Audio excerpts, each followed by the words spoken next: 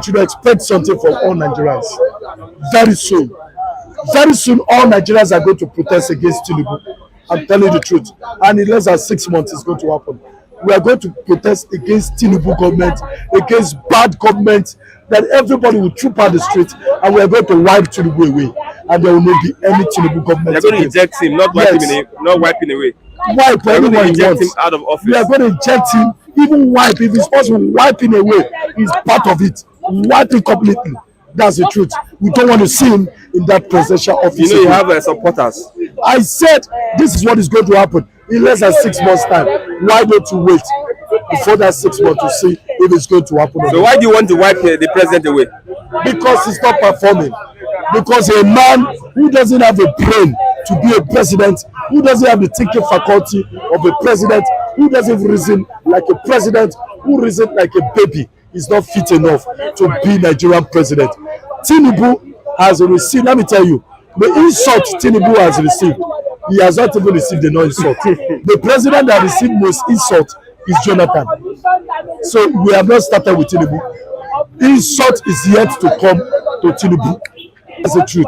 Because we Nigerians in this country, nobody should tell us to be patient again. Someone like me are not patient. We have had it all. So many bad presidents. Can't we get it right one day? Can Nigeria just witness a good president for one day? Now, apart from Murtala Mohammed, the next person is Yar'Adua, which they are not even good enough. They are not even, but we are just rating them as the best. So which other president again? So what I'm saying is that we are going to chase Tinubu away from that presidential seat. And you are serious with what you are saying? I am very, very serious. Even if they want army, police, military, anyone, hear me. I am Sigama saying it. We are going to chase Tinubu away. If you want, come and block me at the roadside. I'm from around this world.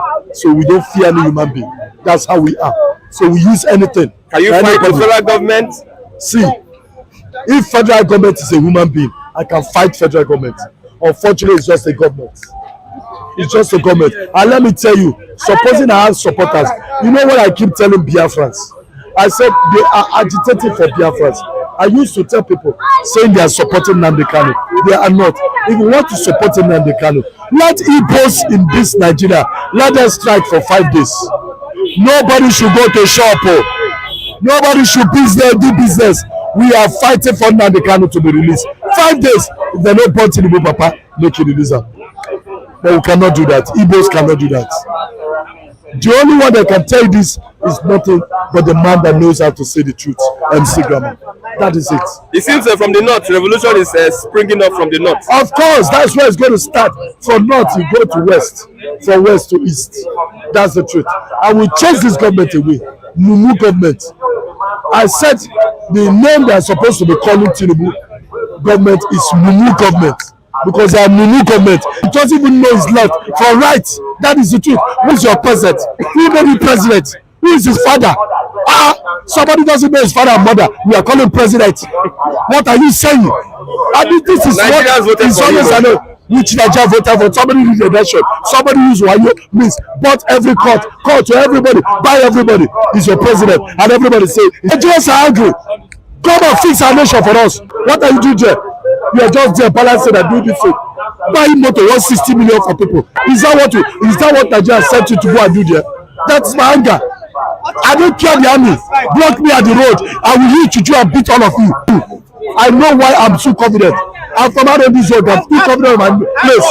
Let me say anybody who block me. I say because it's a military. It seems from the north, revolution is springing up from the north. Of course, that's where it's going to start. From north, you go to west. From west to east. That's the truth. I will chase this government away. Mumu government. I said the name they are supposed to be calling Tinubu government is Mumu government. Because they are Mumu government. He doesn't even know his left from right. That is the truth. Who is your president? Who made him president? Who is his father? Somebody doesn't know his father and mother. We are calling president. What are you saying? I mean, this is Nigerians what is always I know. Which Nigeria voted for? Somebody who is a nation. Somebody who is Wayo means but every court to everybody, by everybody is your president, and everybody say Nigerians are angry. Come and fix our nation for us. What are you doing there? You are just there balancing and doing this thing. Buying motor 160 million for people. Is that what Nigeria sent you to go and do there? That's my anger. I don't care the army. Block me at the road. I will use Chuchu and beat all of you. I know why I'm so confident. I'm from out of this road. I'm still confident in my place. Let me say anybody who block me. I say because he's a military man that he wants to deal with me. See, nobody should. At this morning, I'm angry. Nobody should tell me not to be angry. What kind of rubbish government are we facing? Why can't we, for once, let us enjoy a good government? Every time we keep complaining. We complain under Buhari government. We complain under his government. Now we resume stupidity again. What kind of nation is this? See, let me tell you something. Please, let me tell you something. Sometimes when you are annoyed, you speak your mind. Things are not working well in this company, in this country. The government is not working. The government is not for the people. I know Tinubu more than any other person because I've worked with this party then when they were what's it called then. I knew Tinubu. I was doing music and sang for them then. That was how I came in contact with Tinubu. Tinubu is a deadly man. Okay, that's the truth. Thank you very much. All right, thank you very much. And I want to say this last word. Please, in case you are listening to me, look at my face very well. This is MC Gama. For some of you will say, I recognize the man. Recognize me anywhere. Face me on this. I should also be involved even at this time. Hello and welcome. When we come every time on social media and we talk about the problems of Nigeria, it's not because we believe that Nigeria is salvageable or because we believe that there's nothing we can do without Nigeria. The truth is that when we look and we watch other options that are available, such as Odua Nation, Biafra Nation, Middle Bed Nation, the fact that if you cut a piece of rotten cake to feed another guest, it is still the same rotten cake. We've been in Nigeria, and please, nobody should plead that he or she has better sense of decency than other tribe. Part of the reason why I don't support this break up into Odua, break up into Biafra, break up into this is because with those clamoring for change or those clamoring, hold on, let me see something. Okay.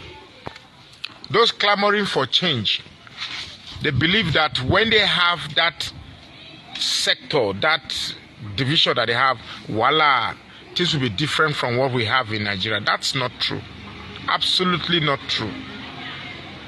Now, in case you don't know, our judiciary has become a mockery of itself. And trust me, if you have a country where the judiciary is inexistent, the judiciary is what it is right now in Nigeria, clearly nothing is going to work.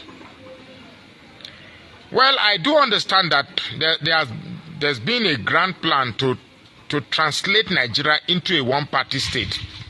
And the first thing to realize that is to get the judiciary and other arms of government. And it's just a pity, really, really pity.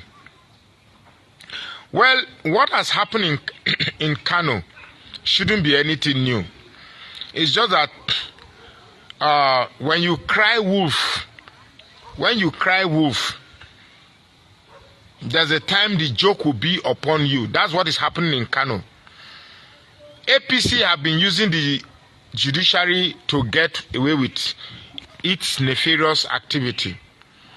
And they've become too cocky, too smart for themselves, so much so that they made this very, very blatant mistake.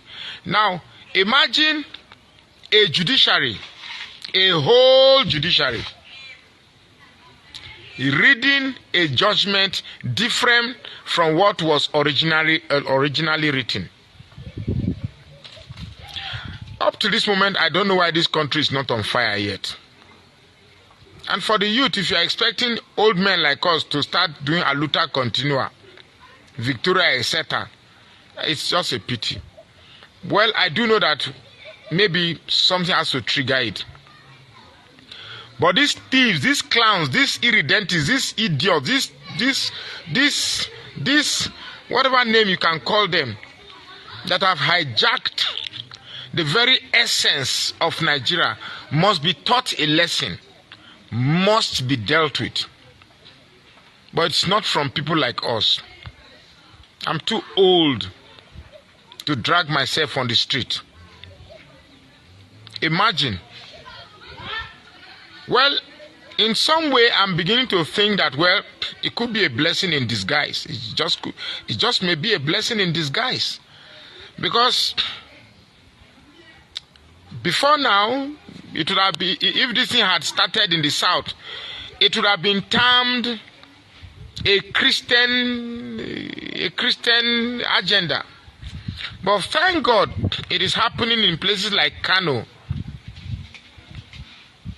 Very soon, the masses will realize that this is not about Islam, this is not about Christianity, this is not about North and South. This is about a group of thieves that have come to ensure that the rest of Nigerians become exactly what we see today. So I urge you, Nigerians, if you are listening to this video, for some reason Facebook has been tampering with my audience. But I hope very soon they will relieve me to get more audience.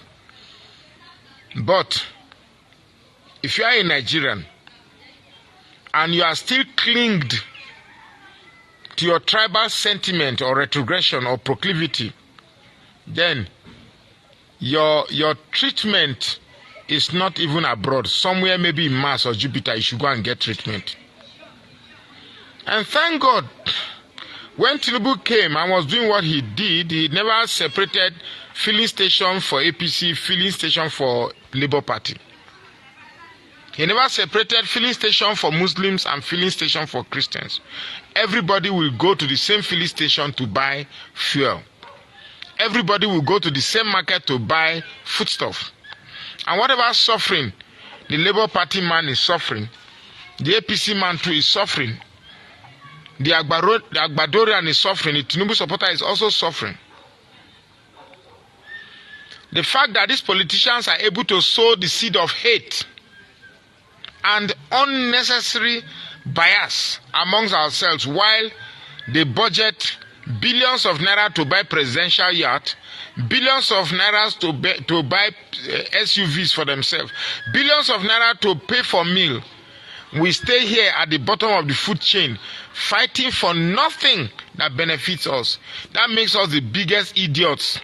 And perhaps maybe one will be tempted to say we deserve what we get from these evil politicians. I feel terribly bad.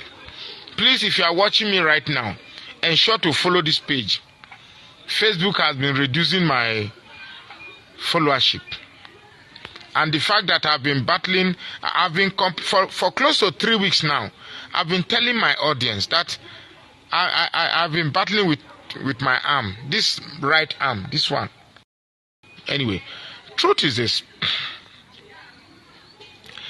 Whether you like it or not, there is a grand plan to finally take Nigeria to be an Islamic state.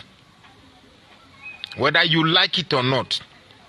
Thank God for those orchestrators of this Islamic agenda, that there are idiots from the South who can be manipulated to benefit the interests of the cabals in the North. Now, please don't get me wrong. I say these things not because I have any bias or hatred for the religion of Islam.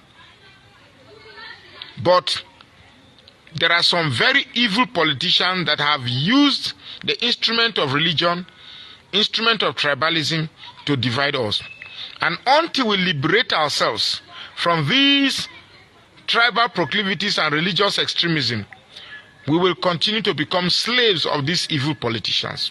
And therefore I beg that we should liberate ourselves first from these manipulations of these politicians. Then we can get it right. Huh?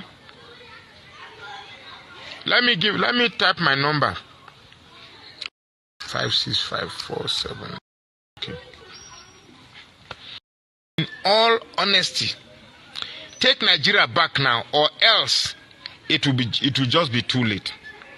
You know, I've been sitting back and I've been wondering, how come we're no longer hearing about Boko Haram, Ruga, kidnapping, and all these things that were happening in Buhari government, in the Buhari government? That is because it is turn by turn. When Tinubu came and said Emi Lokon, Awa Lokon, Yoruba Lokon, he wasn't missing word. He was saying exactly what was arranged. The Fulanis have come, have done their own. And this set of Yoruba tribal supremacists are coming also to do their own.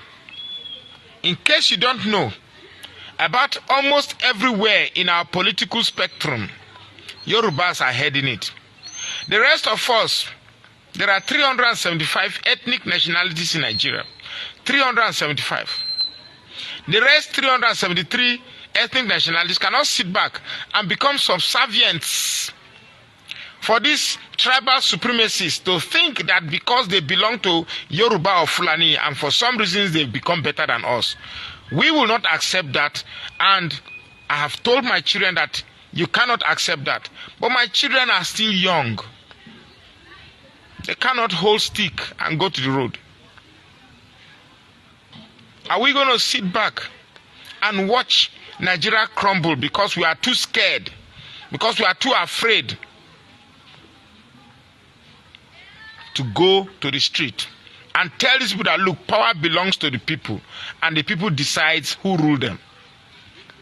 Well, if you want to remain in your cocoon of fear, in your cocoon of cowardice, in your cocoon of cheeky-heartedness or lily-liveredness, sit back and watch Nigeria crumble while your children suffer. There is no future for your children. If you want to sit back and become what you think, well, if you want to sit back and watch this retrogression that these evil politicians have bestowed upon us, then it is your choice. For me, this is not a Nigeria I can call my own. There is a need to do something now, and the decision lies in you. My name is Magnus Oraka, and I say, please follow this page and share this post. In our subsequent bulletin. Right, well, let's begin what's trending with Nigeria's President Bola Ahmed Tinubu, who, while addressing groups of investors at the 10th German-Nigerian Business Forum in Berlin on Tuesday, said he deserves recognition from the Guinness World Records for the economic reforms he has introduced since assuming office on May 29th. The president recalled his time as a corporate player, adding that his experience from the private sector has equipped him with the tools to tackle economic challenges assailing Nigeria. Well, let's take a quick listen before we come back for a discussion. I can brag, beat my chest, that Lagos is on the horizon. It is the fifth largest economy in Africa, from zero.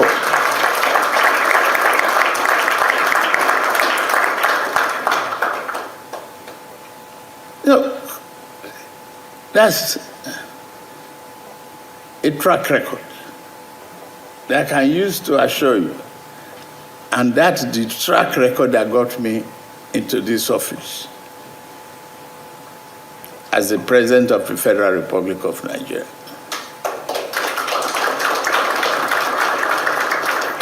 Nigeria voted for me for reforms. And from day one of my inauguration, I started the reform. Day one. To me, if you didn't mention me in the Guinness Book of Records,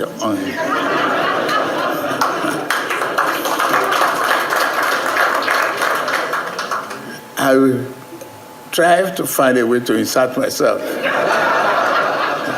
Because I did it without expectation. Well, I enjoy the president's sense of humor, Rufai. Mo gbadu egan. You know, I speak Yoruba now. But I mean, obviously, Nigerians are not laughing. You know, some people are very upset, obviously. Let me take Somto's tweet. Tinubu's first mistake was at his swearing in when he declared that subsidy is removed on that podium.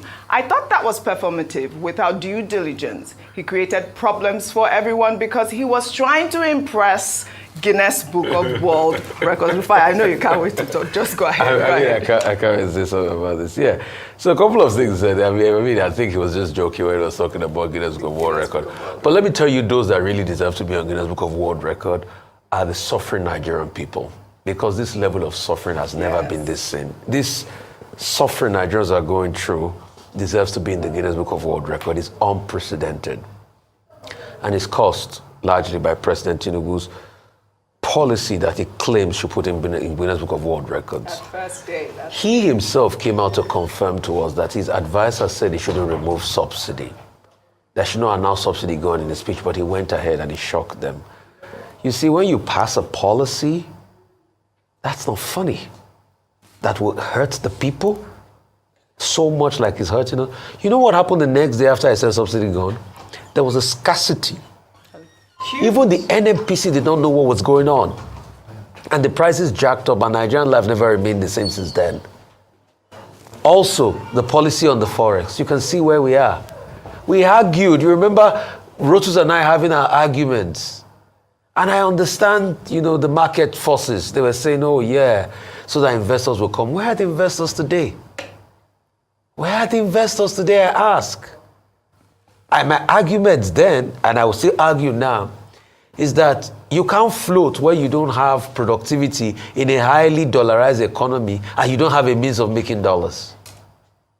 I hate to say, but time has proven me right. Look at where we are today, over 1,000. Look at the sad reality, look at the suffering, vis-a-vis the high level of inflation. Somebody on the New Telegraph this morning was saying that we have unprecedented levels of hardship. I think Abdullahi. It's never been this bad. Right. Never been this bad. Right. Inflation numbers over 15-year high. It's a sad one for Nigeria. And I think he needs to think about to get us out of this quagmire. Right. So those that ought to be on the Guinness Book of World Record for suffering that is leading to Japa are the Nigerian people. Well, we hope it's not doomsday, Dr. Bat. Now let's stay with the judiciary, because there are those, certainly many in the opposition, who reckon that unless the Nigerian judiciary is overhauled and urgently reformed, this country's entire legal system is at grave risk of implosion. So what will it take to make Nigeria's judiciary great again? Or is that golden age of celebrated judges now in the past? These days, as we load up on the fright fests that dominate the internet about the state of the institution of the judiciary, those questions are regularly asked as Nigerians assess the challenges and pressures that judges face today and wonder whether that period when they were at their peak has now been confined to memory. So will the Tinubu government produce a magic wand to fix Nigeria's judicial impasse? Is a big change coming, or is that a fool's paradise? Well, for more on this, I'm joined now in the studio by the senior advocate of Nigeria and untiring proponent of judicial reform, Jibrin Samuel Okutepa, who has written extensively and spoken volubly about Nigeria's election challenges. Thank you very much indeed for joining us. Thank you, Charles, for again dragging me to this program. And I think the word drag is appropriate. Yes, because I seem to be tired of talking. I hope that after we say what we need to say, and we will say it here, those who have the capacity to give effect to it will do so. Well, I think your words have a lot of weight because you are a respected senior advocate of Nigeria. And let's just start with that confusion over the appeals court judgment on the Kano election that you heard Toby Shoni, a judiciary editor, talking about there. What do you make of the discrepancies that have emerged? How much does that point a finger at the trustworthiness of the judicial system? Maybe, Charles, the reason why this controversy is assuming a magnifying proportion is because of the times we find ourselves, where the rating for the judiciary had gone down very considerably in the eyes of Nigerians. Otherwise, this is not the first time that you will have some of these conflicting conclusions in the decisions of their lordships, particularly in election matters. I was personally a victim, so to speak, of this sometimes in 2016, when in the case of Senator Abraham Abubakar versus Senator Atai Aidoku Usman, there were 3 conflicting enrollment orders in which my clients had favorable orders, my clients had his election nullified, election order to be, a rerun order to be done, which eventually my client was excluded by INEC. So you can see it in Abubakar versus Usman. It's reported in 2017. And I got pissed off relying on Senator Ucha versus Owen because of the grounds that led to that decision, which I felt were grounds that appropriately belonged to a pre-election matter and not within the domain of election petition tribunal, relying on the previous decisions of the Supreme Court. I went to Supreme Court to say that the decisions of the Court of Appeal that had those conflicting enrollment orders, there were 3 actually, all signed by their lordships, by the presiding justice. Unfortunately, I became a victim of my adventure to have the Supreme Court listening to me, because I was admonished and told that by virtue of section 246 or so of the Constitution, appeal is senatorial matter terminates at the Court of Appeal, that I ought not to have come there. But there were previous decisions of the Supreme Court, Senator Ucha versus Owen, that the Supreme Court entertained appeal under the same 1999 Constitution. So I wouldn't want, because there's tension, and because of the tension in this country, I respect the institution of judiciary. I will not join the mob action. I would like to give the benefit of doubt to their lordships who gave the decisions. Right. And if that benefit is in their favor, and they can, with some considerable understanding from those of us who are members of this noble profession, then we... You are the pillar that holds my life. You are the pillar that holds my life. Master Jesus, you are the pillar that holds my life. Lily of the body, you are the pillar that holds my life. You are the pillar. There is no independent institution in Nigeria. In practical reality, anybody who tells you that INEC is independent would have, that's a story that you can tell to infants in Tale by Moonlight. In practical reality, no. Because there are some things that happens that shouldn't happen for an institution that is independent. When we talk about independence of institution, not in Nigeria, because there is no loyalty to the Federal Republic of Nigeria by those who have responsibility to hold to give loyalty to Nigeria.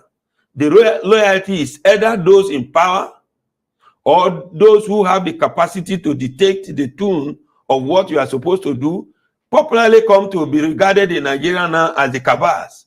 There are cabals in our electoral jurisprudence, there are cabals in so many of our institutions that they have no respect for what is called democracy. Because democracy in Nigeria, for instance, is not a product of the sovereignty of the people. If it were so, we would have not had what we are having. INEC is more, and when I say INEC, I mean the staff, Some of the staff, not all, and only infinitesimal number of them, because the chairman of INEC, for instance, cannot be everywhere in the polling unit. Who did you recruit to go to the polling unit for purposes of conducting election? Do they obey the rules and regulations thrown out by INEC itself? Are we holding them accountable? Who did? Because if you recruit a stupid person to perform a job for you, then he performed the job stupidly, you are held responsible for it. So that's one. Now, when you talk about reform, I think the reform that we need, because judiciary is an important arm of government, and it is only arm of government that is an exclusive preserve of the members of the noble profession of law, the legal profession. Because our qualification is not just ordinary school certificate or its equivalent. We went to university, went to law school, we had code of conduct. There is, I will advocate for now, that both the legal profession, both the member of the bar and the bench should have character reform. We must reform our character. We must have a defined goal. Do we want justice in Nigeria, or we want judgment devoid of justice? Because when you have the misfortunes to prosecute election petition, the attitude of some colleagues in the courtroom leave much to be desired. Secondly, I think that our recruitment process is faulty. We recruit people not on the basis of, in some cases, on the basis of what they know or their strength of character, but on the basis of connection. And for me, when appointment to the bench has become hereditary in terms of religious hereditary, biological hereditary, social hereditary, political affinity, then the judiciary will face a calamitous consequences, just like we are facing now. So for us to get it right and go back to the golden age, the lobbying to be made judicial officers by political class and the power that be must stop. Let us have men and women of strong character who cannot, because of a pot of porridge, or because of the color of naira, or because of the color of dollar, or because of the air-conditioned kitchen home somewhere, or the flight ticket to go holiday in cozy environment in overseas, who will not sell their conscience and give questionable judgments that will undermine democracy. Because Nigerians are becoming very sophisticated, and let nobody tells me that the feelings of Nigerians on the street does not matter. We must be very careful.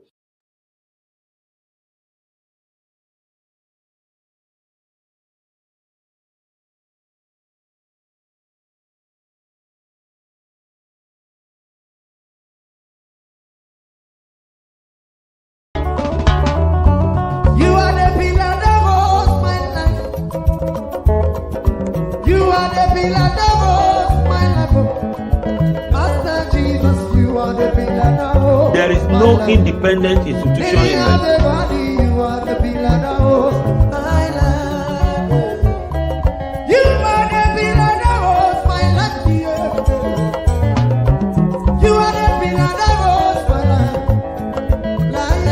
At the same time, so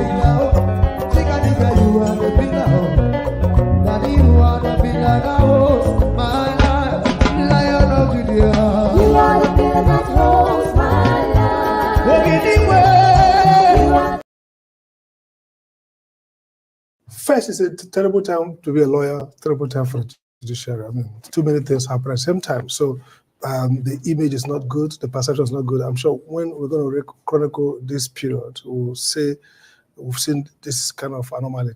I remember as a young lawyer, Chief Ganify me, that this happened once. In fact, more grievous when the Supreme Court in this case gave two different judgments, and Chief Ganify took it up, and the Supreme Court had to come back to do some kind of formal clarification, maybe had a last proceeding. Now, the first thing to do is to say, look, I read that those areas about twice. There were different, they conveyed a different sense that the appeal, the appeal succeeds, whereas the appeal didn't succeed.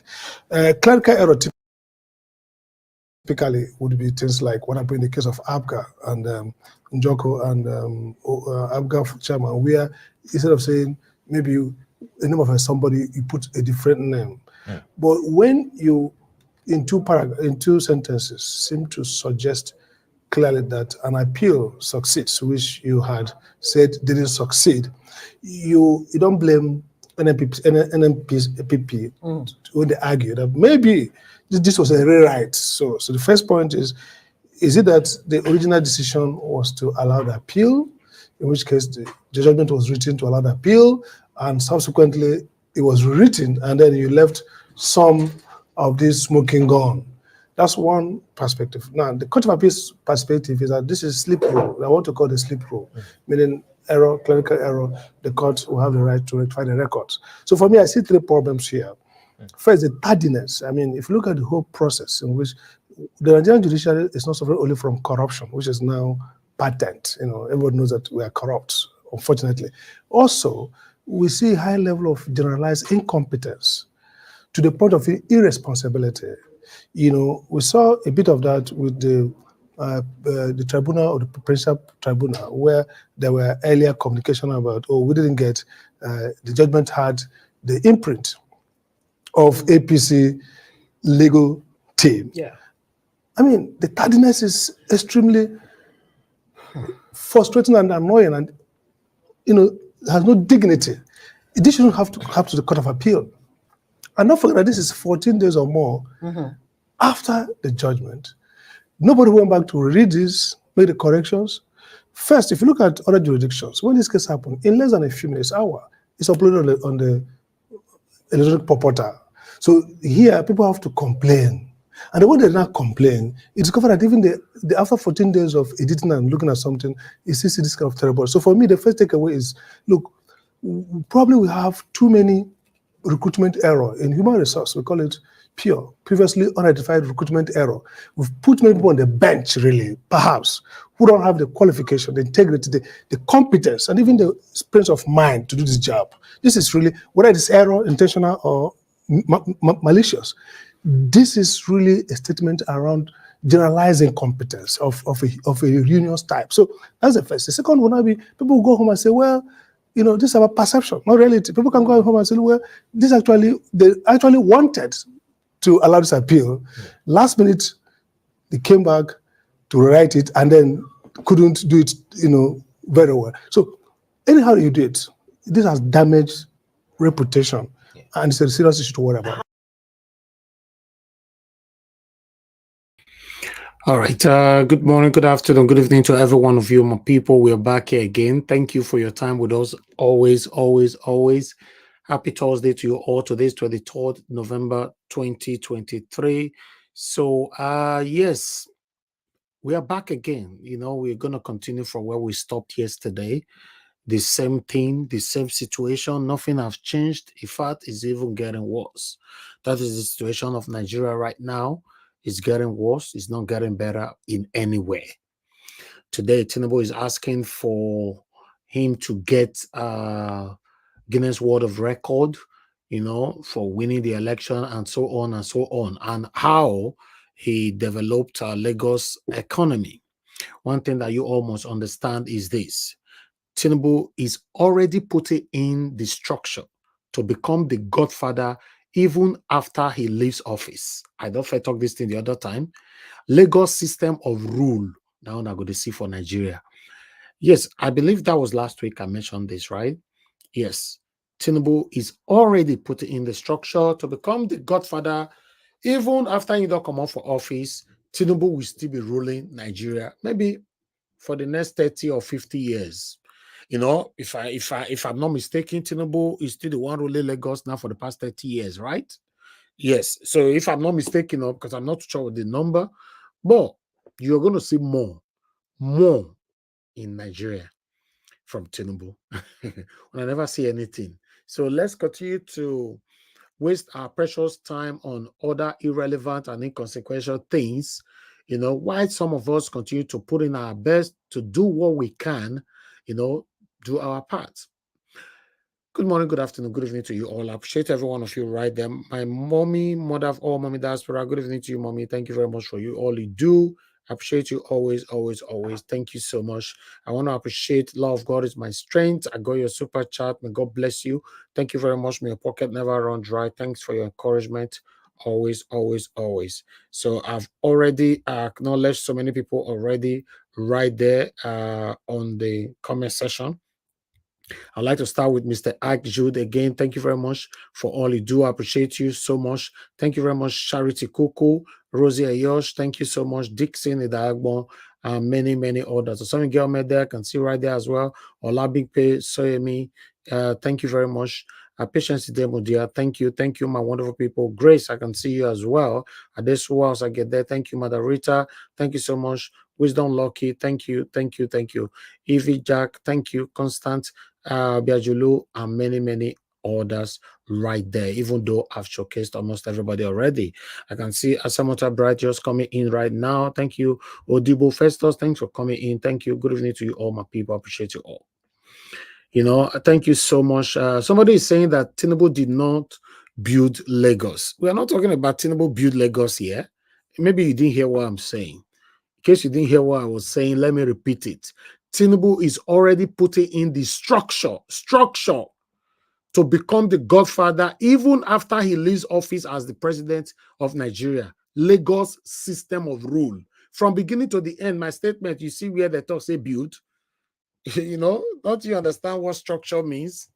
In case you don't understand what structure means, although there's a lot of diversity in terms of structure, do more research about that, then you get to understand what I mean. We're not talking about build here. Structure, where we rule for 50 years, but you will be seeing prosy governors or president will be coming in. You will be thinking that person is your president. No, the main president will be sitting behind, taking all the orders and all that. So, yeah. Structure, build care. Who's talking about build? Structure. Yeah, that's what is going on in Lagos. Some people might not agree that, but I'm telling you the fact. Tinubu laid down a structure in Lagos that, you know, is only him that take the final decision of whatever that happened in Lagos.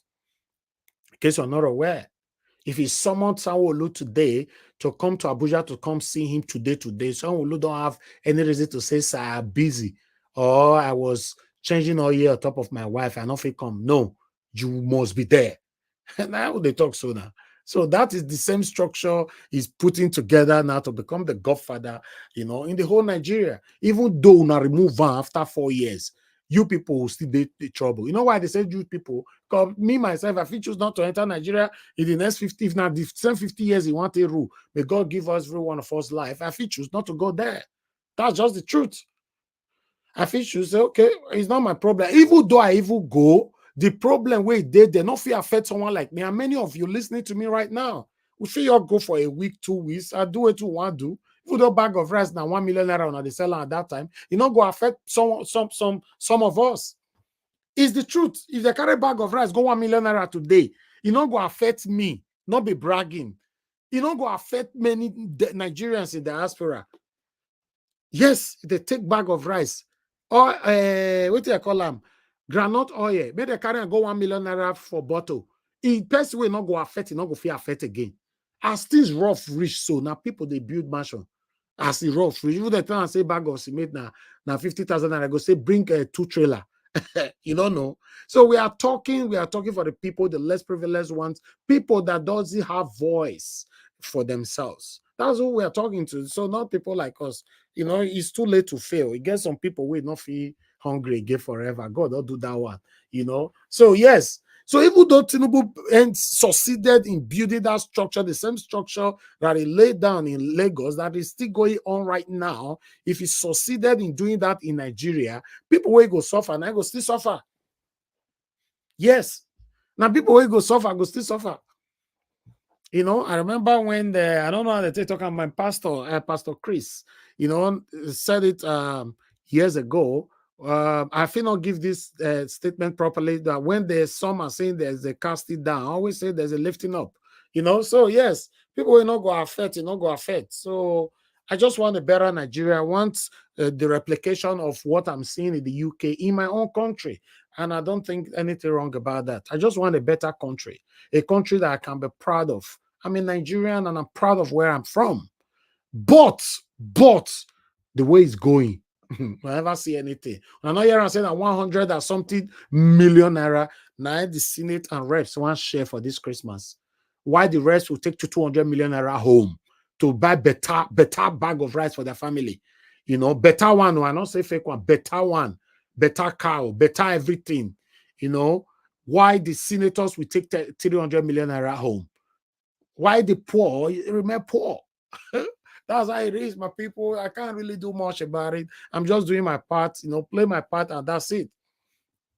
I want to give thanks to all my panelists that normally come to this platform every day. You know, may God bless every one of you, because they're also playing their part. They're putting their voices every day. What about the people on the comment section that type, you know, how Nigeria can be better? What about our callers? So we all are playing our parts.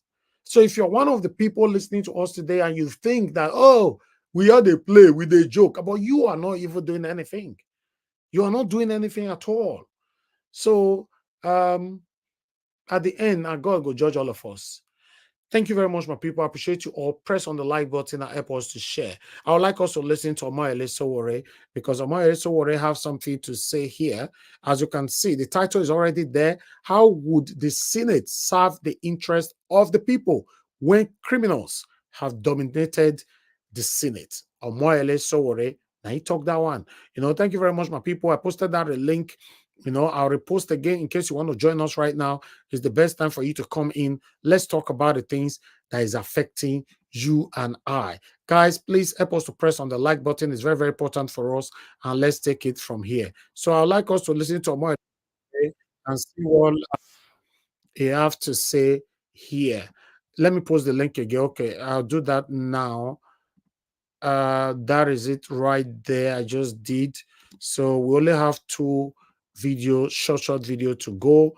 And after that, we just need to start talking. Like I said, if I have one person on the panel, I'll talk with that one person, then I'll close. So I don't want anybody to be surprised the day where I go close for 1 hour or 30 minutes or 20 minutes. That's how it is, because I don't really want to stress myself for what, you know, I cannot, what I don't have power to do. Yes, I understand at this moment now many people they verse, you know, the way Nigeria they go, many people are not talking anymore. Yeah, if you think say the verse for inside your living room, now it go change the situation. I don't know. Now the verse the verse for inside your kitchen, I go change the situation. Me, I don't know. But me not feel keep myself for Nigeria matter. I'll just say the one I can do, and that is it. You know, many people that have channel like mine, they only post a video. They don't come live. They don't do live. Even some of them that do live, they don't even post out a link. Yes, I'm telling you. Some of them just put video together, put 10 minutes or 15 minutes video together and post it. Are you even aware that there's more interest on that kind of videos than what we're doing? So I want our efforts to be appreciated so that we'll continue to do more. I want our efforts to be embraced, you know, encouraged, so that we can do more for you. If not, you know, we might just, okay, all right, what do we do now? Make we all the post video 30 minutes, 20 minutes, post it on. I can post 3 videos in a day. I have a team that can do that. Put things that is happening, post it. In fact, the case you're not aware, the video you post even give you more views. I don't want to give other people a clue how it works. You know, we understand this business very much, but coming here to put in your voice, you cannot be angry forever. Say the INEC ring election, you don't want to talk for Nigeria matter. If you not talk, me not talk, who want to talk? Are you even aware that Tinubu is not afraid of the mainstream medias or the newspapers? No, they are not. Tinubu is not. Tinubu is only scared of the social media. He's not scared of Arise. He's not scared of channels. He's not scared of any mainstream media or newspapers. He's scared. He said it the other day that the social media, you know, we should portray Nigeria in a good image so that we'll be able to attract investors to come to Nigeria. He was not talking about mainstream medias, in case you're not aware. So if you think that your voices are not very important out there, maybe you're joking. Your voice goes far. It changes life. So always do what you can do to change your country for better while you're still alive. May God bless every one of you. I appreciate you all. Thank you very much, Shigozie. I can see you already on the backstage. I will come to you shortly. I just muted you. Let's quickly listen to what Amoyele Sowore have to say here. Then we'll take it from here. Thank you very much, my people. Press on that like button and let's do this together.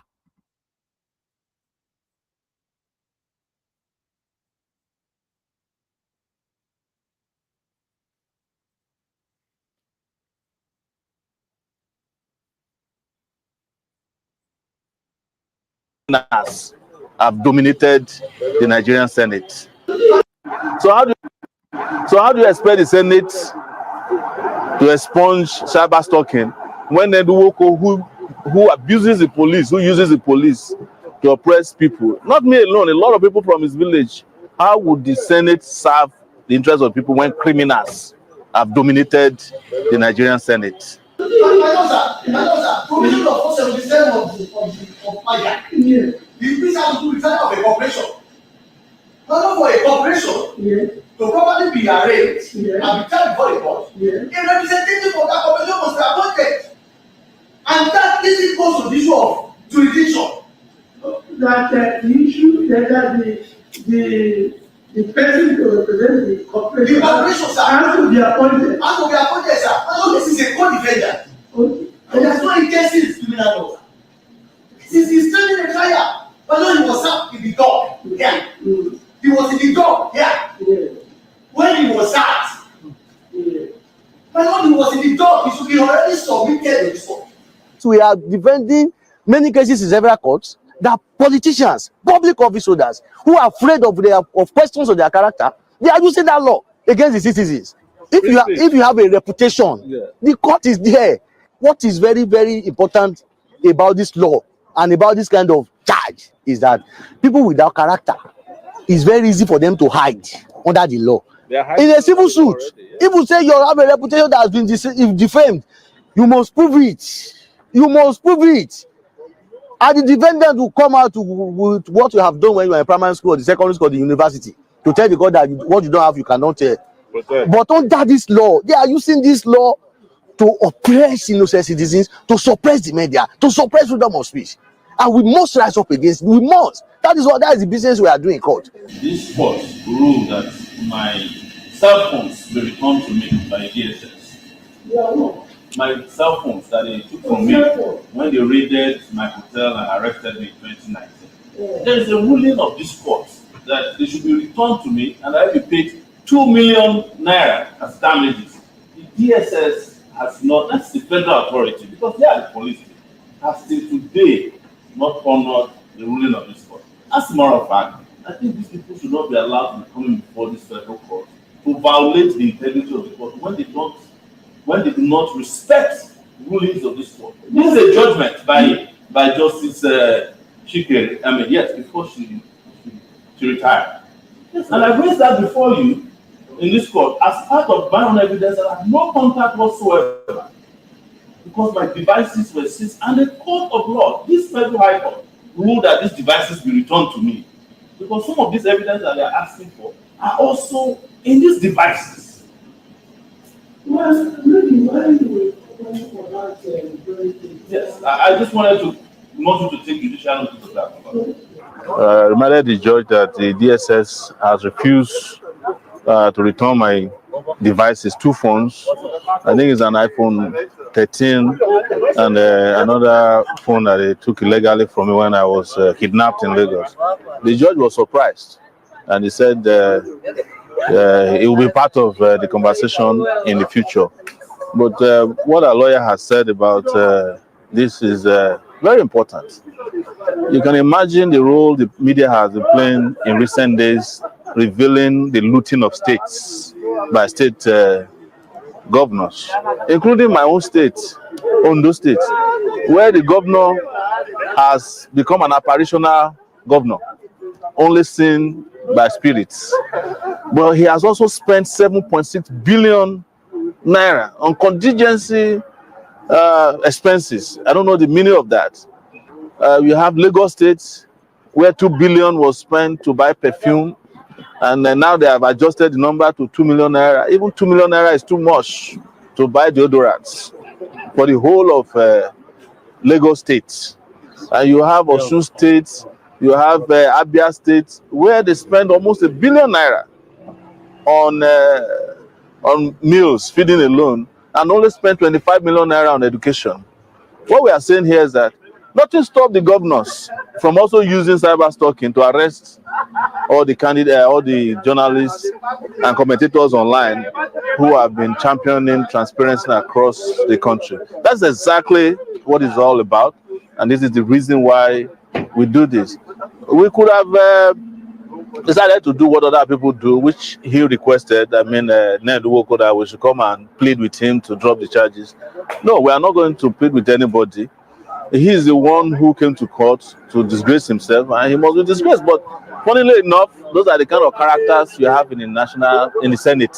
So how do you expect the Senate to expunge cyber stalking when Nduwoko, who abuses the police, who uses the police to oppress people, not me alone, a lot of people from his village, how would the Senate serve the interests of people when criminals have dominated the Nigerian Senate? That's the problem.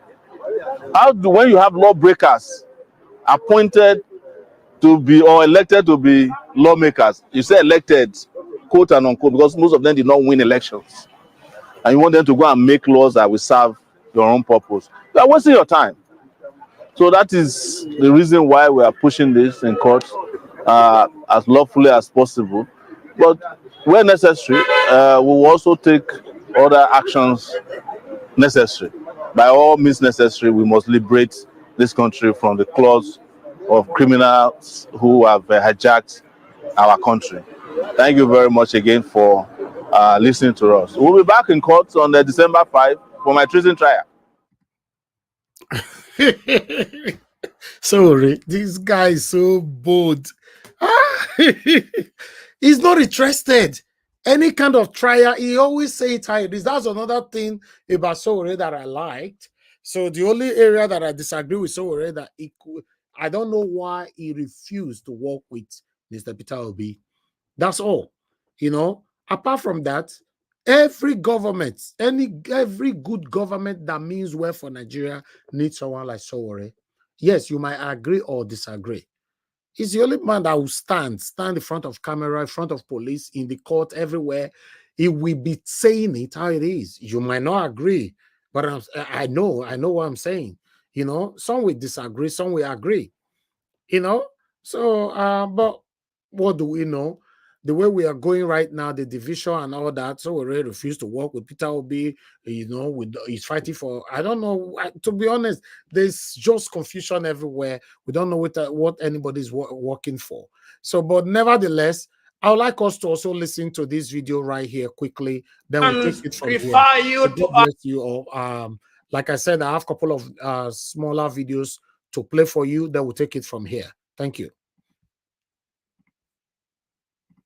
Now that Nigerians and Africans refer you to as honorable members, the question is, are you honorable members or horrible members?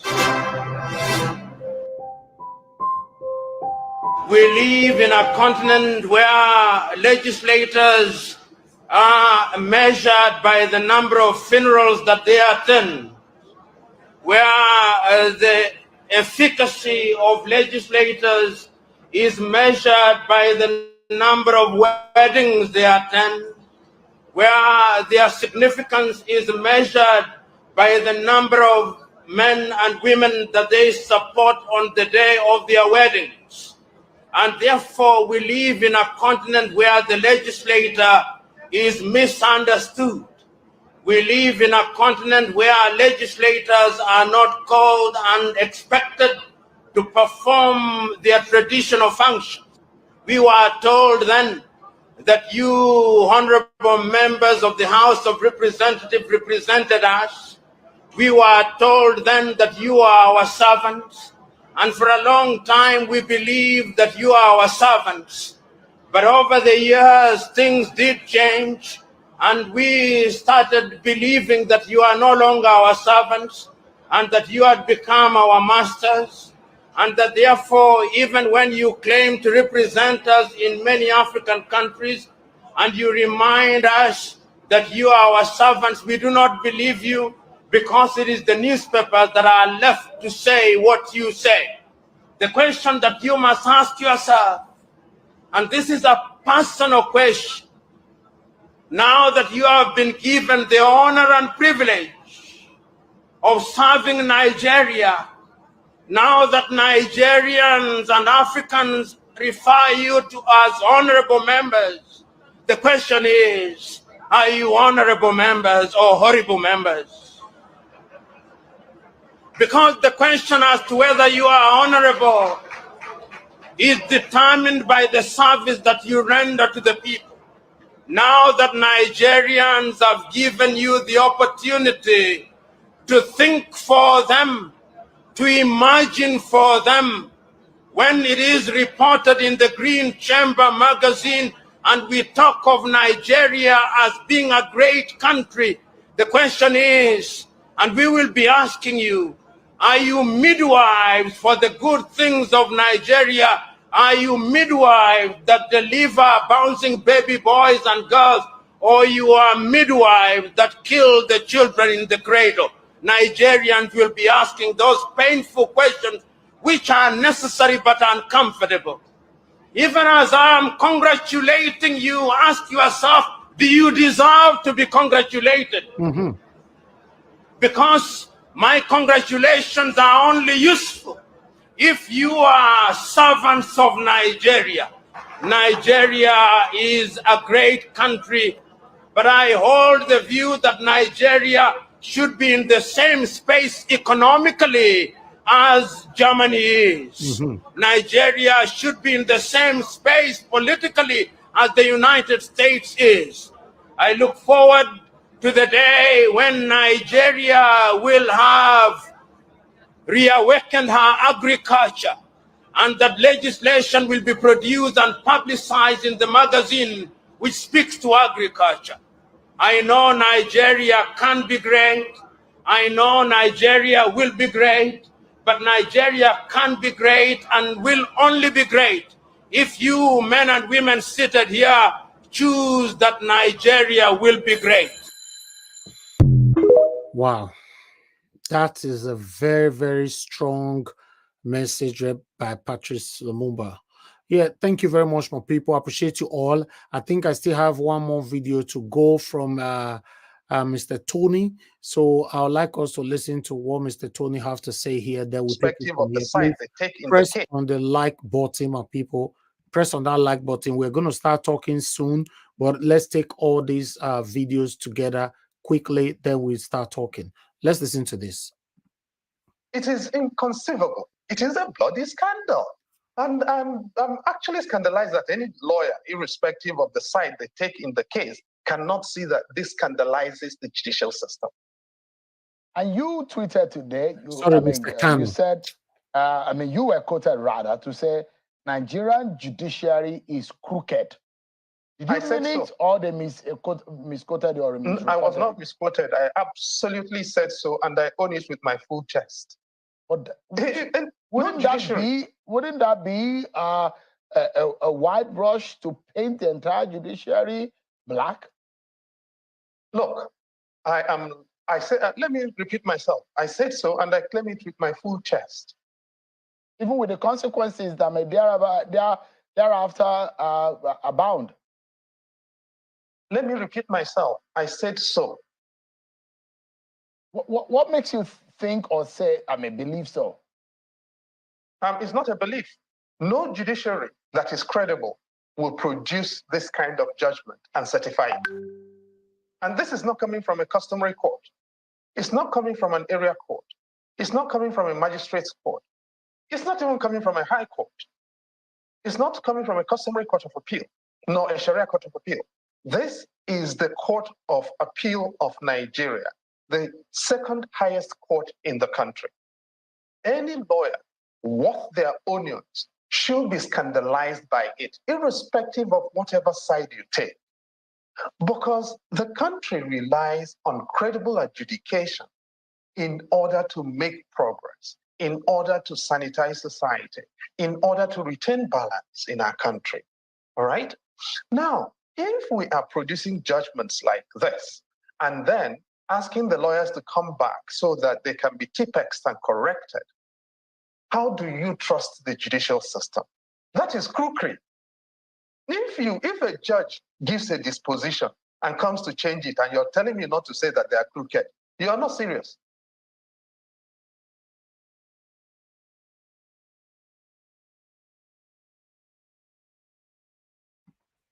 All right. Thank you very much, my people. I would like us to quickly put in another.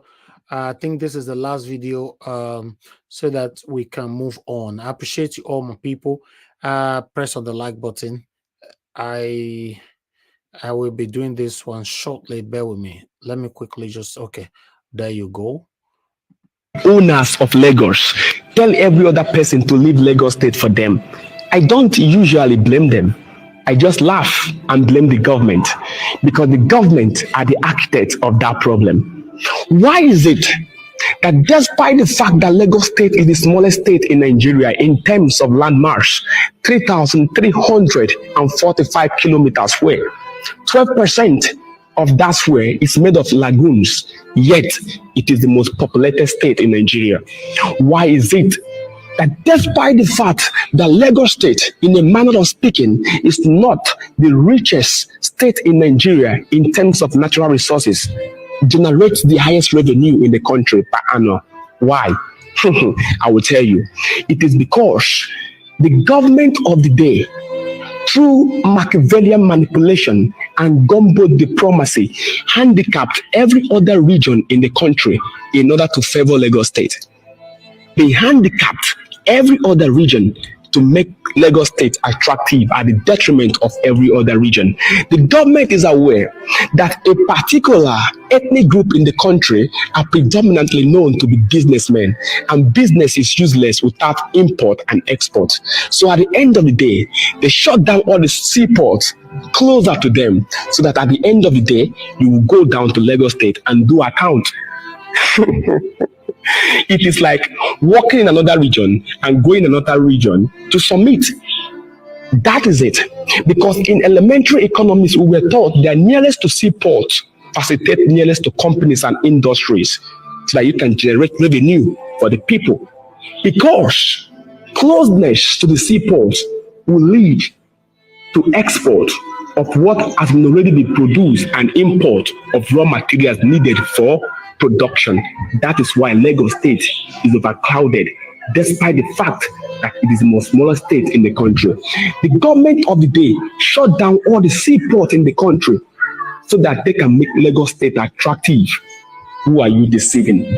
Listen, why was the capital of Nigeria moved from Lagos State to Abuja in 1991 by Ibrahim Badamasi Babangida?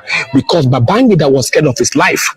After Gideon Okra carried out an abortive coup d'etat, he moved it to Abuja. But listen, the administrative headquarters was moved to Abuja, but what generated money for Lagos was not moved. Now, Calabar was the capital of the British Protectorate between 1893 to 1906. Calabar had a seaport. Calabar had a landmass ×3 of Lagos State. But yet, they moved that administrative headquarters from Calabar to Lagos State. Why? The reason is this: because Calabar happens to be in a region that they did not want to be the commercial hub and the commercial nave of the nation. So it cannot be there. They moved it. Because Calabar had everything. It had a seaport, it had a landmass, it had a food production, but yet they moved it. It was the capital of the British Protectorate of the southern Nigeria between 1893 to 1906 when it was moved to Lagos State. Lagos Seaport was established in 1913. Are you trying to tell me that before 1913, that the people who constitute what is known today as Nigerians were not exporting and importing? They were exporting and importing. As a matter of fact, export and import is older than Nigeria. Nigeria was amalgamated in 1914. Exportation and importation is older than Nigeria itself. The people that constitute what is known today as Nigeria were involved in exportation and importation even before Nigeria existed. You know, when you mention of exportation, people only think of goods. What about services? The Igbo slaves that were taken in Dumban Greek, St. Simeon Island, Georgian country in 1803, how were they taken from what is known today as Nigeria to that part of the place where they did Igbo landing? They were taken from Arochukwu to the land from the bridge of no return.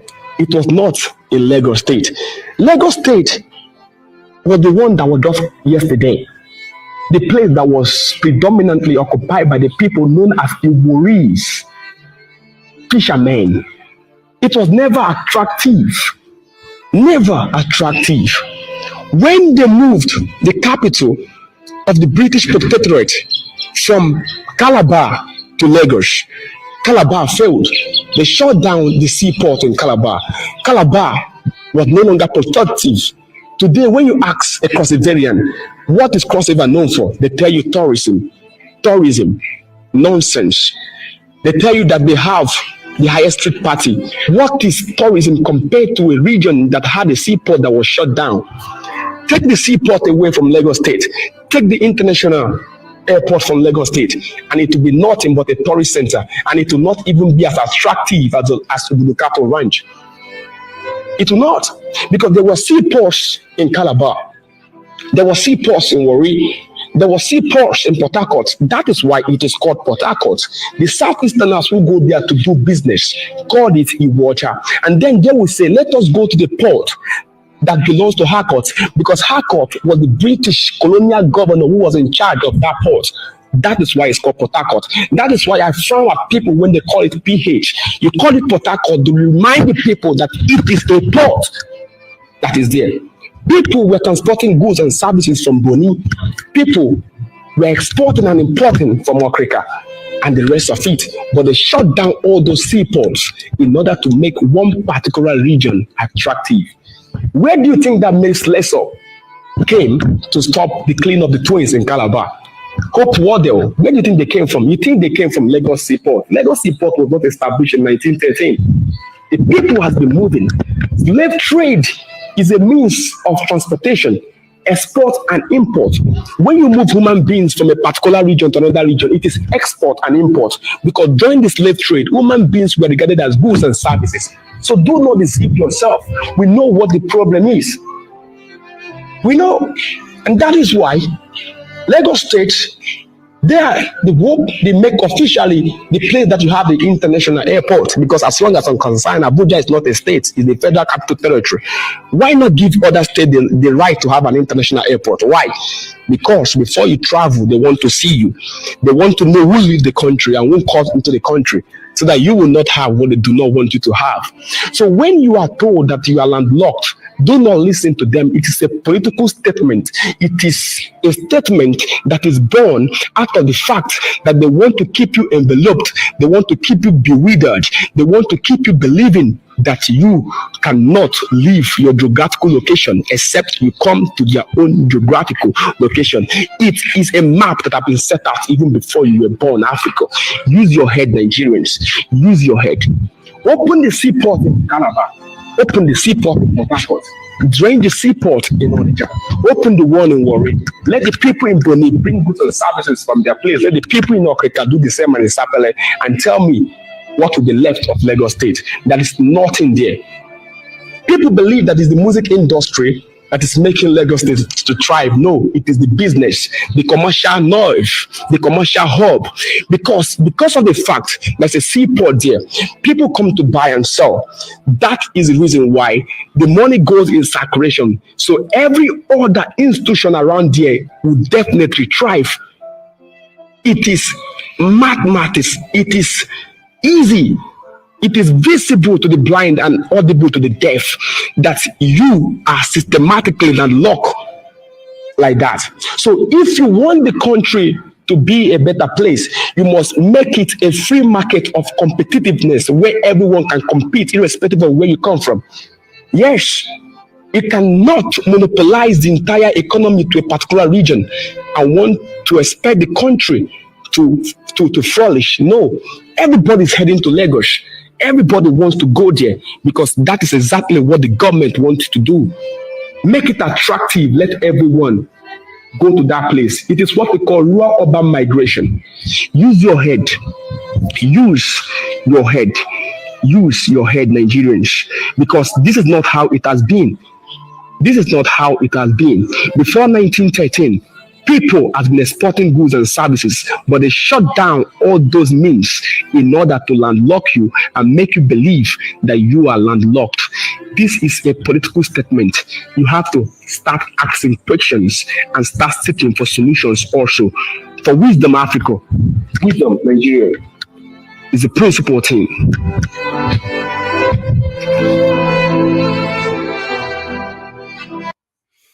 Wow. That one is very, very strong. But we have another last video before we go.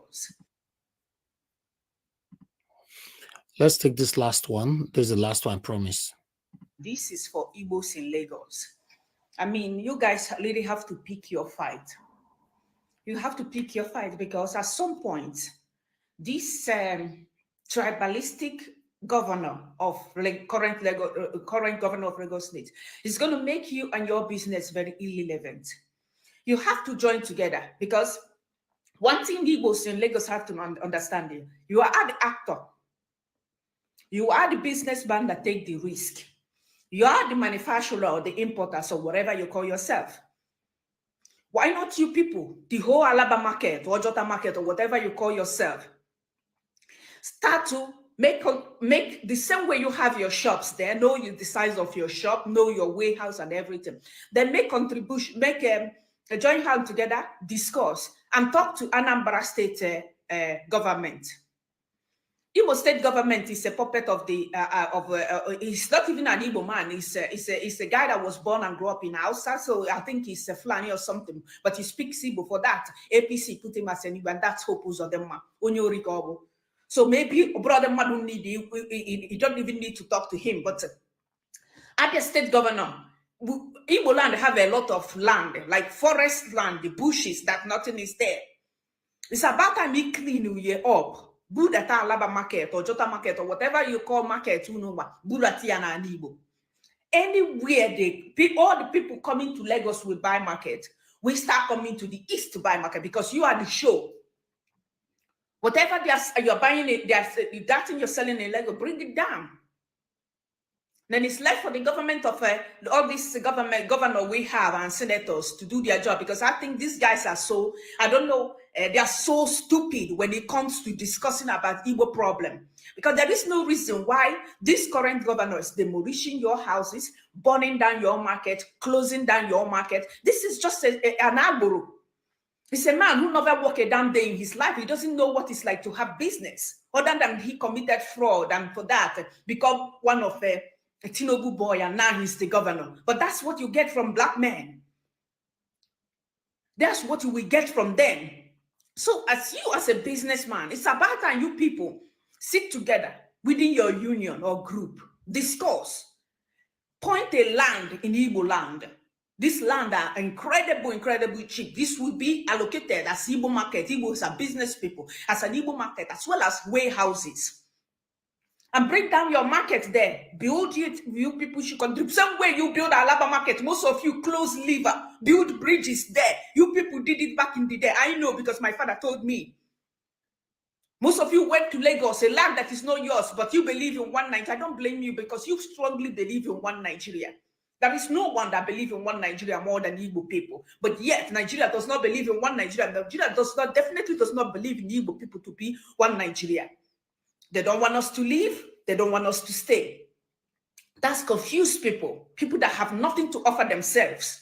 But that's a different point. It's about time you bring down your business to an Igbo land. So you people should find a location. There's so many forests. Make a forest a road. Develop it. I will lose a tasteless, disgusting man that call himself Lagos of that bastard will make Lagos So irrelevant that 10 years from now, there will be nothing there.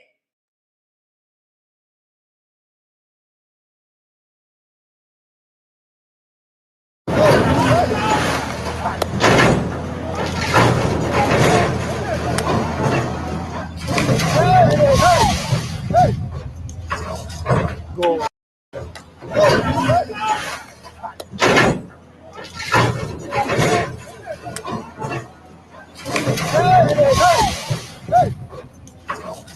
God, God, now you do this. God, God, God, now you do this. God, now you do this. Africa is now a level whether we need to use it forever. Another one. Africa is now a level without we need to keep it for good. Nigeria is now a level whether love it or lose it forever. Nigeria is now a level whether love it and keep it for good. Freedom is now a level whether we need to lose it forever. Freedom is now a level whether we need to keep it for good. Let me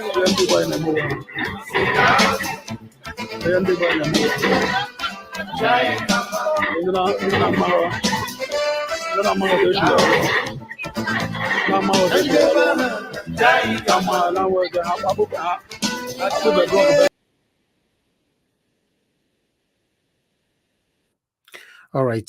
Thank you very much, my people. Good morning, good afternoon, good evening to every one of you. That is the end of the presentation today.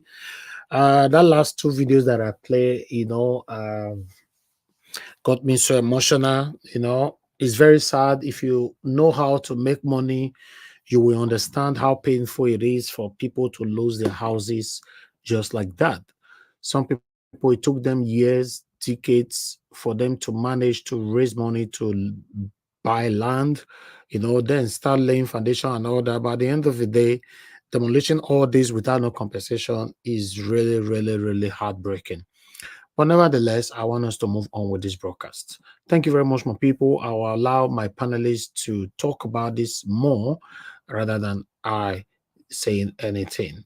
But thank you. Press on the like button and help us to share. I would like to take some calls before that. But let me quickly appreciate Madam Stella Imasewedo.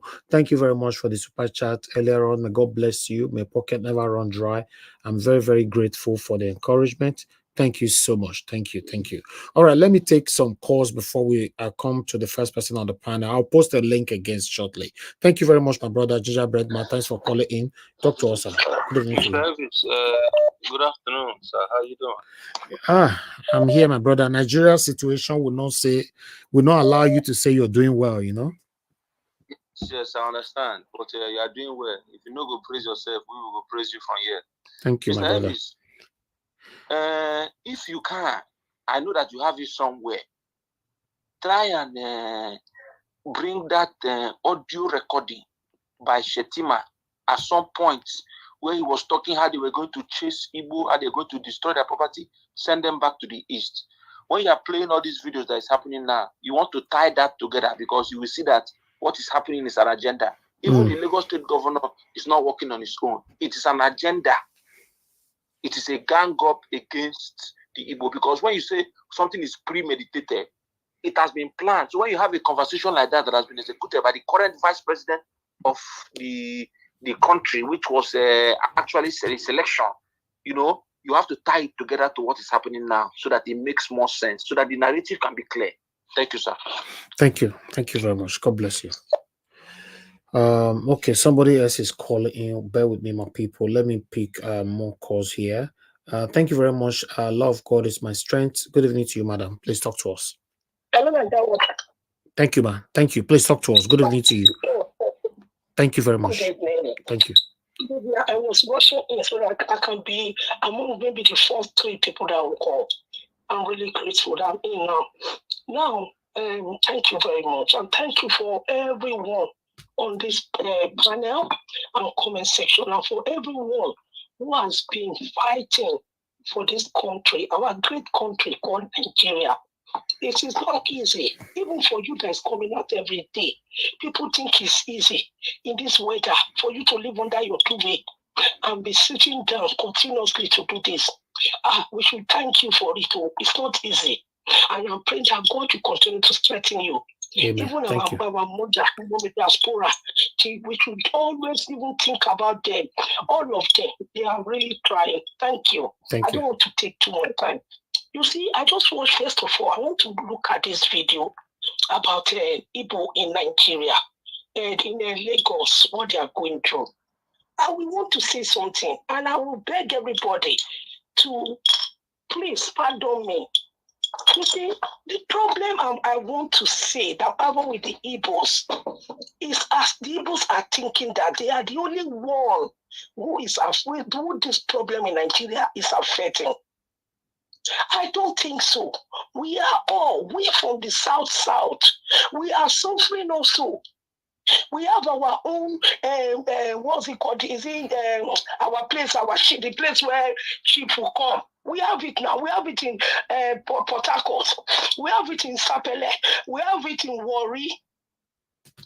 The ports where they come, we have it. But the place of everything down. I want to correct one thing, and I want all of us to really look at what I'm saying. I don't want us to feel as if it's the only Igbo people that are the only ones suffering. No, it's not the only Igbo people alone. Other people are inside this thing, and we are all suffering it. And I want us to look back to that audio that came out some time ago, that Shetima and one other person from Yoruba land, they were talking. Allegedly, because I don't know about it, so I'll say allegedly, we had when they say Shetima was saying that the Igbo people will be pursued from Lagos and they will take over that place. We don't know the plan. We don't know why. I don't want to speculate. I don't like it. So please, I want to beg my brothers from the eastern side of Nigeria, when you are talking, please talk about other people who are in this suffer with you. Don't say Igbo people alone. No, we are suffering. We also, when we travel to Nigeria, we come out in Lagos and we travel from our place in that dangerous road and go to our own land. We don't live in Lagos. That's not where we come from. So when we are talking, please say people from the people who are not privileged, who are from the south, and who are from the east. So it's not only Igbo people. All those markets that you see, all those houses that you see that they broke down. A brother of mine from Europe, they broke his own house too down. He's living in that place. So they broke, so it's not only for people. What I want to say is that there's a plan that is going on. So all of us, we should be standing up for ourselves, because without us standing up for ourselves, nobody will stand up for us. So we should come together and stop to segregate and be calling Biafra. We are not Biafra. There's no Biafra now. We are Nigerians and we must stand as Nigerians. So then let us separate ourselves and be calling Biafra. When you are calling Biafra, you're already separating yourself. So call yourself in Nigeria who is being disenfranchised, who is being disadvantaged for you to live your life the way you live it. So don't say Biafra, because you are not using Biafra passport. You are using Nigeria passport. So please, you are Nigeria and we have to come together and fight for our country so that we can be delivered together, not you alone, because you are not the only one suffering. When they took when Obi contested, everybody supported him. I'm not Igbo, I supported him. That was she's not Igbo, he supported him. So we are all together in this, and we have to stand together and stop to call Biafra in a land that there's no Biafra. We are all Nigeria. Thank you, my brother. Thank you, madam. Thank you. All right. Okay. Yes, I agree with law of God is my strength on the last statement. Yes. I'm not an Igbo man. I'm a proud Edo man, but I just want a better Nigeria, and I'm still supporting Mr. Peter Obi, and I'm fighting for a better Nigeria, not the separation of Nigeria. So fortunately, we find ourselves where we are right now. Let me pick another call quickly. We have Mr. Kelechi with us. Mr. Kelechi, can you hear me, sir? Hello, Mr. Najawat. How you doing, brother? I'm fine, sir. Thank you very much. Good evening to you. Talk to us. Yeah. Yeah, I heard what the last speaker said. You know, it's not about shouting. I've said this thing here before. It's not about shouting. Biafra is an ideology. If it is not solved, it will keep coming up. People should understand this. Our people should understand this. It's not about shouting. It's not about what you feel or your opinion. No, it's an ideology. It's there. It's there. You know, if we don't settle this problem, it will keep coming up. You know what I'm saying? But that's not So, what and that's not she what we said- are well, that's not what we are settling here. We are fighting for a better Nigeria here, sir. We are not settling anything to do with Biafra here. Exactly. I know. I understand the point, but she made mention about Biafra. That's why I'm coming up. Yeah, no, okay? she was trying to remind people like you that we that is coming out every day fighting for Mr. Peter Obi, we are not an Igbo people. That's what she was trying to say. That we should speak as one Nigeria so that we can have a better Nigeria. We shouldn't be dividing ourselves. Nice, yeah. Yes, so no, that's nice. But the tone, but her tone, no, but that's nice. I understand your point, but her tone is not. no, you cannot tell people how to talk. Don't just call in and talk about yourself. Talk about the topic. Leave people. You can't control people how to express their displeasure, can you? Okay. Exactly. You know, it's just like the way you're talking now. When you drop, somebody else will call in and be attacking you. Would you like it? No, I'm not attacking. I'm not even attacking her. I'm not even attacking her. I said, based on the tone at which she spoke. That's what I'm saying. Even your own child at home, when you are beating your child, you can't control them how to cry, can you? Exactly. Yeah, no, so I can't. Okay, so let me go back to my point. So what I'm trying to say is, if somebody has American passport from Africa, doesn't make the person an American. It's just on paper, right? So what I'm saying is, even if we don't have Nigerian, that's the point I was making. For her to speak like that, it means she has a kind of hatred about Biafra. She don't want to hear about Biafra.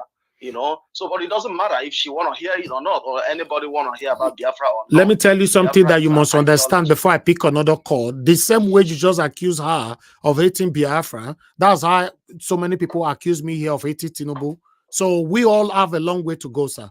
We have a long way to go. Our mentality, no, you just accuse her. You can't control. No, please, I can't be talking to you while you are accusing somebody else on my phone. Good evening to you, Mr. Onero. Please talk to us, sir. Thank you very much. Yeah, good evening. Thank you, sir. Thank you very much. Talk to us. Yeah, I want to react to two of the videos or two of the issues anyway. One is the economic issue of the ports. If you recall, during the campaigns, Peter Obi mentioned the issue of establishing other ports. I grew up in Warri. I'm from the South, like the other lady said. We are fighting for a better Nigeria. Exactly. So let's join our forces. You said? I said exactly. You know, when I was growing up in Warri, the port, which is MPA in Warri, used to work and employ a lot of people. People in my street. My friends, some of my friends, their parents work in the port. And we're making a living. That port has been technically shut down. We must have somebody. I don't see this government trying to make any progress in that regard. But the state governors, Edo State governor is trying to do something. I don't know how far the Gele port or whatever has gone.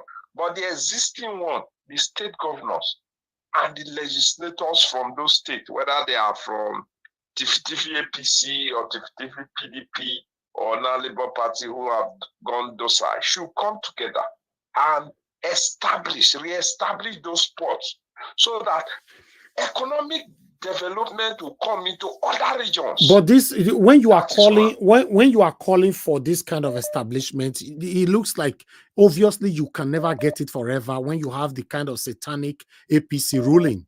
They don't want it to happen, and you are calling the same people to give you establishment in those ports. How? No.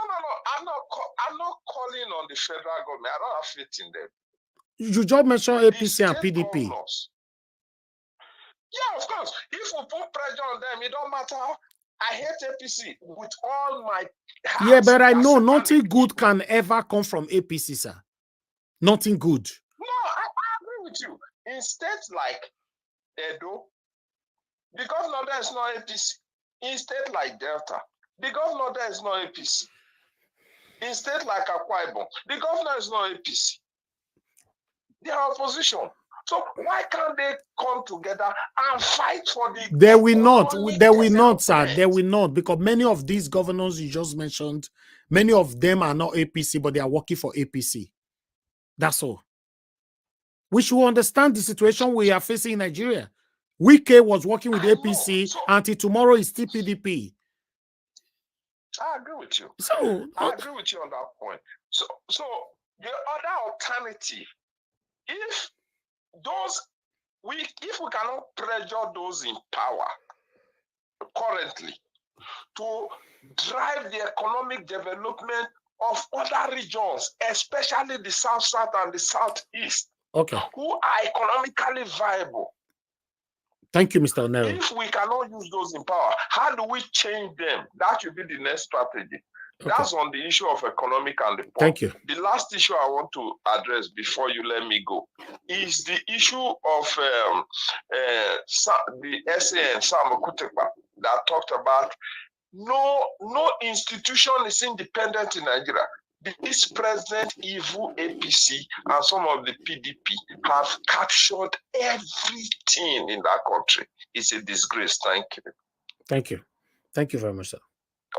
You see, I've said it over and over again on this platform. For some of us calling either for federal government to do some kind of things, for some governors to do some kind of things, for some ministers, senators to do some kind of things, or to listen to your plight, we are all joking. Yes, we are. We are different parties representing different constituency right there in the Senate. And we all are still facing what we are facing today. These people, you can't get anything good from these people. Abi, should I say this in another language before we understand? Nothing good can ever come from these people. It doesn't matter if it's PDP or APC.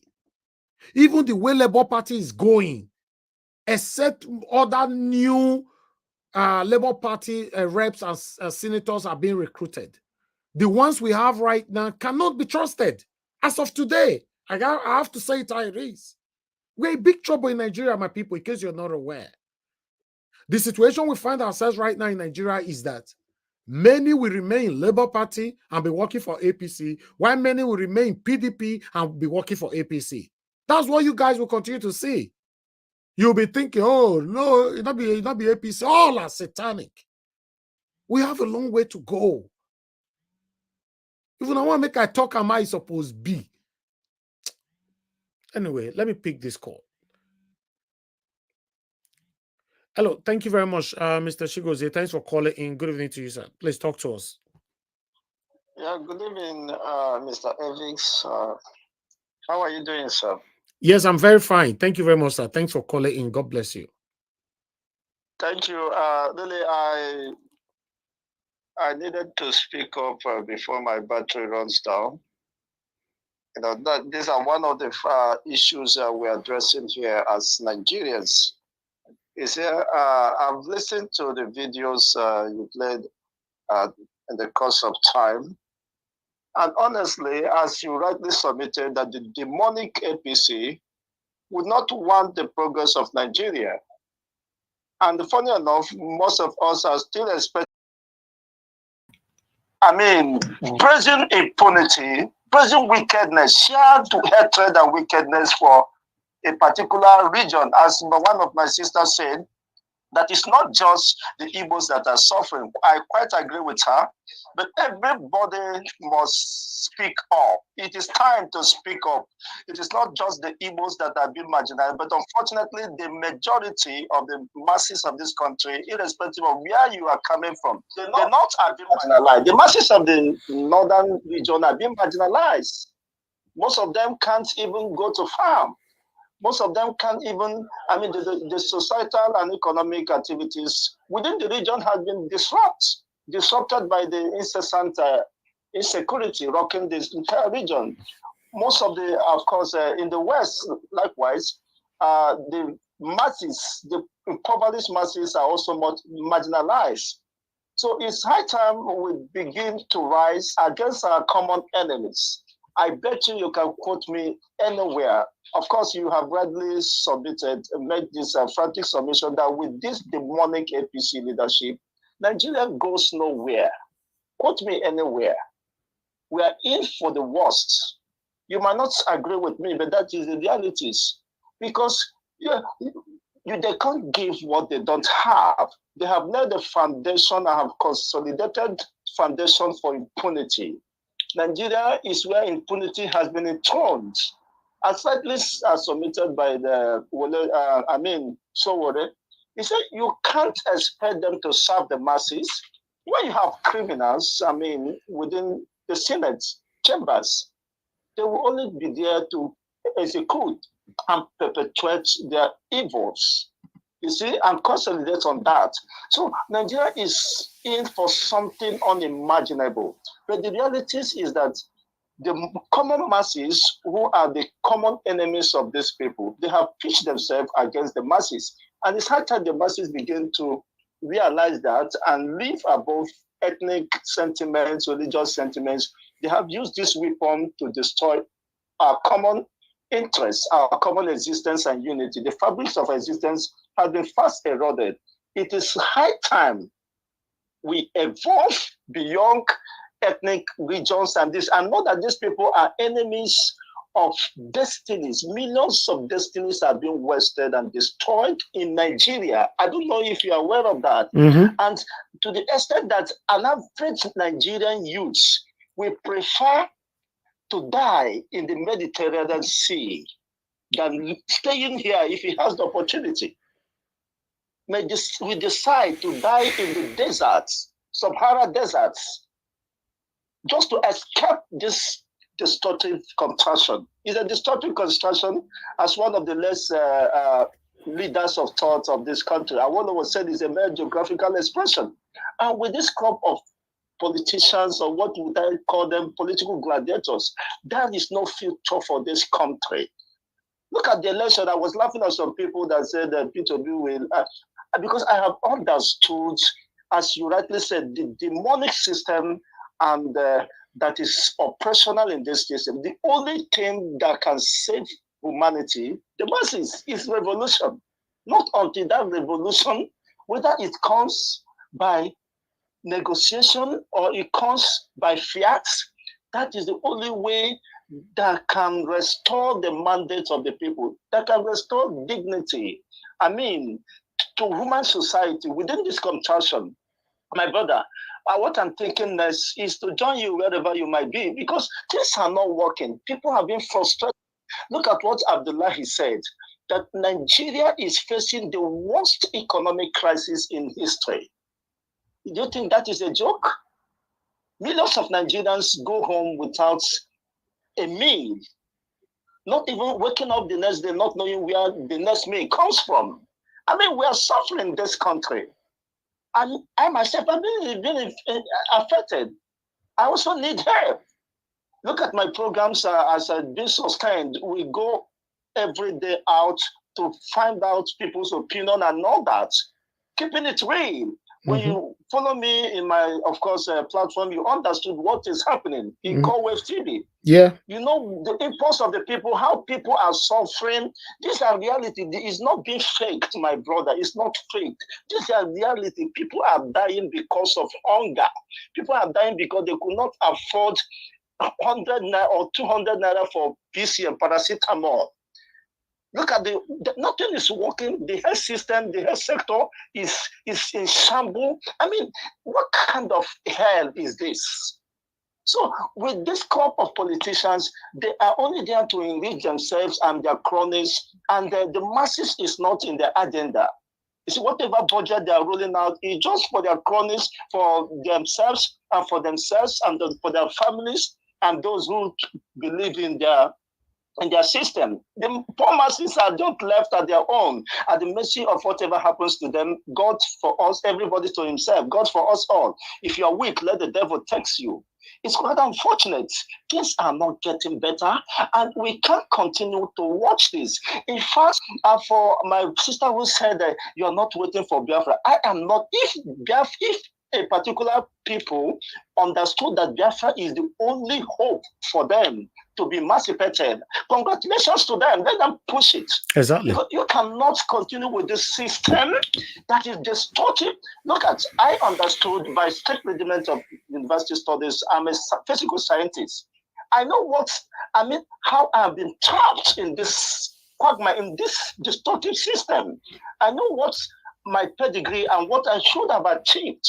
You see, looking down from where you are coming, it is quite sad. People are dying. These things have been destroyed. Look at the youths resorting to all ritualists and all manner of vices. Is that how a country should survive? Is that how societies have been built? In the next 4-8 years, these people, nobody will dislodge them except there is revolution. It's quite sad. And when you say that, people might want to nail you, but that is the only way. When you study the France Revolution, the American Revolution, that is when they are trapped in this mess, the citizens, common citizens, rose up. Thank you so much. Themselves. Thank you, Chigozie. Thank you. Otherwise, they will continue to take us for granted because it's quite sad. The criminals we have, if they say they are not criminals, then why is it that the people who claim to be innocent, why are they not speaking out in the National Assembly? Esther in the Bible said, maybe because of a time like this, God have raised me up. Mordecai told to Esther, but if you fail, of course, to stand in the gap, God will send deliverance to us, to the Jews, but you and your family will perish. Those senators who refuse to talk, who connive with others to destroy our common existence, our interests, humanity, will one day suffer for it. They are all criminals, as rightly submitted by Sowore. God bless you. Thank you very much, Chigozie. May God bless you. Thank you for your submission. Thank you. Thank you, my brother, for the wonderful work. Thank you. All right. Thank you very much, my people. I'll hold on for callers right now. Let me go back to the panel.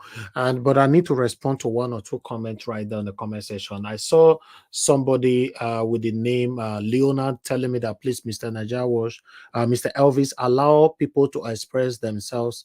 You correct them later. No, we don't do that here. If you call in, you see my brother that just finished talking right now, Mr. Chigozie, you know, he talked for more than 7 minutes. I didn't interrupted him because he did not call in here to attack anybody. If you call into the show to attack somebody's submission in a rude manner, of course I will interrupt you. Of course I will stop you. If you call in to talk about a situation that is affecting us in Nigeria, nobody will stop you. So don't come here to attack anybody, and when we stop you, then you guys start speaking English that we should let people express themselves. No. If you want to express yourself, go to Abuja. Go there. Nobody should be hiding on inside the darkness, Biafra and all that. This platform is not for Biafra. We are here fighting for a better Nigeria. And I saw a comment from the Mr. Ifeanyi earlier on saying that I should stop being hypocrite. I know that Nigeria, there's no one. I don't know that Nigeria cannot work. I don't know how you left that comment earlier on. That is your belief. That is fine. You cannot call me hypocrite for that because I did not. Yeah, Kelechi, sorry. Kelechi, you are saying that Nigerians do not be hypocrite. One Nigeria will never work. Stop playing, living, and living in denial. Now, it's you that is living in denial because you believe that one Nigeria cannot work. And I did not attack you for that. I allow you to go with your belief. I believe that one Nigeria will work. You should allow me to express and live with my own belief.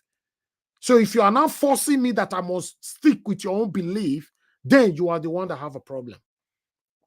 That is it. If you are fighting for anything, Biafra or anything, that's fine. Nobody's stopping you. Don't force people to join you to fight for Biafra. I'm not a Biafran, and I can never be. I'm a Nigerian, and that is what I will be forever. You can't change that. You can never change that. This platform is not for Biafran. This platform is where we express ourselves to our government, to let them know our displeasure, to let them know that we are unsatisfied with how they have been governing us since Nigeria was created.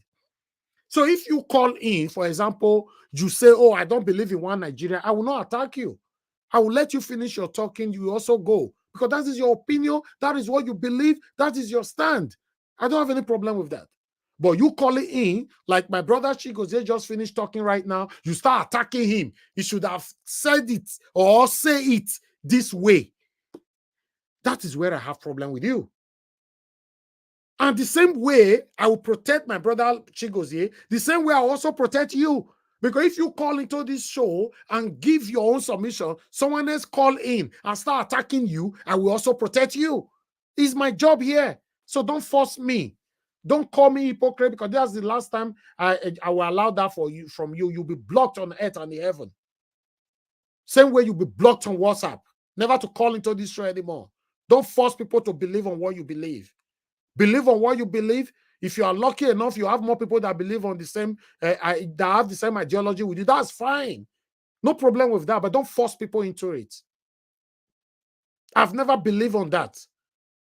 My prayer now and forevermore is for me to have a better Nigeria. I don't want to see myself that I used to be a Nigerian. I'm now something else. God forbid.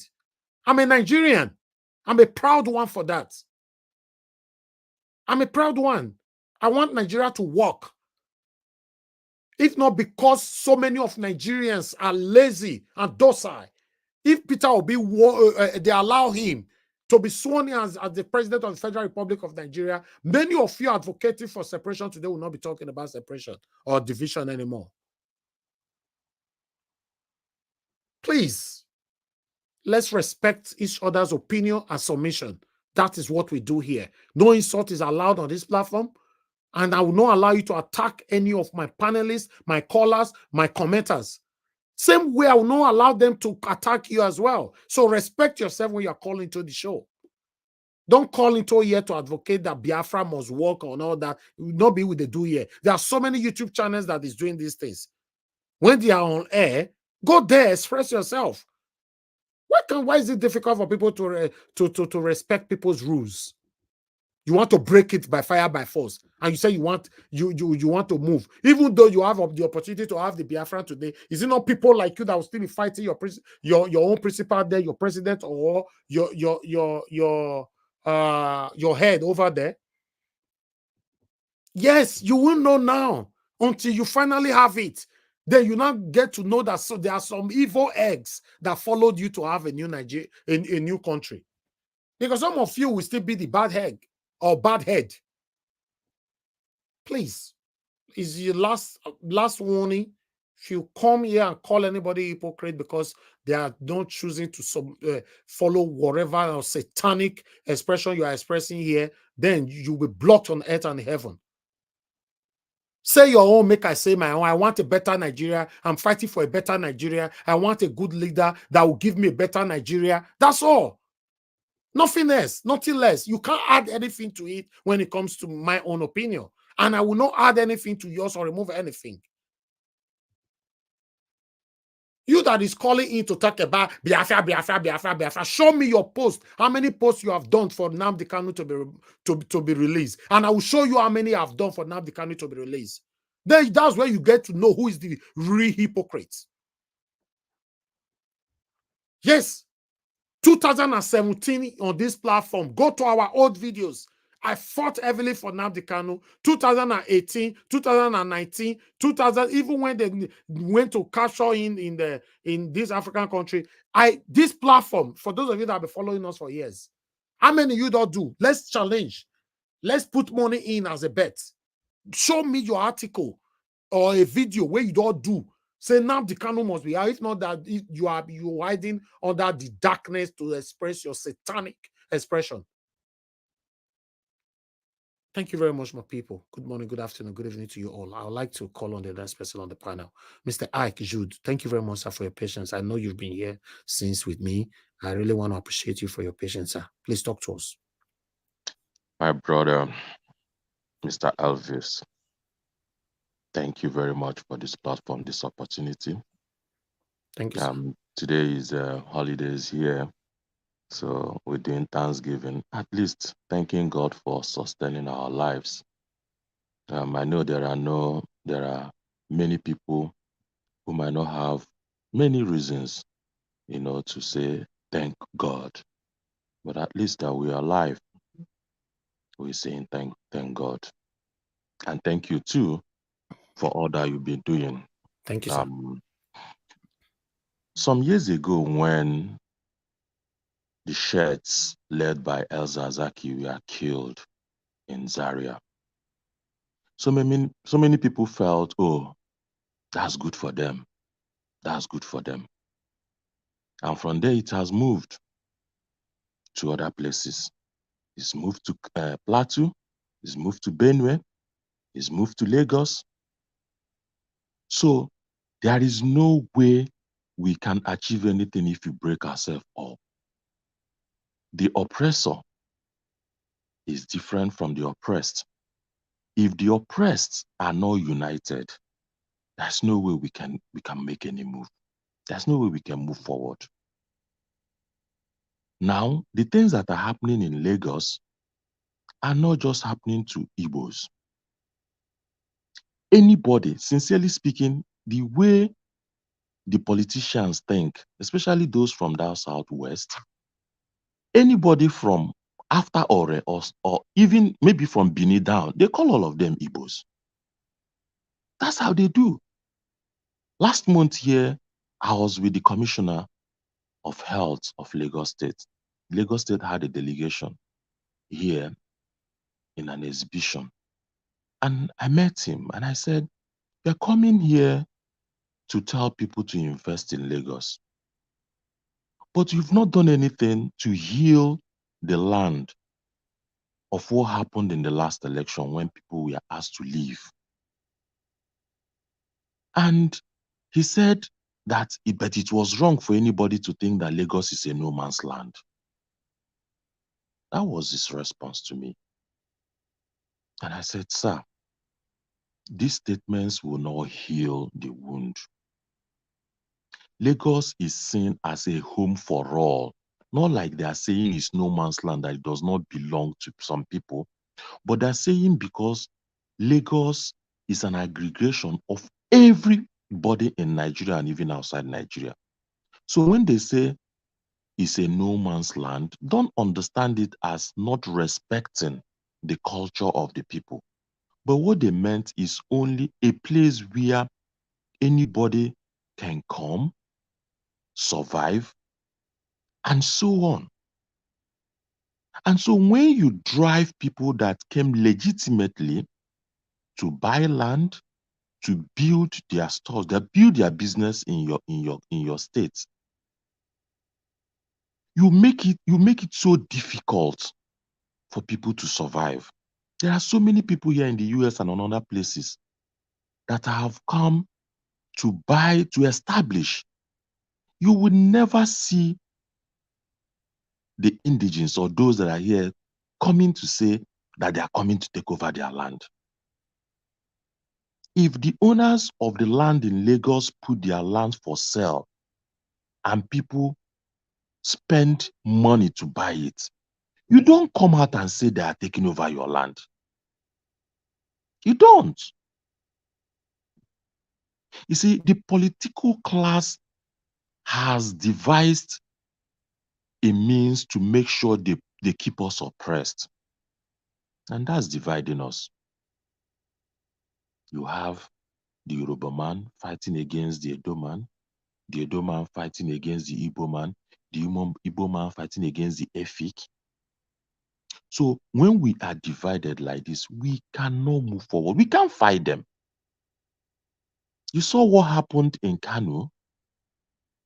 After some few days, they would divide those that have come out to even come to protest or to express themselves.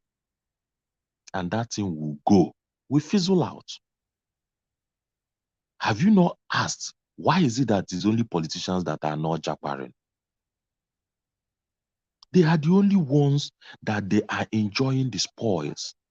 They are the only one. Look at websites coming up for expenditure of states and see how state governors are spending money that belongs to the people. Here, Every day you go out, you see bridges, you see new roads. The people that are, the government that are doing it are not doing it as if it's a favor to the people. In our own place, when we use 1 billion to build a road, we use $500 million to inaugurate it, to cut the tape. All the money that Wike spent in opening bridges, in inaugurating bridges and calling people from one place to another, can be used to build ×2 of those things. But here, you will see massive structures, roads construction going on. When they finish, the day they finish it, people will go, there is no tape to be cut. Politicians are taking us for granted, and we cannot make any move by dividing ourselves. You saw what happened every day we talk about the judiciary. You saw when the pronouncement by court of appeal is different from certified true copy. I mean, there is no shame anymore. All of these things will happen 2 days after. It will be business as usual. Our president will go to Germany and say we need to give him Guinness. He needs to be in Guinness book of records for suffering us, for making us cry. Our people are dying.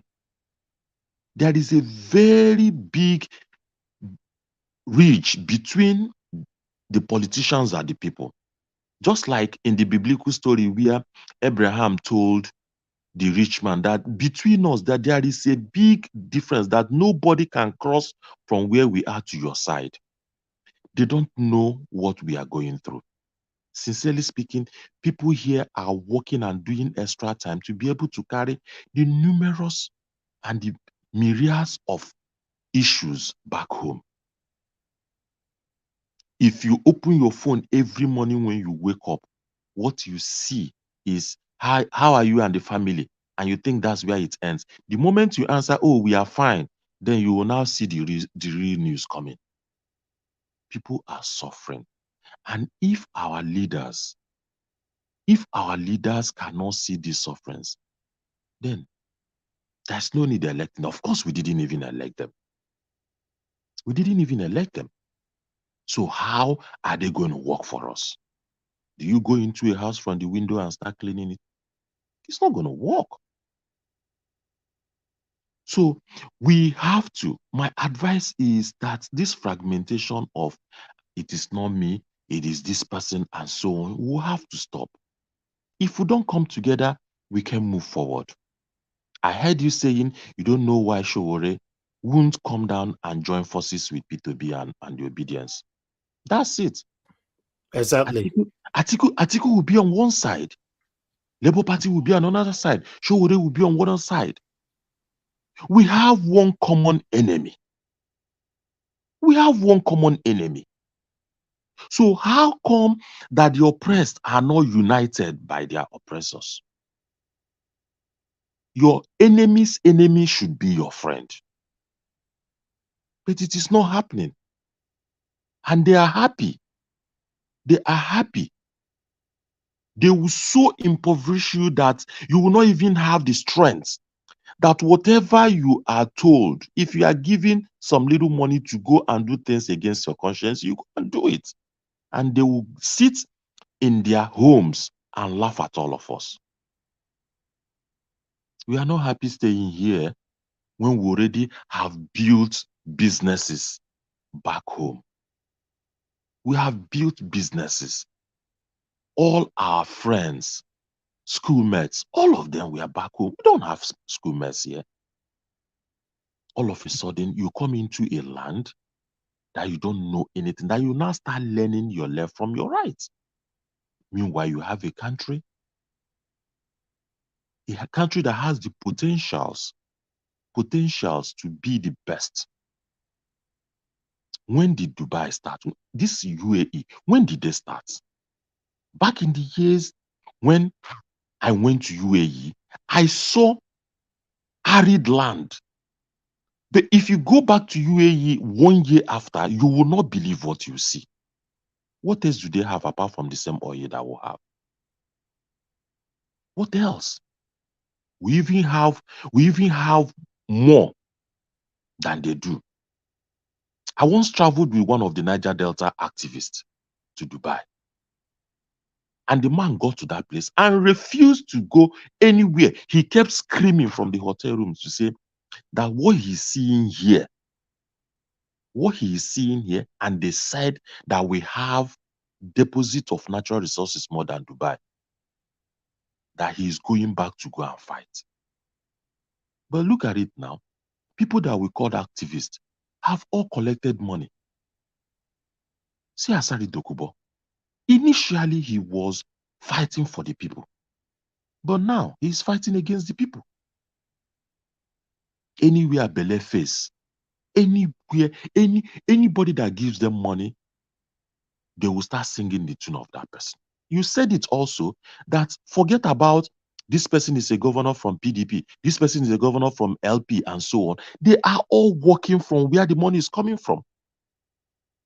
They are all working for APC. So let's come together.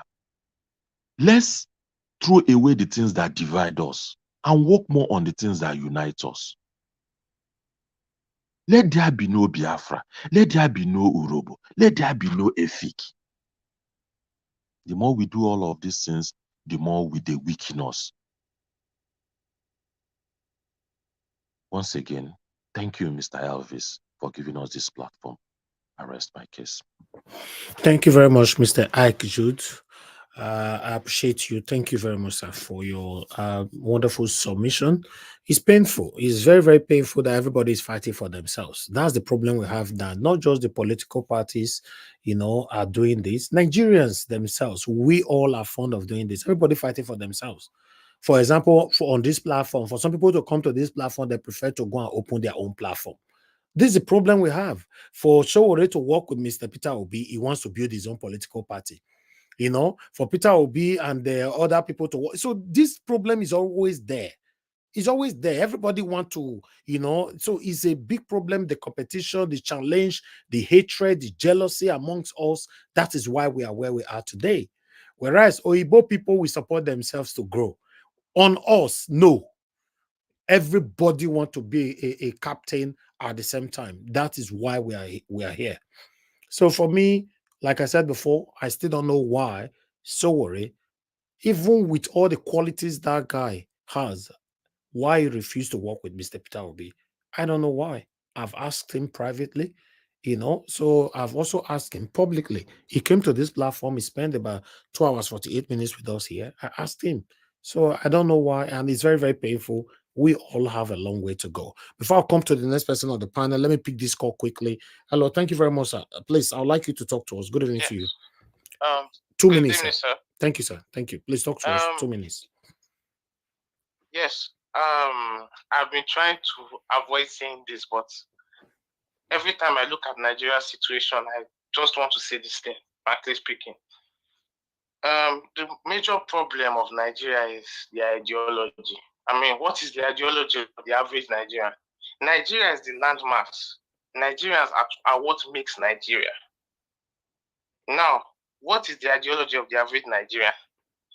Unfortunately, it's that of evil, jealousy, envy, and so many things. This has nothing to do with tribe.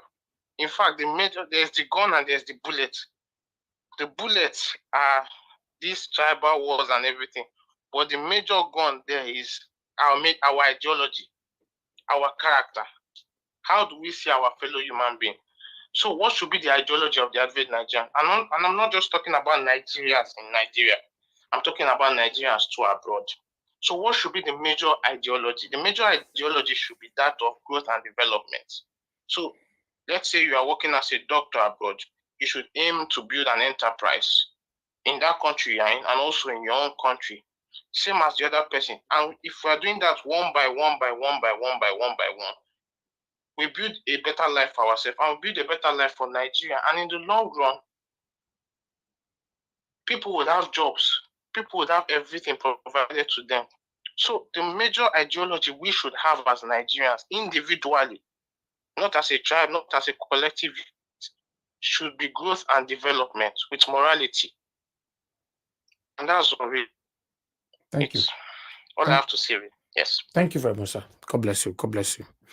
Okay, callers, please just hold on. A lot of people have been waiting on the panel. I'd like to quickly take them one by one quickly so that we move on from here. Thank you very much, my sister Alma Yes Corner. It's been a long time. It's good to have you on the panel today.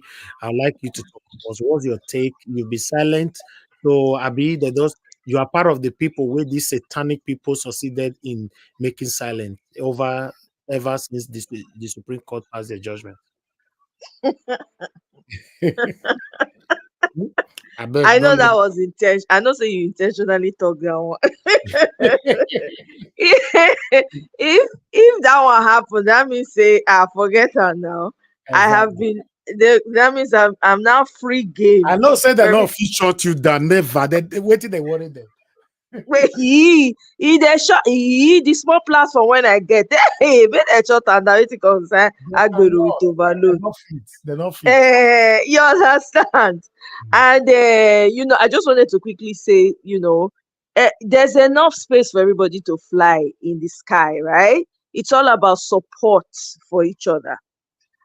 Personally, your platform has been one that has really brought a lot of people together. And, through this platform, your message, Peter Obi, the election has gone as far as possible, So it's all about being able to support each other. And this is the whole thing that is a struggle for Nigerians. There's nothing wrong if you decide you want to do your own thing. But when there's a common goal, are you able to put your ego aside? Exactly. And say, you know what, let me join forces with those that have gone before me or those that have the numbers so that the numbers will be more. So when we're pushing, the wall will come crumbling down. That's the whole point. But Nigerians, for some reason, don't understand this. Somebody like I'm sorry, go ahead. Not jealousy, not be say they not do, not just problem within us. I remember even you yourself, you talk about it. I think that was back in February or March here. You complained over this similar thing that Nigerians, but although you were specifically focused on, our Edo people and all that, we don't support each other's. But if we have to look at it holistically, the problem is not coming from one particular region; it's the whole Nigeria. We are a big problem. Yeah, it's a big problem. Everywhere you go, because look at this election, for instance, typical example. You had Showore, who actively, you can tell he has that activism in him. Instead of him to say, okay, there's one man that everybody seems to be rallying around, let me join, even though me, I have my own voice. But since this is the man that seems to, people, he just has that natural, people gravitate towards him, let me join so that we can all achieve our aim. But no, all of them decided they wanted to do their own, standing on their own, even coming and throwing shade at the man who has made it clear, time without number, that I'm not desperate to be president. I just want Nigeria to work. Anybody when get common sense, when believe in good, that's the way you ought to think. You ought to be able to put things aside and do what is right for the common good of all. I really want to thank the lady who called in. I can't remember her name, when she explained that Igbos should not just think it's about them alone. And this is one narrative that I personally have always felt a kind of way about. Yeah, that was love of God is my strength. Love of God is my strength. God bless her for saying that, because I had intentions of making mentioning that as well. Oh, before I start, greetings to everyone. I apologize. Excuse my manners. Greetings to everyone in the comment section, on the panel. Thank you so much, guys. Greetings to you and happy Thursday, wherever you are. Now, coming back, when she said that, it's very true. This thing that is happening in Nigeria, it is a siege against the South. They see me as Igbo until I open my mouth or until they ask me, where are you from? They see me as Igbo. You go here, they see you as Igbo. You go there, they see you as Igbo. So what's the point? All the houses that they were demolished, I'm so glad somebody mentioned that I think it's Love of God too, that said her relative or somebody she knows, their house. I know people whose houses were demolished and markets were demolished in Nigeria, but they're not Igbos. But when they want to, because they want to spin that narrative, and this is what our Igbo brothers and sisters need to be very careful about. Anytime they want to spin that narrative, they target Igbo. Do you understand that? I don't know if our Igbo brothers and sisters understand that. They're quick to target that, because why do you think they're doing that? It's to continuously rile you up so that it looks like the whole country is fighting you. I don't know. If you don't see that, I don't know what else to say. I hate talking about tribes because personally for me, I never see people in terms of where you come from. I deal with people on an individual basis. If you're an asshole, you're an asshole, regardless of where you're from. If you're a good person, you're a good person. You know, this whole sectionalization, between last year and this year, and this year, now I really opened my eye to all these things. I never thought in terms of that. So it's really, it's very annoying. And it's sad at the same time to watch people just sectionalize, and then you accept the sectionalism. You accept the word that they call you. If that is the case, all of us that are suffering in Nigeria, and this is where coming together for the common good is important, all of us that are suffering in Nigeria should just call ourselves Igbos. It's just the fact, because if you beat me, if you beat my brother, you're beating me. That's how it's supposed to be. But you know, some of our brothers and sisters from the East, they will hold on to that and they'll say, oh, they hate us so much. But come on, they hate every freaking person who's standing for the truth. I'm not from Igbo land, but I carry Peter Obi matter for head, they hawk him like hot akara. I don't know the man. I probably would never meet him. So I think we need to find a way to unite, if that is ever going to be possible, Nigerians. Don't you see that they are trying to destroy us at every angle? Do you realize that they've named your country as a Muslim country? Where are the religious leaders, the Christians? How many Christians? The same thing boils down. How many Christians have they pied in the north? How many Christians have they pied? With all the Christians that they've pied in the north, none of these your religious leaders have called out and said, no, enough is enough. None of them. They are silent each time. How many times have they kidnapped pastors, reverend fathers in the north? The southern ones don't say anything. And you don't think that is a problem? This is what we're talking about. Where is the unity in suffering? As your Bible teaches you, where is the unity? Even if the Christian leaders are not speaking, how about you as a Christian? How about you carry pangolo and bell and be hitting the thing from the top of the mountain and say our brothers and sisters are being pied in the north? We can no longer be silent. Why is the activism not starting in the churches? I come down to the courthouse. All the lawyers in Nigeria, you see how devastating the judiciary has become, how devastatingly ugly it has become. You all are silent. Everybody is silent, whatever sector you belong. The judiciary especially. The judiciary is the one that protects the evil that's going on in that society. None of you lawyers can come together and say, hell to the no. We want to protest the judiciary judgments that are coming out of the appeal court, of the Supreme Court. We want to protest it. We want to do write paper. We want to, whatever it is that you need to do. Almost all of you are silent in the face of evil, yet you call yourself lawyers. I don't know whether it's the wig that you wear that makes the brain dull.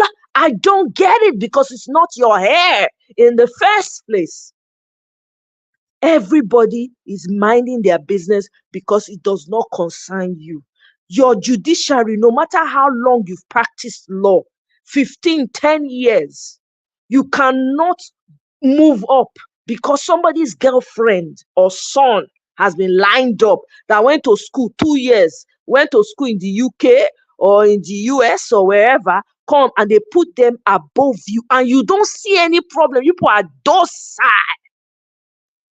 All you come out to do is blow grammar, apart from 2 or maybe 3 or a few handful of people that will speak and they will use English to get angry. Instead of you to break the anger down so that all of us or everybody can hear and say, okay, they are angry. You use grammar. Look, it is time for everybody to find one thing to unite about. Whether we like it or not, the only thing that will resolve the problem we have in Nigeria is a revolution. Choose your battle. It is a revolution. And I want to use this opportunity to thank my Kano people. Kano people sabi. Kudos to Kano people. I don't know why the other Nigerians are not leveraging and taking the opportunity with what happened with Kano. You see Kano, they not take nonsense. What did they do? They rose up immediately. And after they went to the mosque. So what did they hear in the mosque that triggered them to come out?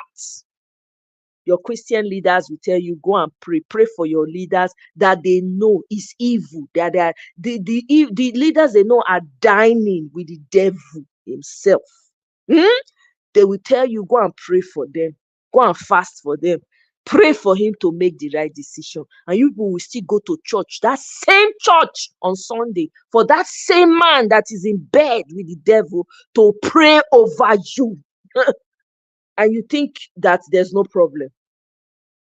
Name the animal that joins with outsiders to fight its own brothers and sisters. Name that animal. In the animal kingdom, when the fight comes for one, the other animals band together and takes care of the strange animal that's coming to attack them. Any animal kingdom you see.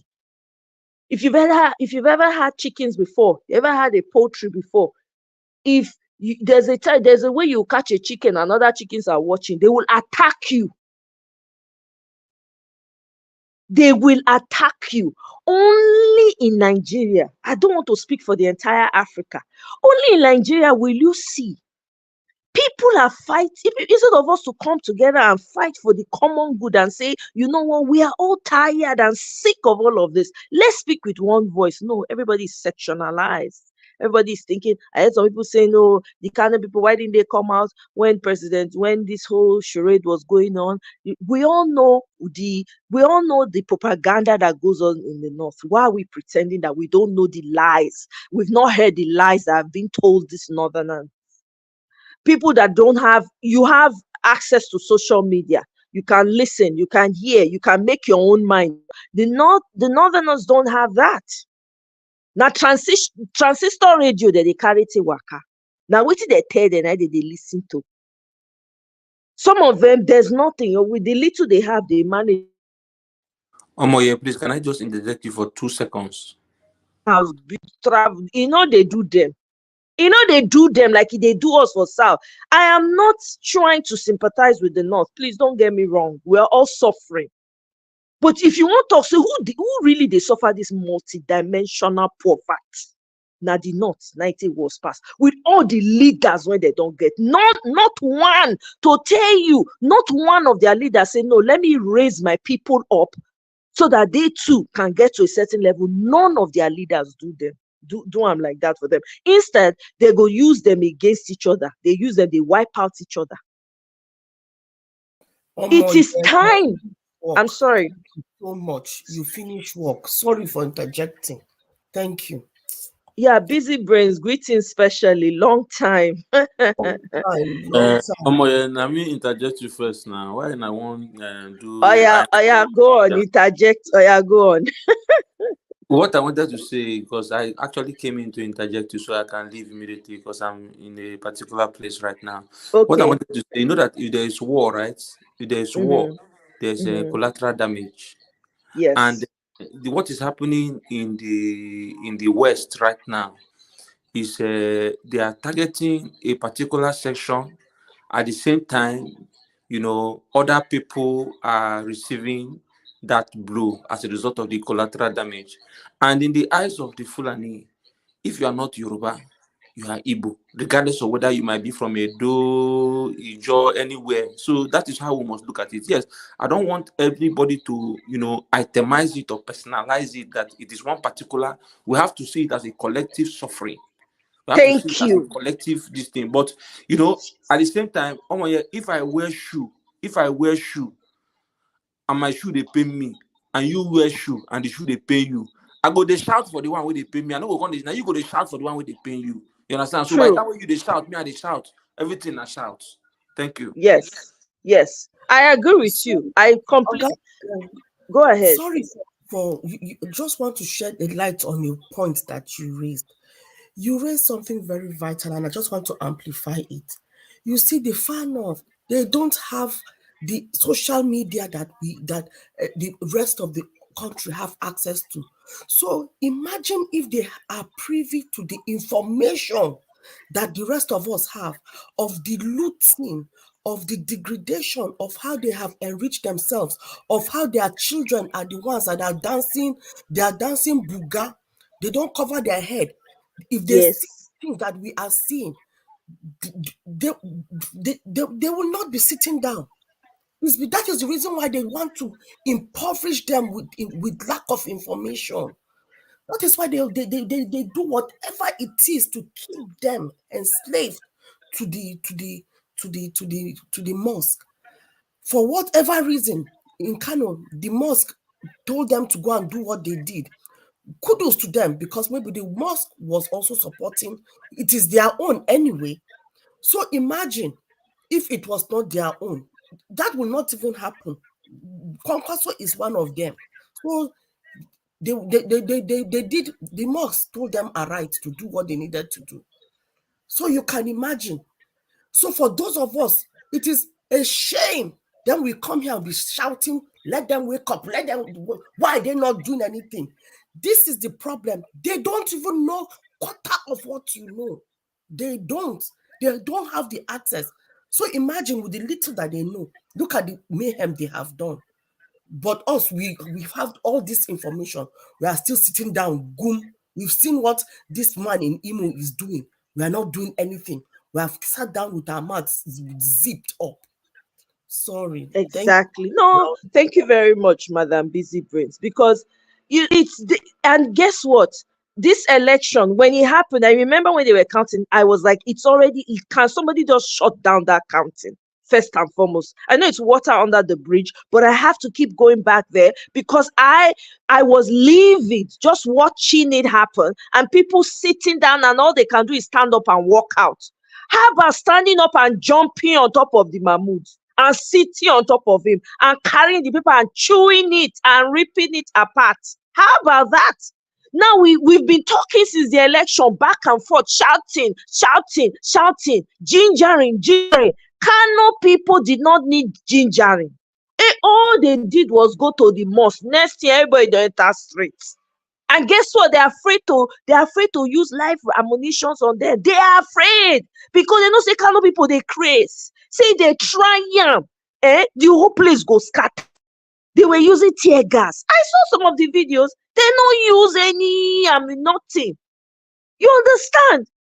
Meanwhile, in the south, with that kind of major thing, when you know say your life depend on now, when everybody go enter streets, may come be said that they say Peter Obi can't talk to them. We don't go even a year again at that time. Everybody sit down, fold hand. They say let's wait for we are waiting for Peter Obi. I've been on platforms where people will say, we are waiting for Peter Obi. We're not going to BS. You're waiting for somebody. They came to your house to come and bench your wife, bench your children, destroy everything. You are waiting for an outsider to come and tell you, wait, let's do this one first. Make it make sense.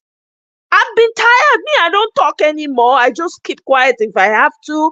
Because Nigeria is still on my heart, whether I like it or not. I have my own little platform. I will come out, vent, and enter inside house. That's all I do now because I'm like, all this energy I put in, everybody's just doing their own nonsense in their own little corner that's not going to do anything until we come together and unify on the ground that we are suffering.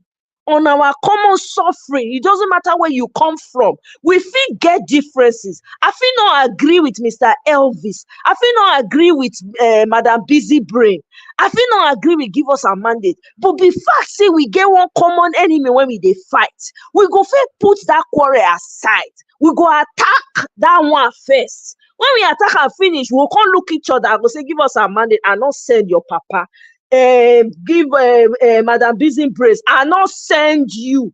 Everybody go their own. It beats me sometimes when I watch this whole charade. The judiciary especially, they're supposed to be the arbiter. Lawyers are supposed to be mad in Nigeria right now. They're supposed to be the arbiter of truth, where the common man who is selling pepper in the market can say, lawyer, come and see what they have done to me. Oh, that kind of, that arbiter of truth has been destroyed by one human being. And everybody is sitting pretty. You are still waking up and saying you're a lawyer and you will carry your suitcase and go to court. Who are you defending? Thank you very much. Thank you. Thank you, Amoyes Kona, for your submission. Thank you. Yes, that's the absolute truth. Mr. We have a Elvis. long way to go. Yes, Chicha Breadman, good evening to you, sir. I don't want to speak. I just want to ask a question. Okay. And anybody can answer on the panel. Mr. Elvis, my question is, if I get shoe where you get nail inside, if I wear them, they pay me or my own shoe, and you will be Mr. Elvis or anybody in the panel has a shoe where also in get when you wear them, you dey pay them, get what they chook them inside.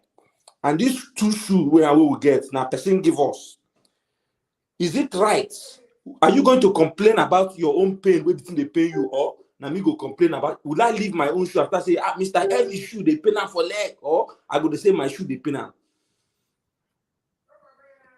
If we can answer that question, because it's a rhetorical question and we know the answer, everybody will complain. Let me take a stab at that question. If your shoe is paining you, let me take a stab, Mr. Takoma. If your shoe is paining you, okay, and you are shouting your shoe is paining you, I know my own shoe is paining me. I want to say, oh, your own shoe they pay you, my own shoe they pay me. Correct. They do me the same thing. We will not come together and say, since our fight that person now will give us that shoe where they pay us.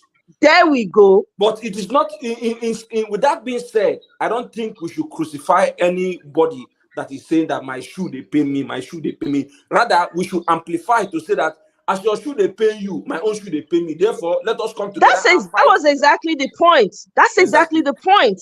That's why I said if we can come together, we all know that is where we are hurting. If we can come to the reason why I said that and sisters from the east, okay, they personalize it like na me do pass, na me affect pass. I don't want us to pretend about that, because come on, I've been following this election and I've seen more than ever before. I came to understand the Nigerian landscape more than ever before. I'm not going to pretend about that. If we can all come together, we all know that the pain is affecting everybody. Right? And admit, because we are all admitting now that we are all losing out. Look at the video that Mr. Elvis played earlier about that man that was breaking down the different ports that we have in Nigeria and why they are intentionally making it such that Lagos is the only one that seems to be shining, which is not really shining because it's a smelly city. As far as I'm concerned, it's filthy, right? If we can all come together, clearly it is affecting us. So if they say, okay, they are doing this, Igbo, everybody should just tag themselves Igbo. That's my own point. If they say Igbo, because they won't use that, they capitalize, we should instead use that Igbo term. No, Takuma, no, please, it's enough. Thank you. I know they talk, and this is my last talk. No, but it's okay now. If you get to I'm not hammering on that point. I'm not hammering on that point anymore. I just want to make a final. No, but you cannot. That's what I'm saying. People are here. You met people here. Please hold on. Sorry. Thank you. Yeah. Thank you very much, my people, for your patience. I appreciate you all. I would like to appreciate Madam Bella Naomi. Thank you very much for the super chat earlier on. God bless you, Josh Blue Shell. May God bless you as well. I appreciate you. May God bless every one of you that is right there. Please press on the like button. Thank you. All right, I would like to call on Madam Ellen. Madam Ellen, thank you very much for joining us this evening. I appreciate you. Please, I would like to hear from you. Good evening to you. Hello. Yes, we can hear you. Please go ahead, madam. Hello. Thank you. Can you hear me? Hello. Yes, I can hear you now. Mr. Elvis, good evening. Good evening, My madam. network is really very bad, so I may not really stay too much. So Okay. I'm sure it may just be cutting. Just give me some time. Mr. Elvis, just to appreciate you, appreciate everybody in the panel section, the comment section, and Mommy Diaspora. God bless you all. Mr. Elvis, something happened to us. Or I don't think it happened just at this time that we are discovering. It's something that has happened for a very long time. But, like I used to think, I used to believe that even my late parents, they were complacent. Everybody is guilty in this matter. You know why? Because we were invited to a dance hall by the devils, demons, men without soul in this country. And we all packed into the dance hall without understanding what dance steps we are going to go and dance, without asking questions. And we went in there and they stripped us of everything that is sensible. So what they are doling out now is what I mean, they were able to understand that, look, these people, we've captured them. It's a captured situation. So what we are going to dole out, the more we dole out, the more they get even more confused. Because I don't understand why, what happened in just this last election, Kogi, Imo, and Bayelsa. That was the trigger, something that should have, boiled up, bubbled forth and caused this country to ripple, by the young people, by the youth of this nation. But I just found out that everybody just, after that, everybody just everybody just went on their normal, like you said the other day. If you go to, if you go to clubs, you see them there dancing, drinking, and having fun like nothing happened. Meanwhile, the country is the country is going down every day. So I don't even know, what are you happy for? What are you happy for? Okay, when you're done, spending whatever you were able to get, by, mortgaging your future and the future of your children, then what? Is it like that young man was analyzing what is happening in this country? I remember then when, Donald Duke just built Tinapa in Calabar. I and my family, we visited that place. It was a beautiful place. And we were told that, he did it in such a way that that place is going to be a free trade zone, open for African countries and maybe some other places too. But guess what happened? Do you know why that place is a ghost town today?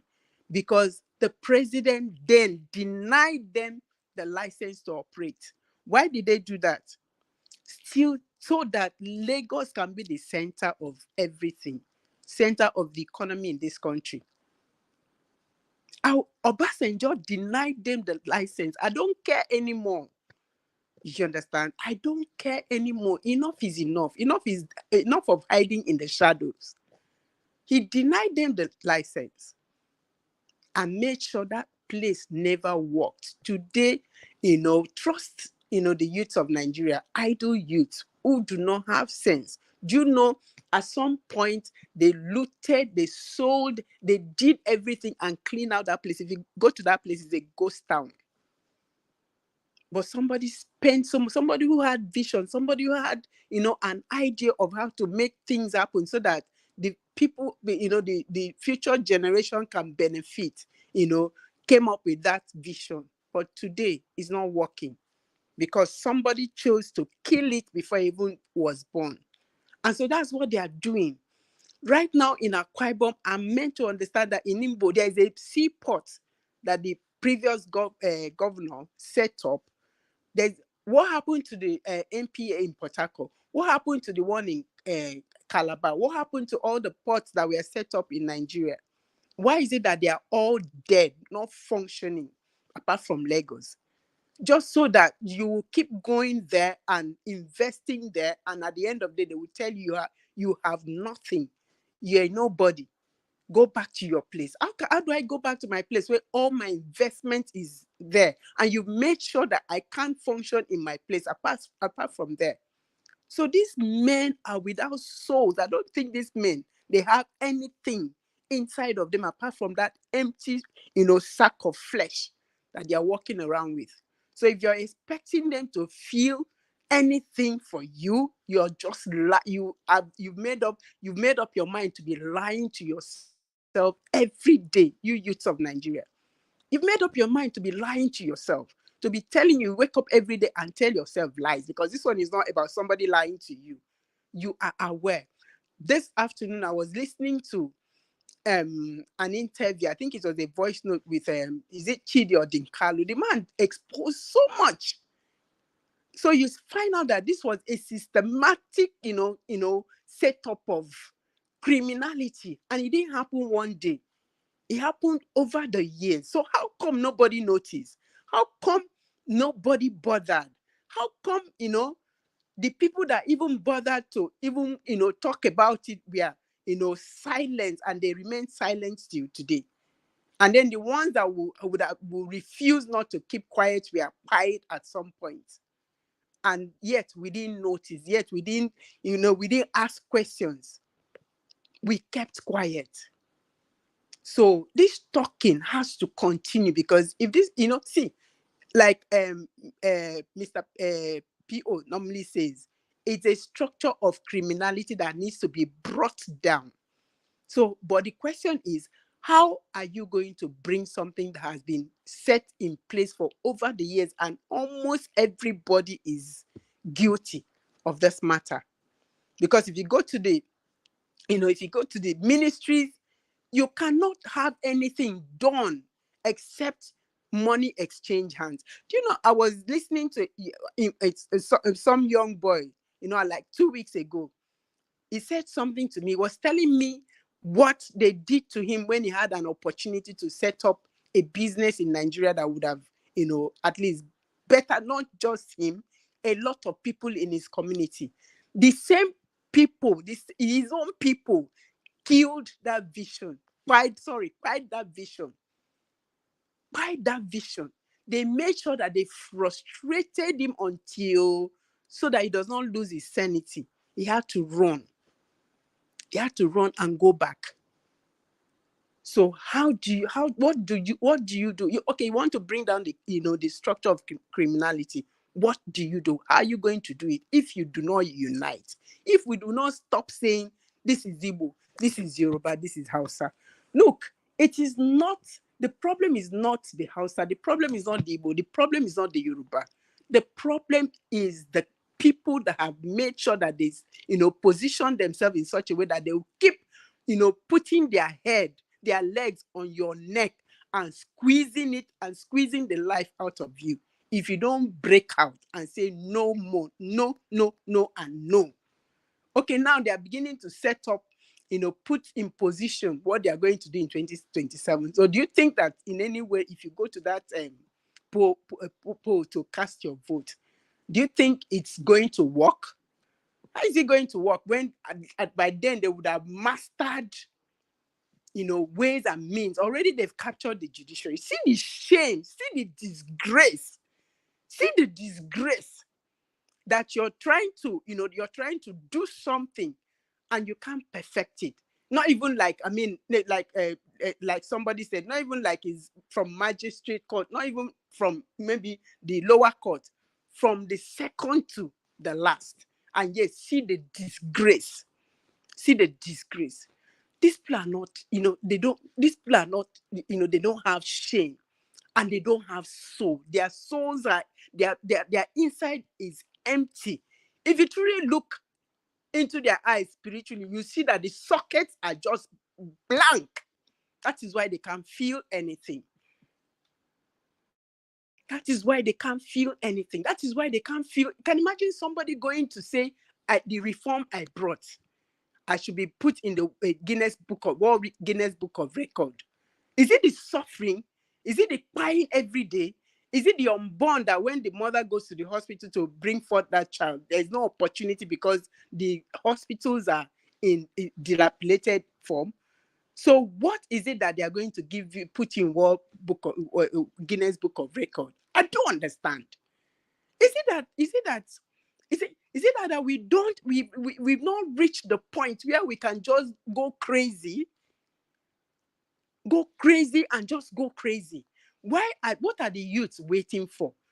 If not for the fact that it's still that division, they succeeded in making sure that everybody is thinking for themselves. Because we're not thinking for ourselves, we won't come and say, oh, it's the Igbo man that is suffering, that is being, marginalized in Lagos. Because it's not just true. Everybody is feeling the pinch. As far as they are concerned, the moment you don't speak Yoruba, you're Omoibo. Whether you're from Akwa Ibom, you're from Cross River, you're from, Edo, Delta, whatever it is, you're Omoibo. That's how they see us. So why can't we just unite? Why can't the South unite? Why can't the North unite? I'm not talking about the criminals. I'm talking about the common man who is suffering. Why can't we unite and rise up and say no to this criminality and deny them that opportunity? Because if they don't strip down this, thing called this contraption called whatever it is, whether constitution or what, if they don't burn it and then start all over, it's not going to work. Why is the INEC chairman the same person after what he did, the same person to go and conduct election? If we are not empty upstairs, should such a person be given the opportunity no matter what? Such a person should not be allowed to conduct any form of election in Nigeria. But he did. And of course, see what happened. So do you think that after now that it's going to be any better? It will be worse than this if we don't speak, if we don't get up and say no to this criminality. If we don't get up and say, because all the institutions are captured. And I feel so sorry for, like the police force, the army and all that, because they are the ones that are worst hit. So I don't understand a lot of times when they are the ones that still go to frustrate any effort that the Nigerian youths are trying to make for their own good. Honestly, the wickedness, the suffering is becoming too much. So people should no more sit back and say, oh, because this person is saying we shouldn't, that's why we should not. Nigerians need to get up. Oh. Nigerians need to get up. Honestly, Nigerians need to get up. Me, I'm looking for who should say, let's get up. Nigerians need to wake up. Thank you so very much, Mr. Elvis. You see, God will bless you for what? Because you're giving us the opportunity to still speak. Thank you so very much. God bless you, Madam Ellen. Thank you so much. Ladies and gentlemen, that's a woman talking from Nigeria. She understands the pains better than us. She understands the situation better than us. So she's calling for Nigerians to get up today. Yes, because she understands how things are currently going on right there. So when we are talking here, sometimes some of the things say we don't know what they do. Thank you very much, Madam Ellen, once again. God bless you. Let me call on the next person, which is Mr. Alex. Mr. Alex, thank you very much for your patience with us. Thanks for joining us this evening. Good evening. Yes. Thank you, Mr. Najawash. Thank you for the, for the good work you're doing. As I've always said, you are my Odudugbe of social media. I'm so happy to be associated with you. And thank you for the great work. My fellow panelists, thank you, everybody. Those on the comment section, I greet you. Thank you for standing as lights in the midst of darkness, for standing out in the midst of the mixed multitude. Thank you so much. I want to just I want to continue the words of Nnamdi Kanu some years ago, that the evils, of course, by now, you should know your real enemies. Please, I want to beg you, take your investments, relocate it. Stop investing in the land of people that don't want you. It's not by force to be wanted. Take your investment away from Lagos. It's my advice, just my advice. It is crystal clear. They demolish your marketplaces. They come for your houses now. They beat your children up. sometimes they kidnap some of you. It's time to relocate your businesses back home if you can. It is very obvious that you are not wanted. Stop spending billions and trillions of naira, billions of dollars to develop a place that in few years' time you lose your investment and you lose the appreciation. So for me, Nigeria right now is a case of to your tent, or Israel. Everybody to your tent, because obviously there is no country. From the Senate president down to the last councillor across the nation, it's all about stomach infrastructure politics. So a particular tribe is being, I'm not an Igbo man, for the records. I'm not an Igbo, but I've got my political conscience intact. I've got my morality intact. It's not all about political affiliations. It's not all about ethnic dichotomy. It's not all about ideological divide. But when it's too crystal clear, you can't tell a blind man is rainy. You can't tell a blind man is rainy. When the death is too much in a blind man's soup, he will know this is not crayfish. This is death. So, my dear Eastern brothers, I stand with you. I want to say my sympathy goes to those who have lost millions, hundreds of millions. If you've ever bought a land before, you know what it is to develop a land, let alone in Lagos. My sympathy goes to you. Hard work, people's destiny are just being ruined because of ethnic cleansing and targeting. Don't tell me that boogaboo about people building along the road or building some. It's just lies. You can never put a stone on the ground in Lagos without proper, documentations. Yes, there are few cases of people building on government lands or, areas that are not allowed. But obviously, right now, it is just about the Igbos, brothers and sisters, ladies and gentlemen. I think the Nigerian elite class should embrace these Igbo people who God has blessed with a lot of talents. For me, I want to interpret when Jesus was born, the three men that came from the east, I think they were Igbo men. It's my own conclusion, because those guys gave Jesus gifts and they were from the east. And the east in my country is the Igbos that are occupying the east. I will call those three wise men Obina, Waneri, and Mr. Chibuzo. And these men got blessings from God. And since then, the East have been a problem in my country. Instead of embracing the China of Africa, which are the Igbos, the China of Nigeria economy, and see how we can tap into the economic reserve, intellectual reserve of these guys. We are targeting them. So those in power, or those who have been in power, leaders of thought, political class, elite, we should sit down and stop deceiving ourselves. We all know that Igbos are not wanted. If you don't want them, allow them to have their referendum. According to Ejimoko, the Kanu's lawyer, allow them to have a referendum. Very simple. There is no problem about it. It will not be the first time we are having a publicized or a referendum in this country. It has happened before. We used to have the Council of Nigeria and Cameroon. Cameroon left through a referendum. So I stand to be fact-checked. So why the hatred? You don't want somebody, you are punishing the person. It is obvious. It has been agreed that an Igbo man can be a president with all that Peter Obi has gone through. It's obvious. It's clear. Why did you switch off beavers? Why did you switch off beavers? What was the glitches? What were the glitches? So we are still going to continue to elaborate, bisect, and dissect these things for a month of Sundays and for donkey years to come. So Igbos, please learn from what happened in 1970. You lost a lot in Port Harcourt. You lost a lot in Kano. You lost a lot in Lagos and all over the nation. I thought that should have taught you a lesson. Please take your investment back home. As for what is showing Showore, for me, I think Showore is the guy that, I don't know. He could be a president someday. I don't know destiny. I don't know. I see him as a president in waiting.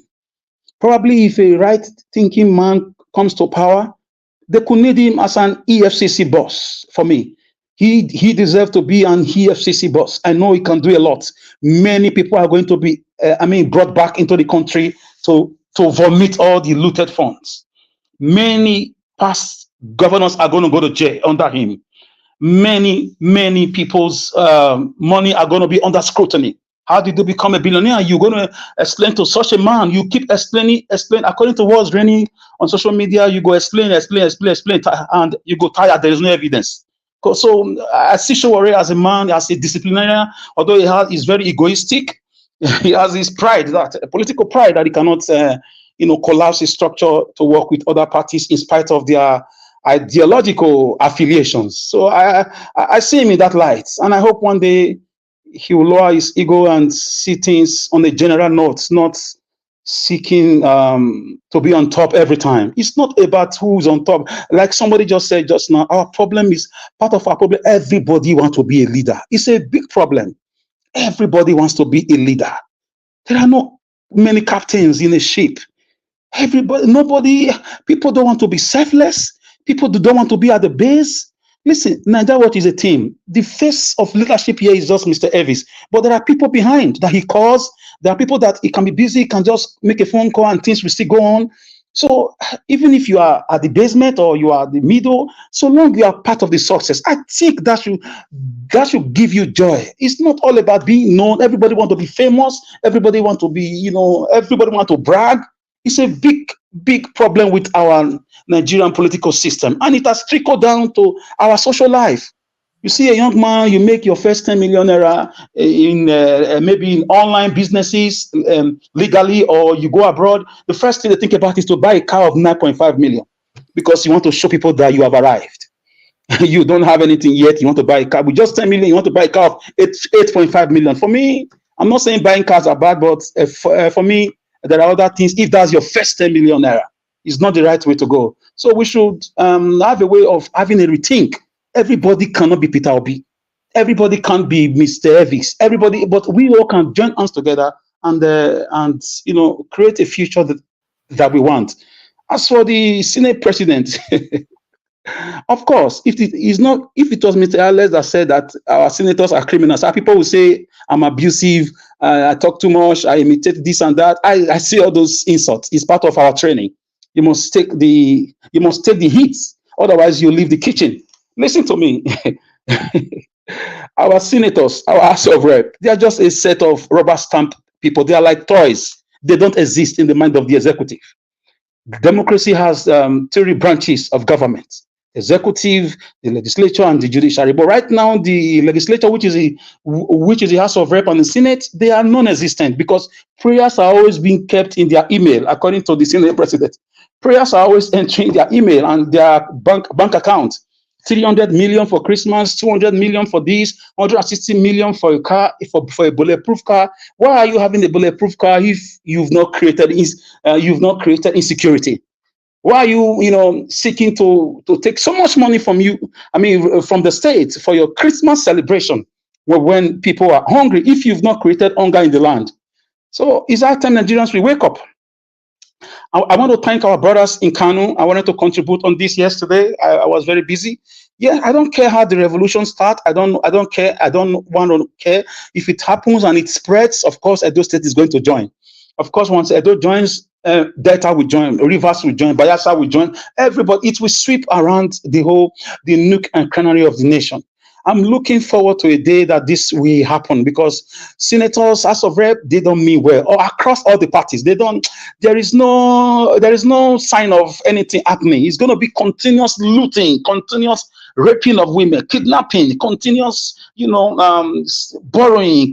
It's just a Buhari government promise. That's all how I can summarize it. There is no way here. Nobody is discussing, restructuring now. Nobody is discussing, talking about Southeast tensions and the killings going on. Nobody is discussing how, what's it called, hope of Imo States, organized thugs and kill people during the election allegedly. Nobody is discussing anything about electoral, reforms in our electoral process. Nobody's talking about judiciary and how they've destroyed the country with their false judgments and allegedly and obviously, bribery and corruption. So the country is just a mess, and we should wake up.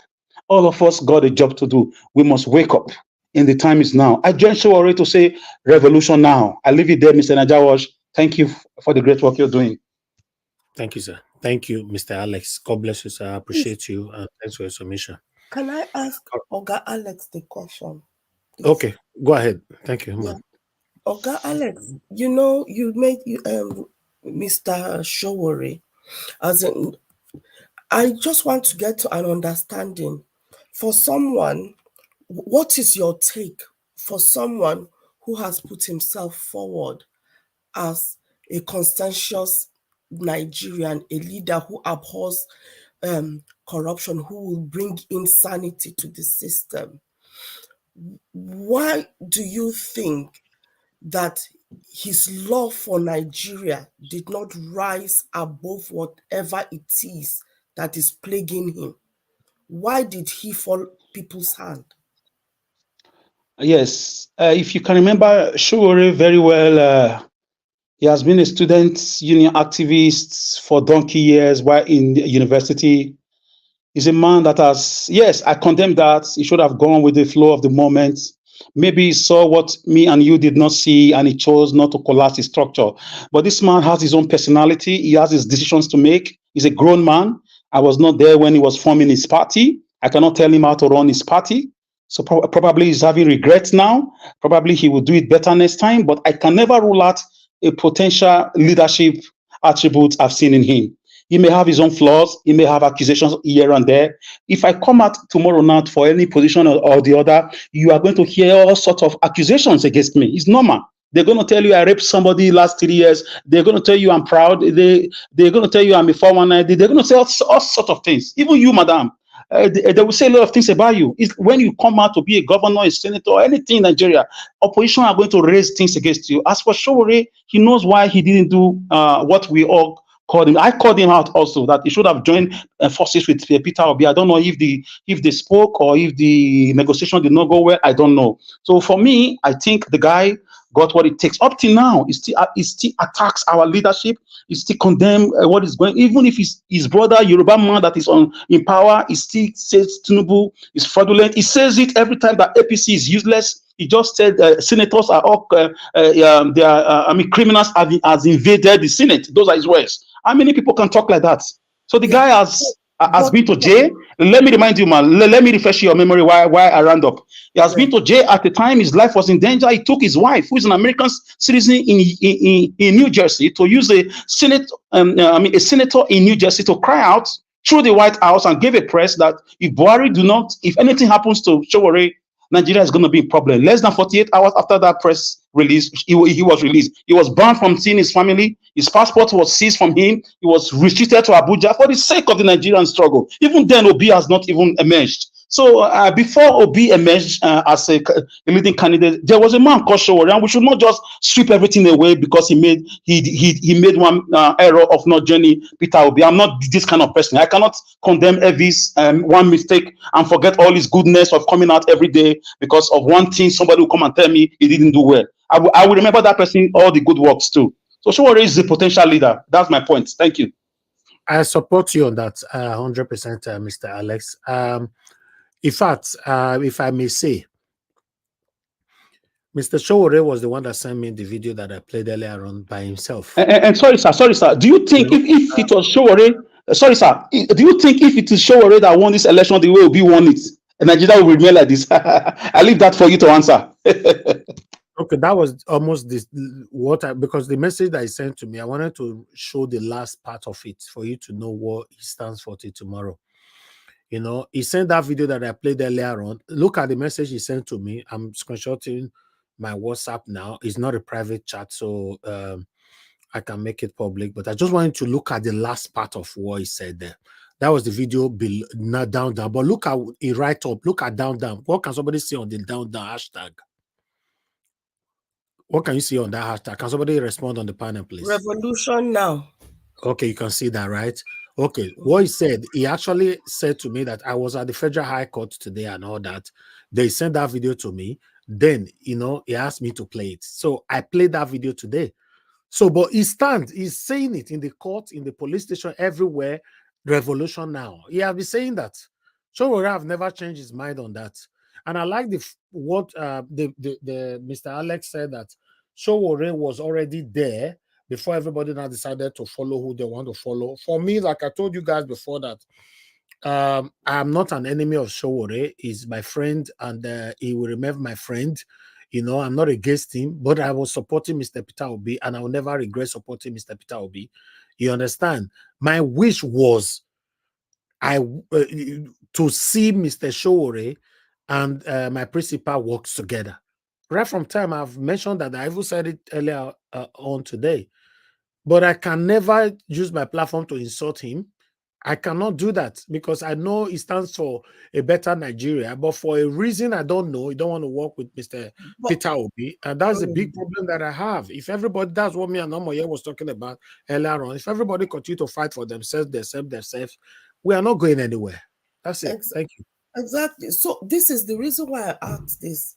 You know, when Soyinka, in those days, when he was also a radical and an activist, he came across for the people, isn't it? Was he not also on exile? His life attempts and all that. Yes, exactly.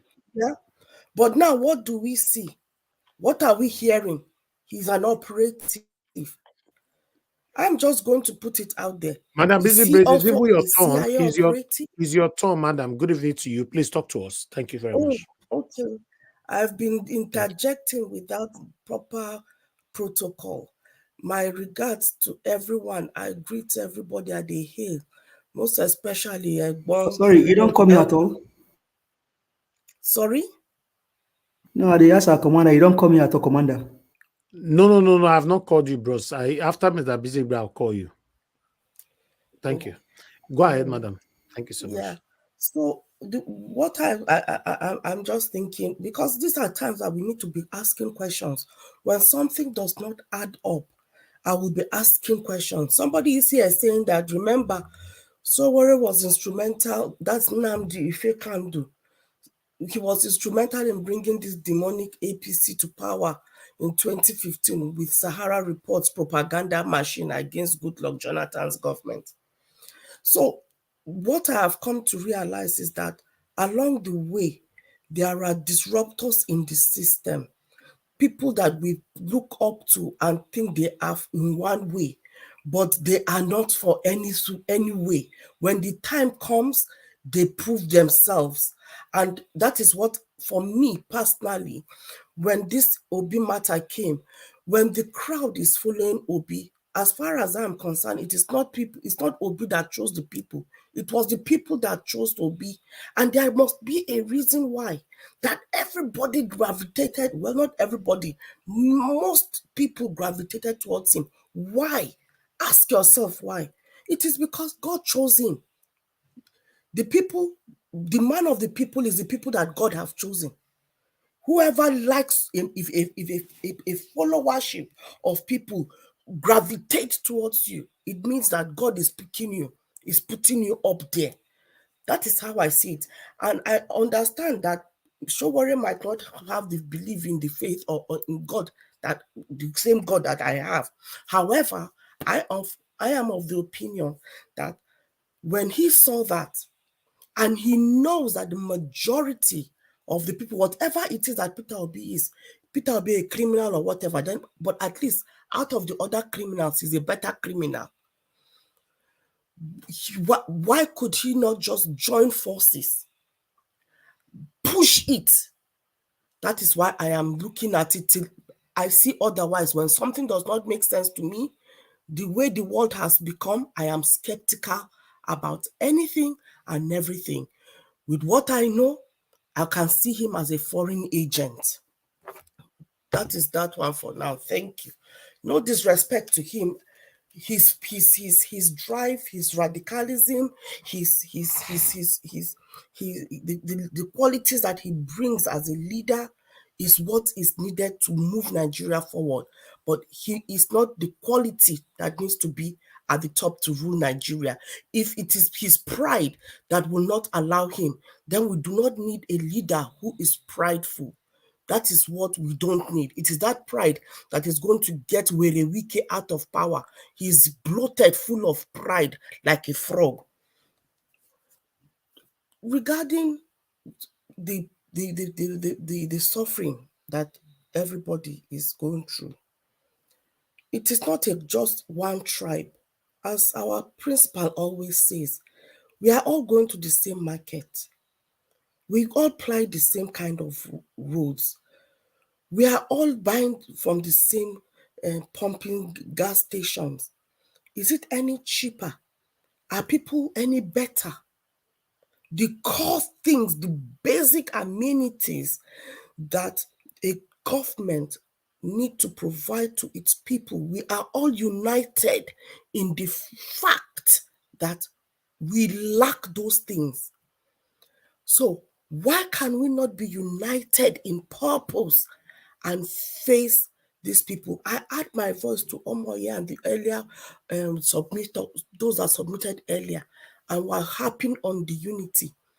You see, if Nigeria needs to have that referendum, if Yoruba nation needs to be, if Biafra needs to be, and even if the Middle Belt needs to be, there has to be one Nigeria in the interim for the necessary apparatus to be put in place to kickstart that motion. Apart from that, how are you going to do it? I ask, and I have not heard anybody, hey, we need to go, let us go. People will come here and be saying, let us leave, let us leave. Nobody's stopping you from leaving. Leave now. Leave. What is stopping you from leaving? It is very frustrating when we hear people are saying, leave, leave, leave. Okay, leave. Nobody is stopping you from leaving. But the cabal that is in power are the ones that are stopping you, still keeping you bondage. So you have to unite. Our differences have to be, we have to eliminate our differences, put them to one side for now. Unite and then face the common enemy. When we kick them out, then it will not become possible for us to disintegrate, evaporate, and condense, if that is what we want. You see, somebody was saying that in the north, the north sees everybody in the south as Igbo. It's very true. Which I wonder why. Did they not go to primary school? If you send Gen Z now, I'll understand. Okay, yeah, Gen Z, because Gen Z, maybe they grew up during the time where social studies was taken out of the system. It was not taught in school. But I grew up with social studies, and I knew the different part of the different tribes in different part of the countries. But for somebody in the south will just come and class me as a northerner, I take offense to it too. If you are taking offense to the fact that they will call you an Igbo man or a Yoruba man an Igbo man, or an Yoruba man an Igbo person, if you are taking offense that they are saying Southerners are all Igbos, then how do you think those of us in the Middle Belt feel? Think about that for a minute. If we are talking about being distinct. But let us keep all that. Let me not contradict myself, because in one breath, we are talking about unity.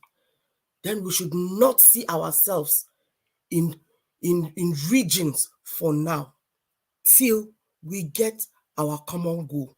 Then if we want to go in regions or totally disintegrate the country, then so be it. You are showing yeah,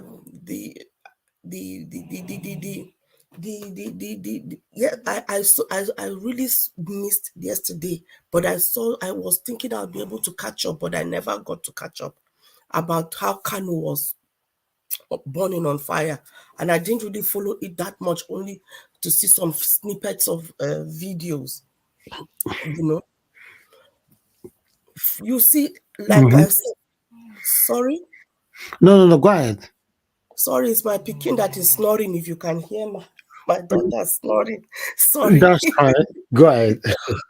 Jemima, everybody can hear you now. Yeah. So, you see, the thing is this, right? Now, Tony is saying divide peacefully now. This Tony is a disruptor. Go and divide it now. Go and divide it peacefully. Just disregard what he's writing, I please. don't know. He triggers me these days. Anyway, so you see, with regards to the Kano mayhem, like I was saying earlier, I said if these people can go on the streets based on minimum information, in fact, the information that drove them to go on the streets is nothing, is inconsequential. So imagine if they know the true gravity, if they know the true gravity of what these people have done to them, then imagine the mayhem that would happen. But for those of you, I'm putting a challenge to those in the South. For those of you in the South who know the gravity, who have access to everything, to who is coming on this platform regularly and seeing what Oga Elvis is showing us, we have seen what we have been exposing to everybody. Then what is happening?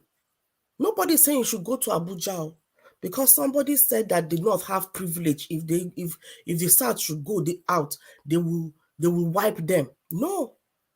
Within are there not illegalities? Is that your Imo man, the man in Imo State, that hopeless man? What is stopping people? What is stopping people from rising up to the impunity that he has perpetrated on the people? What is stopping those people being flushed out in rivers? What is stopping them? You've got the information. You know how these people are rolling and bankrolling themselves. But you are sitting down. These people just went to Kano. They just went to Kano. That is their backyard. That is where they know. And they are fighting it from there. So if we all fight in our own individual states, as I'm talking now, I'm very frustrated with my own state. Very, very frustrated with my own state that they are still sitting down quietly, drinking burkutu. It's very, very annoying that you are not hearing the agitation of people coming Yes, out. can I ask you a question, madam, if you allow me for 1 second?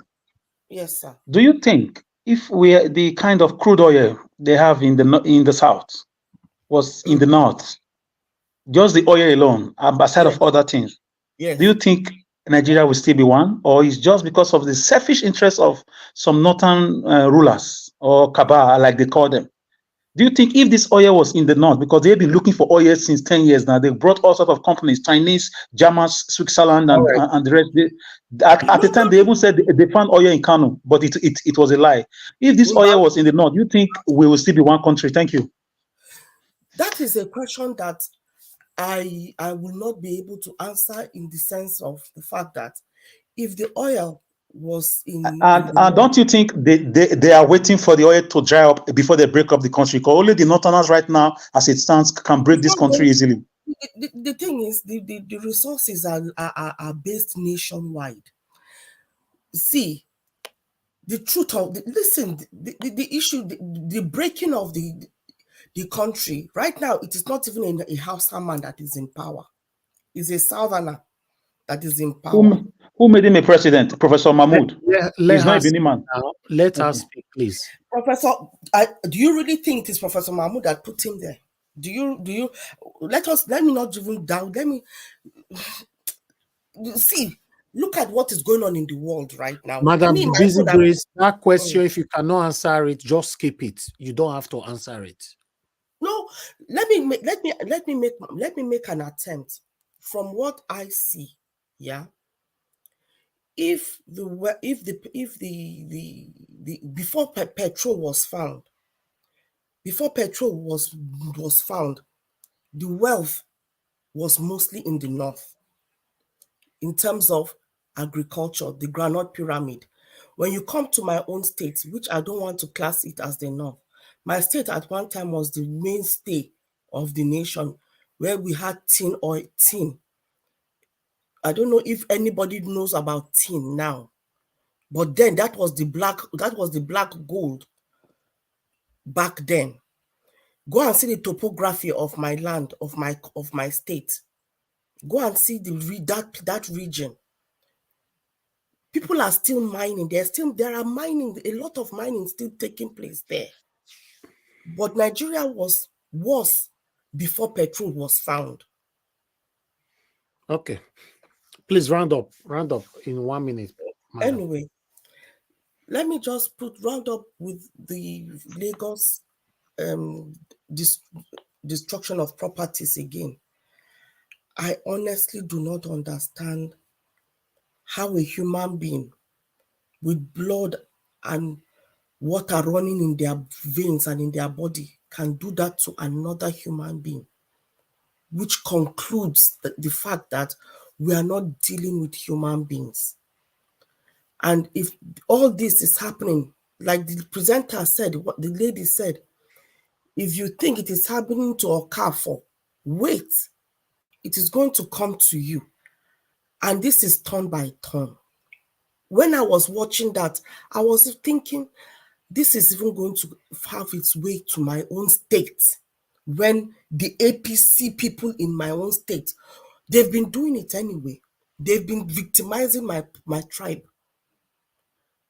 So at the end of the day, nobody is going to escape from this bulldozing that they are doing. It might not necessarily just be with the Igbo tribe, but the mere fact that you resist APC, it's better you join them now if you're not going to fight them. Because they will be coming for you. And the best thing to do is to stand up and fight them. They are not gods. We are the ones that are giving them the permission to treat us the way they are treating us, because we are just shifting and giving them space to continue in the foolery, wickedness, and evil. Thank you, Oga Naija Watch. All right, Madam Busy Brace, thank you very much. God bless you. That question from my brother, Mr. Alex, I believe is only satanic people that can answer that question. Yes, yes, the people that belong to the same cabals that is ruling Nigeria that can, Madam Busy Brace is not part of them. You are not part of them. I'm not part of them. So that kind of question, she cannot answer that kind of question. It's true. That kind of question should not be thrown to her because she's from the north. She's from the north. She's not part of the satanic northerners. The same way we have satanic northerners, we have satanic southerners, and the Shomola is part of the satanic southerners that we have, and it's from my state. We have satanics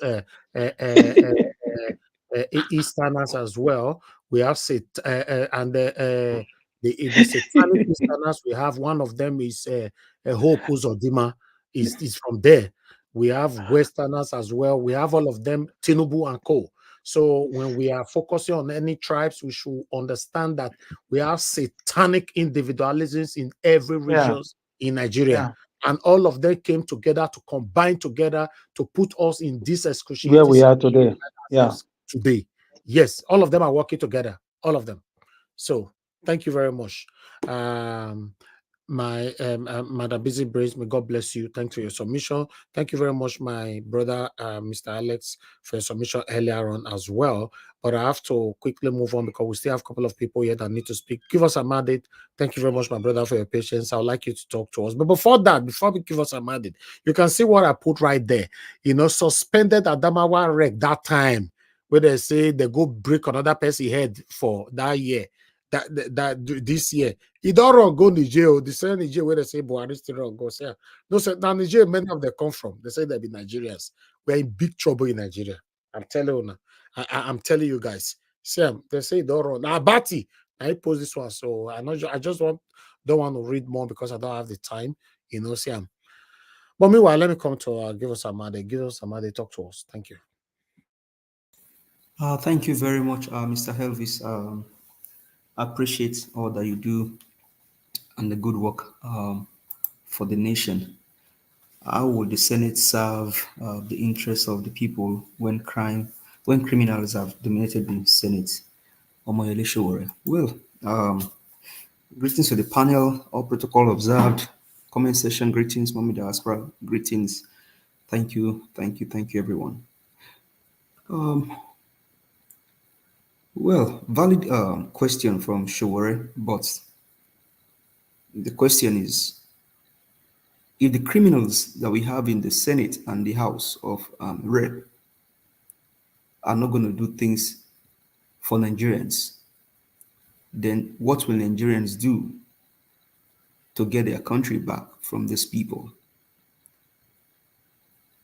Are we just going to sit down, watch them with all of their criminality, steal, loot, buy people, and after their 4 years, we allow them to go scot-free? Or we want to take our country back? I mean, he's entitled to his own opinion, but I think, like you said, Mr. Helvis, how you kill a snake does not matter. The main thing is you kill the snake. If this same mind has aligned himself with Mr. Peter Gregory Obi, maybe we won't be where we are today. Maybe we would have been on the road to recover our country back. And I think, like some people suggested, and I think one of them is the man on camera, Dr. CM, saying that imagine if this guy has maybe formed an alliance with Mr. Peter Gregory Obi, and my president is already sworn into office. Would I recommend that he becomes the EFCC chairman? Because by that way, we can put many people behind the bars and then start getting our country back. It's good in speaking up, but one thing is, like you always say, Mr. Elvis, the evil that you support today may end up haunting you or bringing you down. Sure, I don't know where he stands. I don't know what he stands for, but it could have been better if this guy actually formed an alliance with Mr. Peter.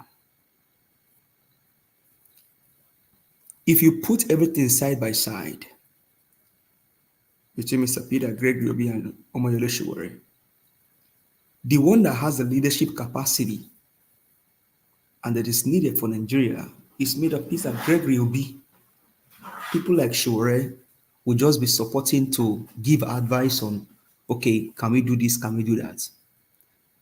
But it bleeds my heart anytime I see people like this come out and speak. The damage has been done, bro. You all sat down, watched the evil done, and now you're speaking. I don't know what you're saying now. It's too late to cry. Me, my brother, it's too late. Too late. Is it glaring? I'm just seeing on X now through the LP handle.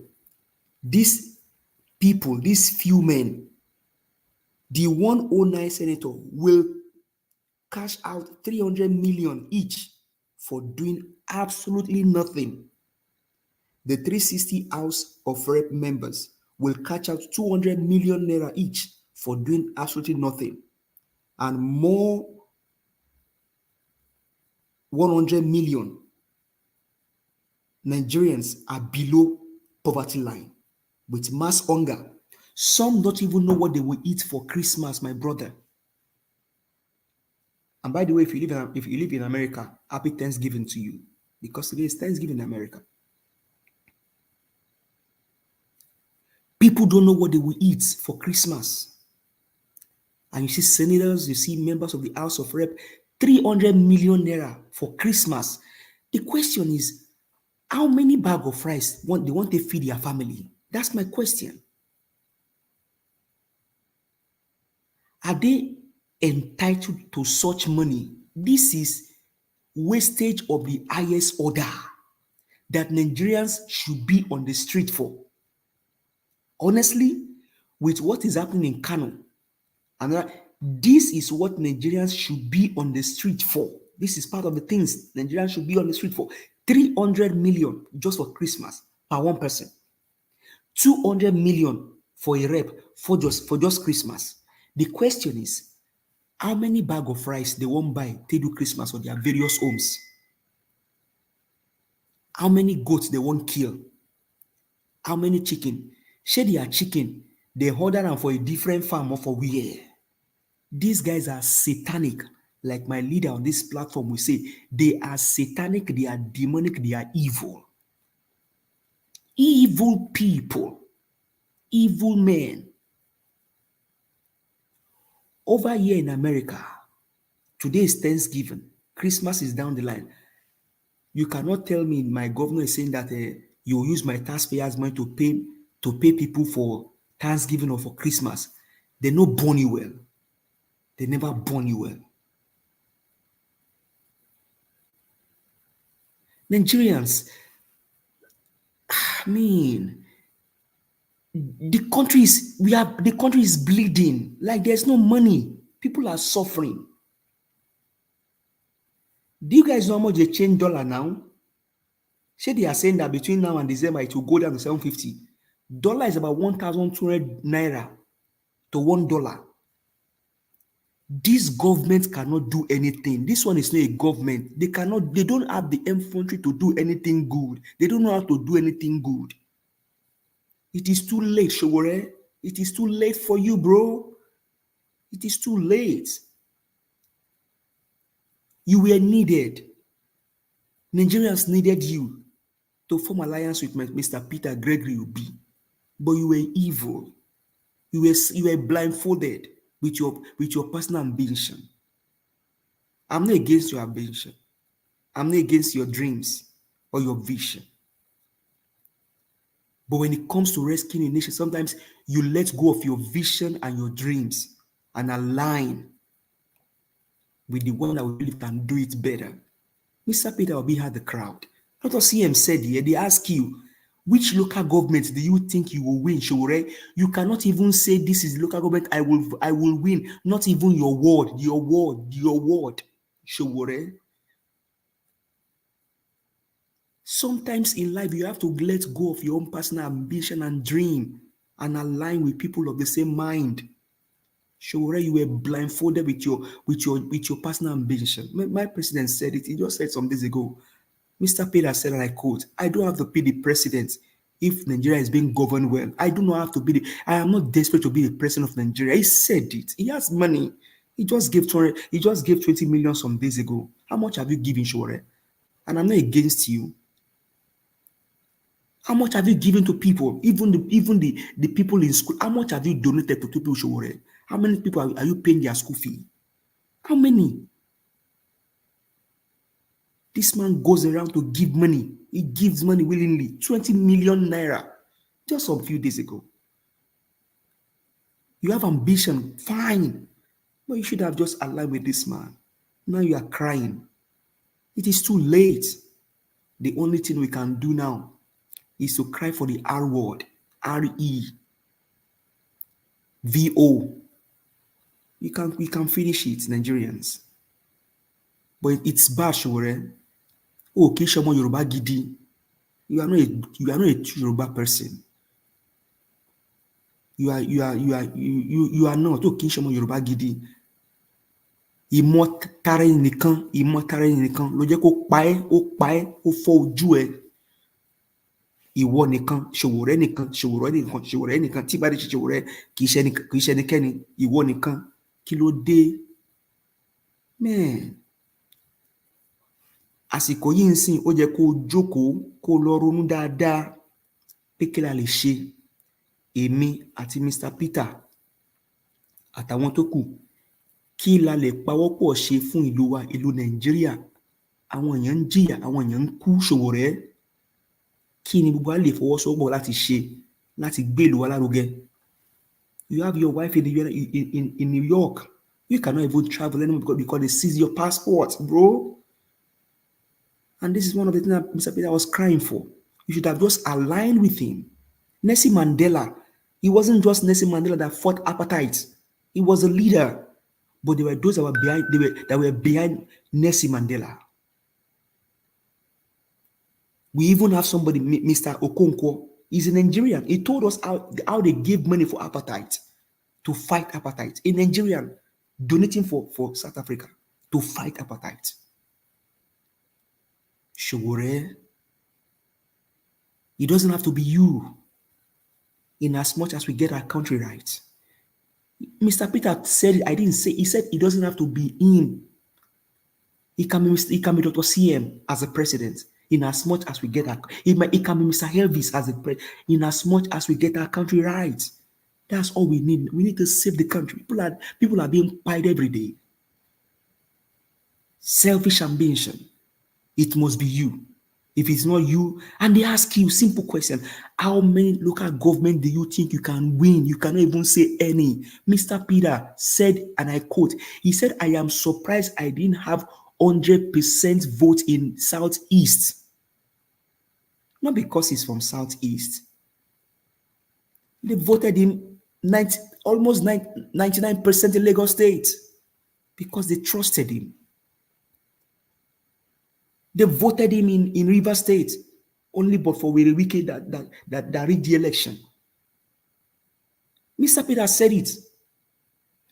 Dr. CM alluded to it that in Anambra State, if Peter did not get 100% votes, he would die.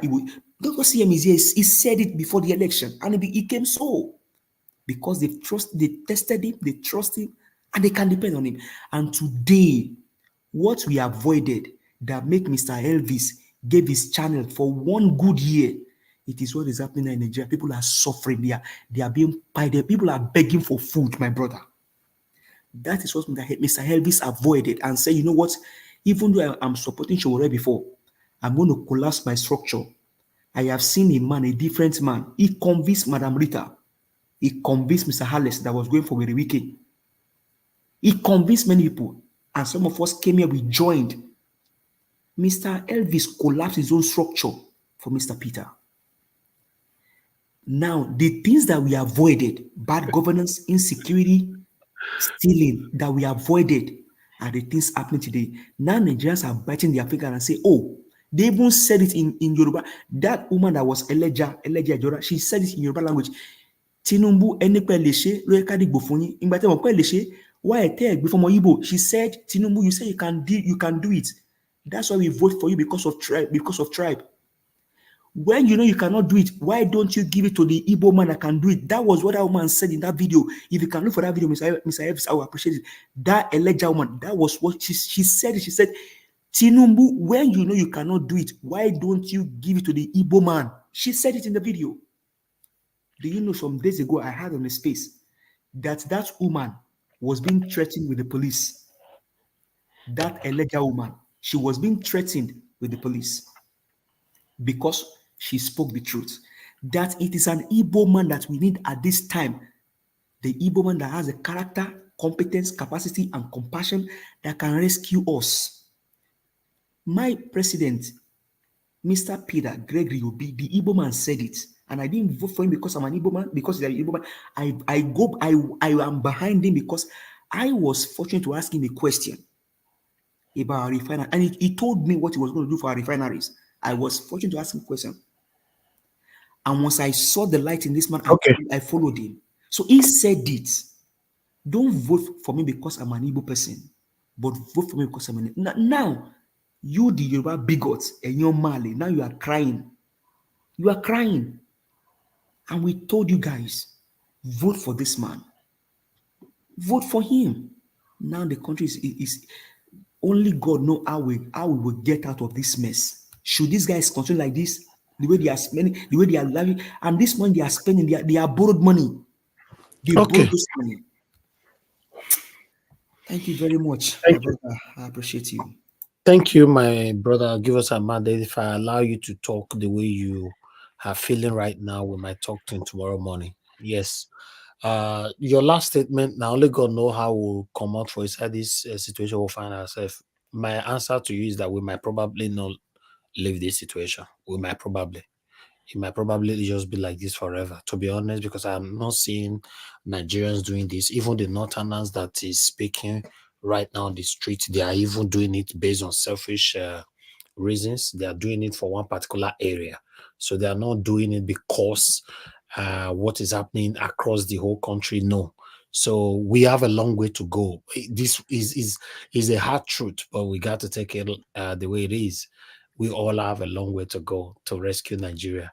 Like I said before, at the beginning of this broadcast, well, Mr. Elvis, I'm so sorry. Honestly, with Shore's comment, it gets me emotional, my brother. Honestly, yes, these yes, guys but are leave doing it. Showore. Let's talk Jesus. about everybody. Showore is one person.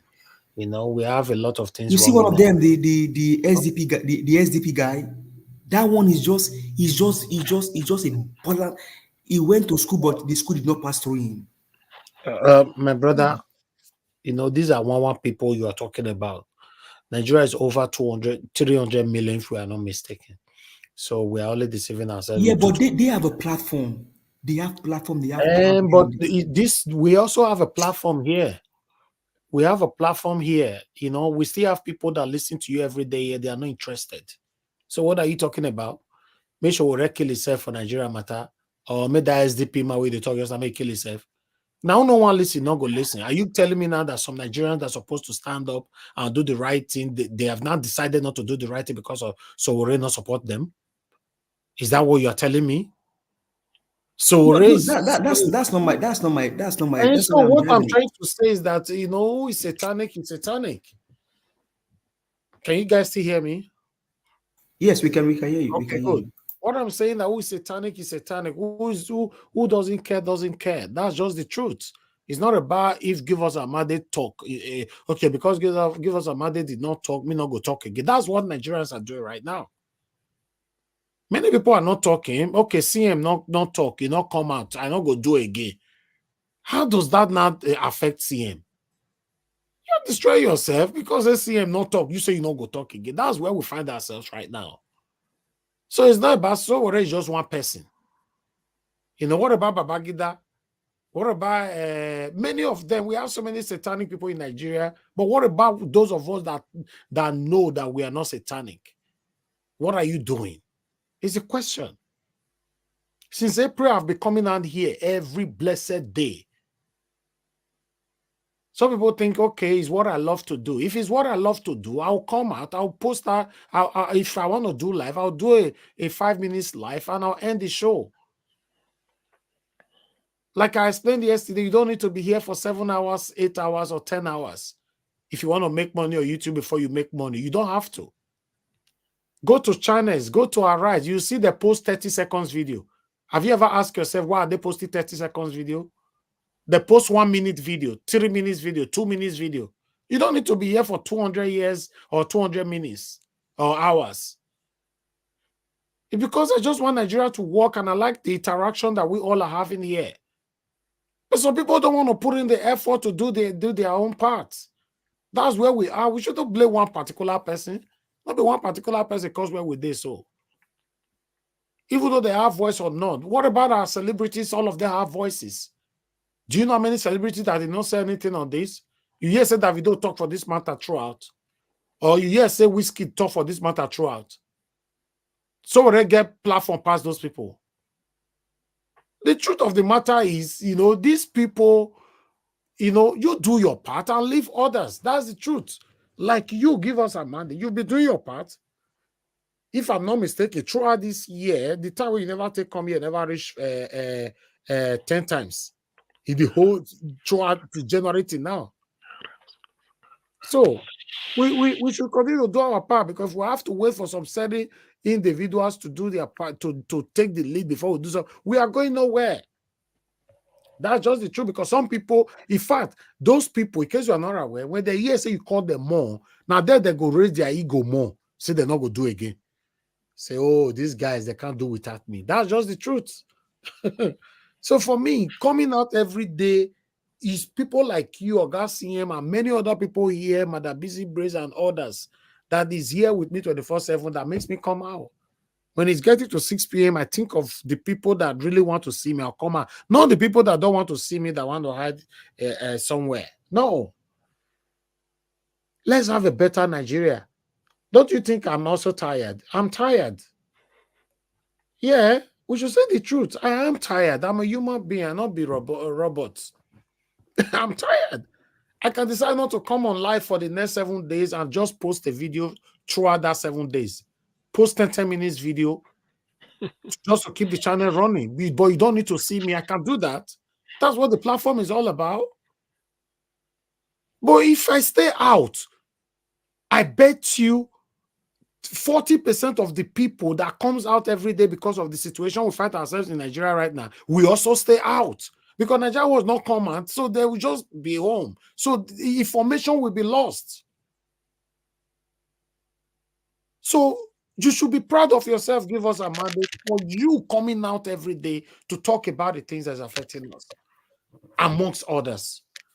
Well, let us focus on these people. Even though they even hear your voice now, say they talk. You don't boost their ego now. Was I mean that you tell me talk. I know they come out to. I know they come out lie. There, they'll be feeling good. Thank you very much, my people. Now God will bless you, now, my people. Thank you, Oga F. Emmanuel. Before I call on Oga CM. Oga F. Emmanuel, may God bless you. You say you don't do me. Say I always please use this little token to buy Thanksgiving turkey. Happy Thanksgiving to you and your entire family. Amen to that. But you can't say token. There's no token in any hard-earned money. Anybody will work so hard to earn their own money, they take ₦1, come off for that money, give another person, you must appreciate it. There's nothing like token. It's from your pulse. You work so hard for it. I want to let you know that I'm very, very, very grateful, and your pocket will never run dry. Thank you very much, sir. Please talk to us. Good evening to you once again. Let's hear from you. What's your take? Thank you. Good evening, Niger Watch. Please, and welcome everybody. Please, all protocols duly observed. Actually, I'm a bit under the weather today. I don't know whether it's because of the weather or really some, some fever. I don't know. But be that as it may, I said, let me join my voice to those that have spoken. Actually, although these things you show, but I wanted to say something about Showore's issue. You see, I know in retrospect, Showore will reflect on the journey so far, his political journey. It is not that anybody can have an ambition as long as, in my own dictionary, so far you are not corrupt, you are not a thief, you are mentally stable, you can go for it. But the thing is, in evaluating our priorities, our strategies, like most people have expected, one thing with Nigeria is that most times we tend to value, maybe because somebody is not flying a private jet, is riding Okada or using wheelbarrow, you feel that person no get sense. The fact that the masses are congregating towards P2B, somebody should have said, what did they see in this man? And it's not giving money.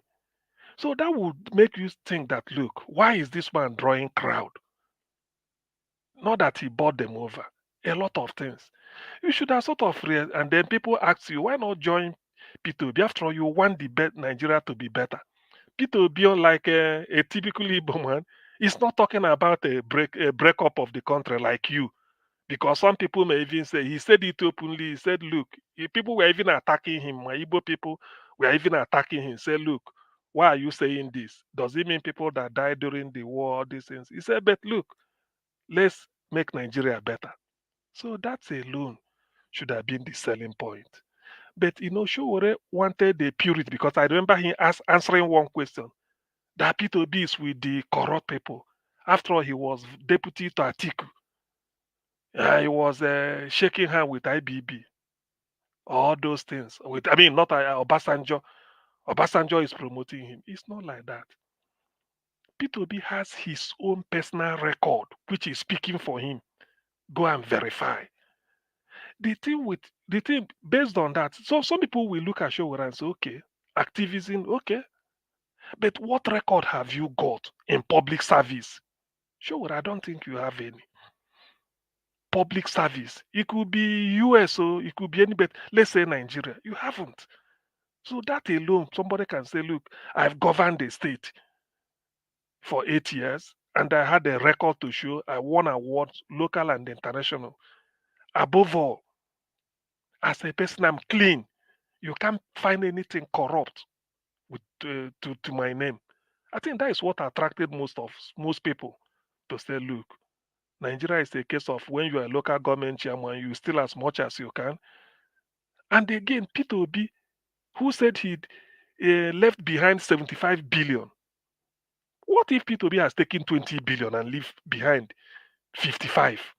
We will still clap hand for him because it hasn't been done at all in this country. The closest to what doing that was Yaradua, the late Yaradua, when he was governor of Katsina State.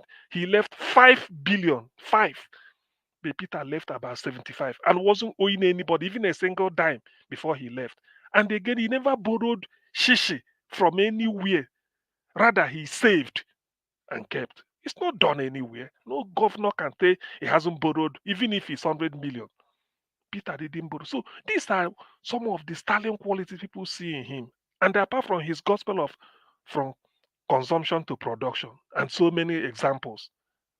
So there are things that people may not know. I think one day people should go and look at that. And the day Peter Obi went to see the Oba of Benin, the man sat, was looking. He couldn't. I watched it from beginning to the end. When he came to question, he said, Peter, I heard that when you were governor, they gave you a plot of land and you turned it down. Peter said, yes. The body language of the Oba, the way he looked at him, says it all. Because he wanted to confirm. And that is what is bugging him. As a man, he said, I want to confirm it from you. Peter said, yes, it was true. I didn't take. So there are things that was going for him. That's why they have to do everything to stop him. Then for those that are, this irredentist, when I say irredentist, I know what I'm saying because I have give us a mandate here. I have a Doyo Okupe, I have a Bashoro Akioshun Toku, Dele Farotimi, the greatest of them all, Pari Adebanjo. The really irredentist, people that feel that they have to play quarterback every year. What did Peter Obi say? Somebody asked him a question. That's what brought me to this issue of demolition house. Somebody asked Peter Obi question in London when he left Los Angeles, then in America, then toured, Canada, all those he were touring, go to Canada, Italy, Germany, Italy, and then came to UK, London, though I didn't attend. Somebody was saying, Peter, what we are facing is that some of you even investing in Nigeria, you bring something you want to do, you only go through Lagos Seaport. That it is easier for you to bring goods from China to Lagos, maybe within a couple of days. But for you to move from Apapa Wharf to Sulere or Ikeja, 1 month, 2 months, because no movement, the trailer will park there. And you pay the amount of money you pay to move it from Apapa Wharf to Ikeja is more than what you paid from China to Nigeria. So when the guy was, Peter said, no, I know, I'm a trader myself. Everybody laughed. He said, the plan is we start production, that you can't have 200 million people, more than 200 million population, with youths, people of working age, more than 60 million of them, not doing anything in their prime. Imagine people that are 20 years to 40 years unemployed. Do you know what it means in an economy? He said, these are the people that are really crime prone. You can't see an 80-year-old man breaking a warehouse to go and steal, or 90. No, their bones are creaking. But when you leave people that are between 20 to 40, you are not keeping them busy. They will keep themselves busy. So he said that's why when we get in, we make sure that we decongest Lagos port. Warri port have to be opened, Calabar, Port Harcourt, One, Sapele, all those things, and then Lagos, so that we free it, open up Nigeria for business, so that whatever you produce in the middle belt, the vast agricultural land of Niger State, whatever you produce there, Benue, Taraba, you ship it down through Warri, Port Harcourt, Lagos, then they move out. That's what Peter Obi said, and that is quite practical. It tells you somebody this is what you want to do, and it's beneficial. Now, that business will benefit the northern part, let's say the middle belt, the north central, the southeast, the south, because the road between Auchi down to Benin, to Warri, to Sapele, through there, it will get to Port Harcourt. So it will be opened. And that is what caused Peter Obi's enmity. Now, the spin is, you go close Lagos. You want to carry us seaport, take away Lagos seaport. How can that be? And that is what is causing all this confusion we are today. So I thought Showore should have seen this type of plan. What plan is better than this?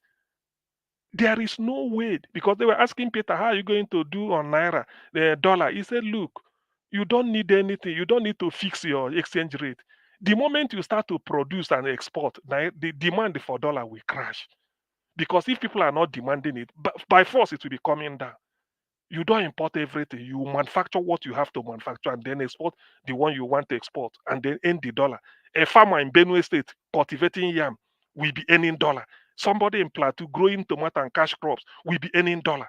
That's what P2B want to say.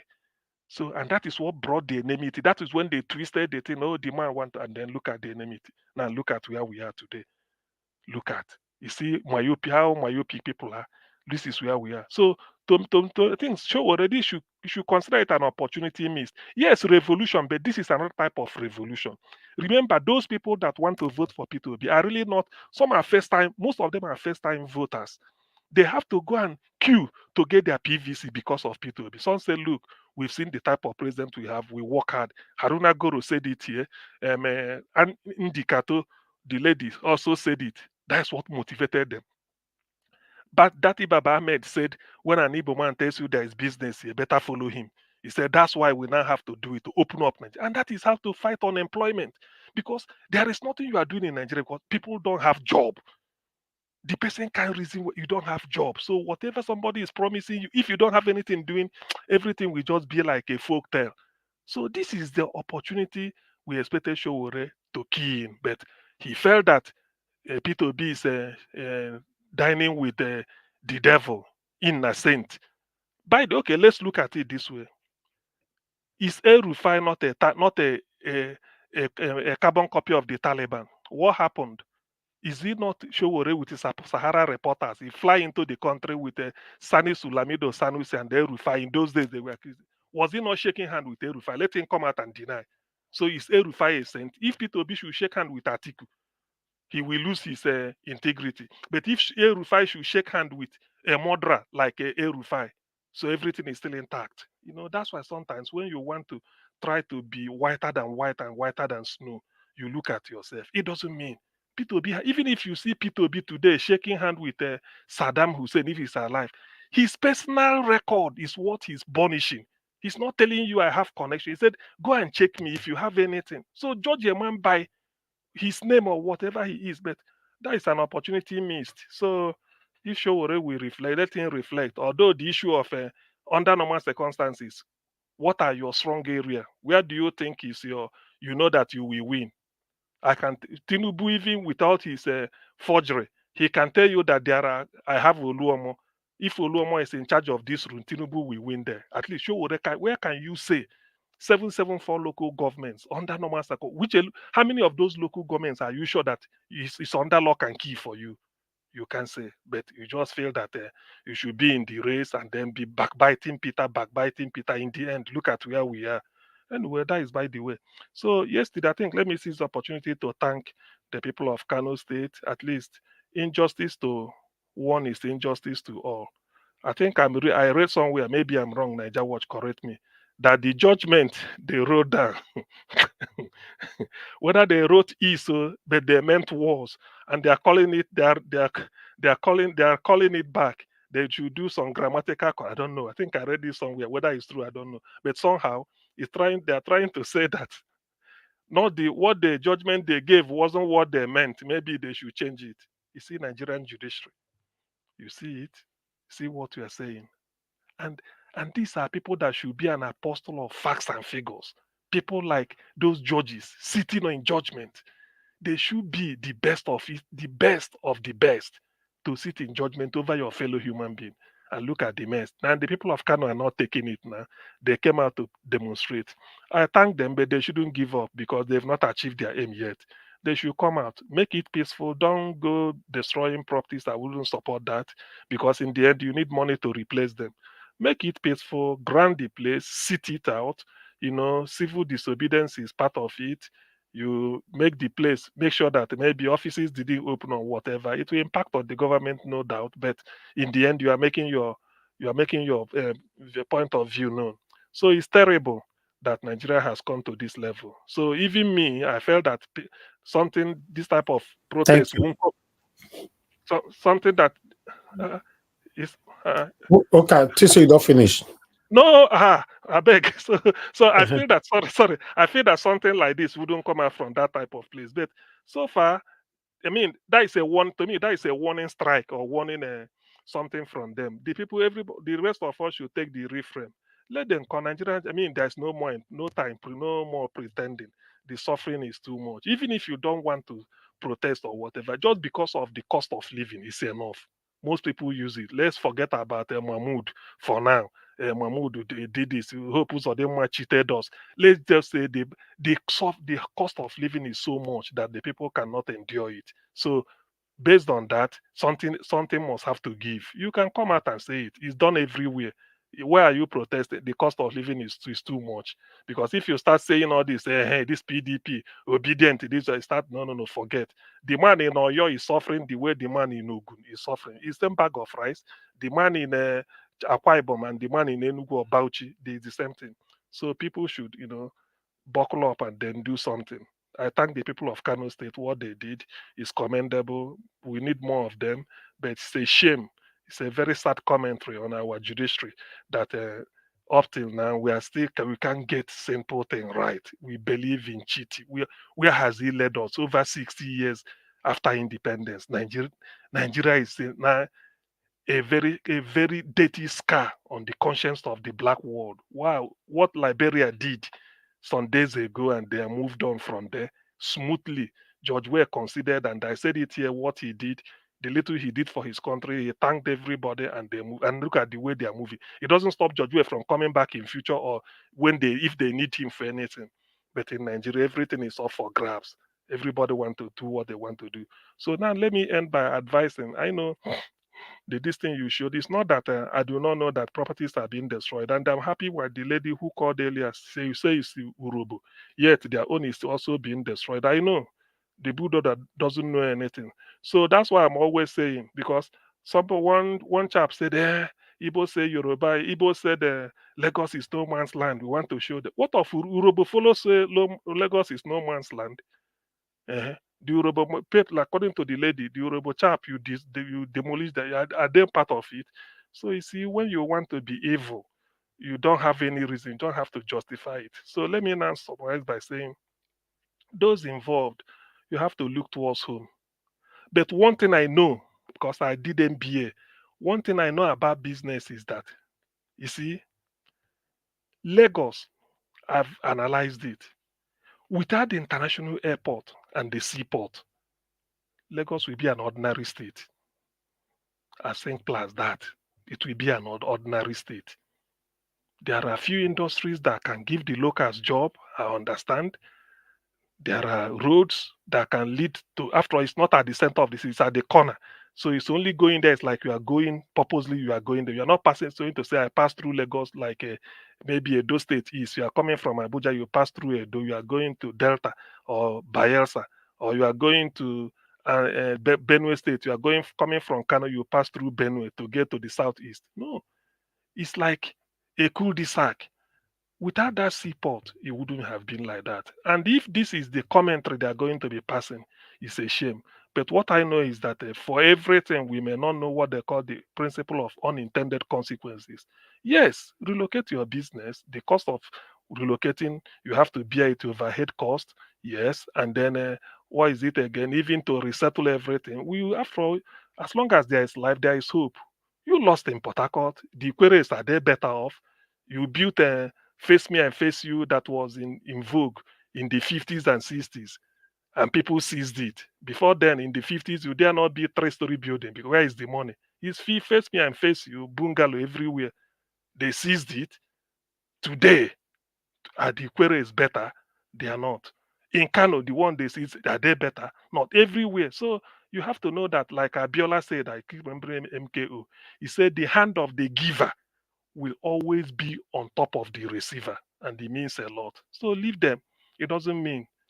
The Merchant of Venice, for those that did literature, is about a Jewish man called Shylock. All the thing he built in Venice, the building is still there. That was then. I've searched for it, it's still there. When the Jews were living there, they go and look at Tel Aviv today. Even that building, which is the best of its kind, then in Venice, it's not up to a kitchen, a toilet in Tel Aviv. What is there? So Ndi Igbo, look towards east. We know we've lost. It doesn't mean we've lost materially. We've lost in human.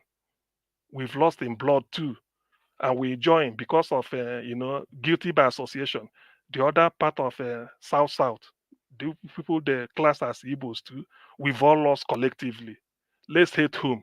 It doesn't mean just give it 20, 30 years after leaving Lagos, or 40. Who knows? After all, Lagos of 1980 wasn't like this. Or Joe Alaba, I mean, all this Alaba trade fair. They were after First Act. It's like Lagos stopped after First Act 77. There was nothing like all this down there. But somebody has to go and do the sand filling, fill all the swampy areas, made a concrete foundation, and then raise up buildings. Now they are going in place. It's okay.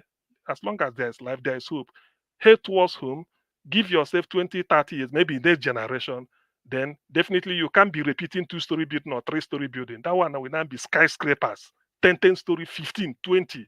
That is what will come up there, because you don't go back. If they destroy your building, you don't go and repeat that same plan. After all, why do we have architects? You have to then put something. The one you left in Port Harcourt and Fikwere people seized it. It is not the same thing you are having in Lagos. The one you are going to live in Lagos, the one that will now be in the east, who knows? A new skyline will spring up. That is my dream, and it must surely come to pass. There's no need to fight. It's material things are in this world. You leave them behind and die. But I'm sorry that it has come to this level that deliberately houses built over 40 years ago and I'm being demolished because of what the tape of Kunla and the Alaji in those days. That is what they're carrying out now, but it's a shame. However, all I know is that, like Thomas Jefferson said, I prefer the dreams of the future better than the history of the past. Let me rest here. Thank you, Niger Watch. I'm done. All right. Thank you very much, Augustine. God bless you. Thank you, sir. Thank you. All right. Let me come to Mr. F. Emmanuel. Thank you very much, sir. Good evening to you once again. Please talk to us.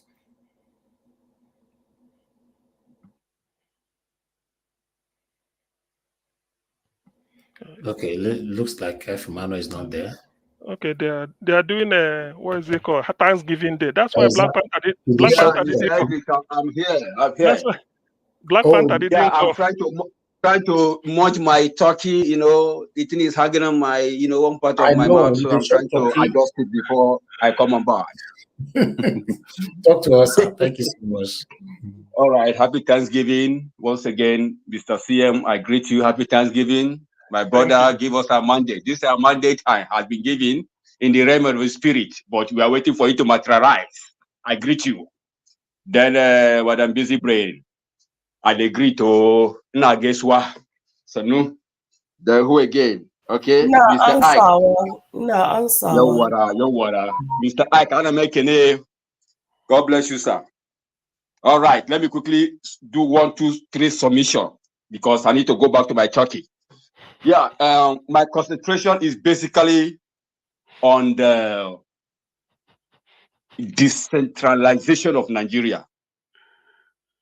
Because even before this democracy, I have noticed over the years that Lagos has been made perpetually the center of everything. As though Lagos is the only state that exists in Nigeria. What happened to Calabar? What happened to Port Harcourt, where I'm coming, where I came from? What happened to Warri? Even Benin, Gelegele Seaport. All Gelegele Seaport. All the Gelegele Seaport in Benin. What happened to it? For crying out loud. In fact, if you ask me, Nigeria has been hijacked long time ago, not even now.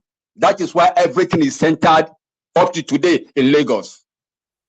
I'm just imagining a situation whereby Calabar Seaport is working and Calabar has international airport. Port Harcourt Seaport is working and international airport is working. Then Gelegele is working. Then Edo International Airport is there in Benin. Let at least just spread out whatever that is happening in Lagos. Let it be spread across board. I guarantee you, Nigeria would have been far developed by now. Why am I saying this? Because I remember in our elementary economics, there are what you call location of industry, nearness to location of industry. I can remember that topic we treated when we were in secondary school. You know, so you find out that people come from every angle across board to transact the same thing that is happening in Lagos right now. Development will spread across board. What is happening to some few Igbo people now in Lagos wouldn't have been happening. Aba would have been developed because Aba is closer to Port Harcourt. The development will spread across board. Edo develop. It is spread to Warri. Warri seaport is also there. So you find out that all this issue of president from here, president from there, would have been minimized to an extent. Why? Because the development is spreading out. But because they have amassed and decided to which word will I use now? To narrow everything to Lagos, that is why we are where we are today. So I think for me, if there is a way, it's just unfortunate that we don't have a representative. All we have was people that represent their pockets. Otherwise, these are the issue of discourse. How do we reduce the bottleneck in Lagos so that other states, other regions can also, you know, have what is happening? Look at Zamfara now. They have gold. They have gold. So I don't know why I don't know why our representative, our House of Rep, they are doing what they are. I don't know what they are talking, what they discuss there. Because these are economic important matters they should be discussing. They shouldn't undermine the people of Southeast. These people are naturally endowed with they are naturally endowed, they are enterprising. This one is what they call CARICOM, just like Mr. Alex said earlier before. Say, remember the three wise men that came from East. Why are they called wise? They came with frankincense, they came with myrrh, they came with gold. Wonderful gift to visit the baby born Jesus. Even Job, if you go back to the history of Job, it says the richest man in his time, and he's from the East also. So there is something about this East in the spirit realm that we have undermined over the years. Anywhere you put Igbo man, I guarantee you he will make it. Anywhere you go, there is no Igbo man there. My brother, my sister, run away. Because they are builders. So I don't know why everything is centered in Lagos, where we have hands, where we have intellectual, where we have business-minded people. Who will be talking about politics if everywhere is developed? So I want us to call all our lawyers, our House of Rep, starting from the few microscopic Labour Party people that have gone in and kept quiet and have refused to speak up to now. Let's begin to call them and tell them, these are the things we need you to do. These are the bills we want you to talk about. Let's even look at it. Why? Because any problem identified is half solved. Why is it that it is only Lagos that everything is channeled to? We want to know why. Then from there, we begin to fine-tune on how to reduce or spread across and develop other region or other states that have natural resources, like a natural river, like a natural ocean, that, you know, they can bring it in from overseas. So that is just my worry, because it's high time we focus on our economic development, since those people there, they are not thinking. All they think is how to share, how to receive prayers from their emails.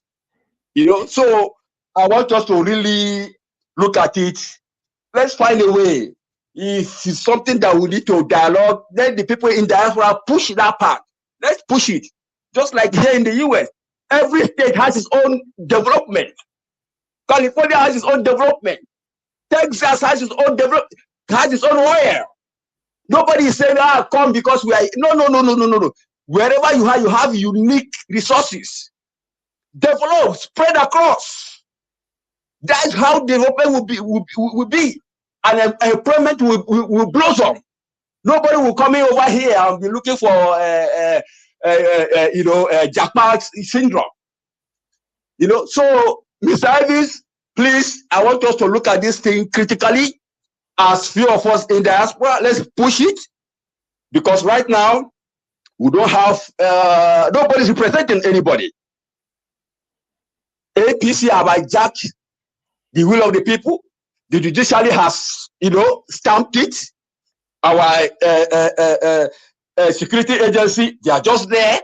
So we don't even know. The system is not working. So let's look at what will work for us and begin to push, like Obi said. We are now opposition. So we are going to push with facts. We are going to push with something that we know that is workable and achievable. I don't think if they spread out, I don't think it's too much. All the trillion and trillion we are seeing, they are borrowing. What are they using it for? So we need to push it so that they will make sure whatever money they are borrowing, they channel it to development. Why won't stop Dangote to build that refinery in Warri, or won't stop it to build it in Calabar? Why must it be Lagos?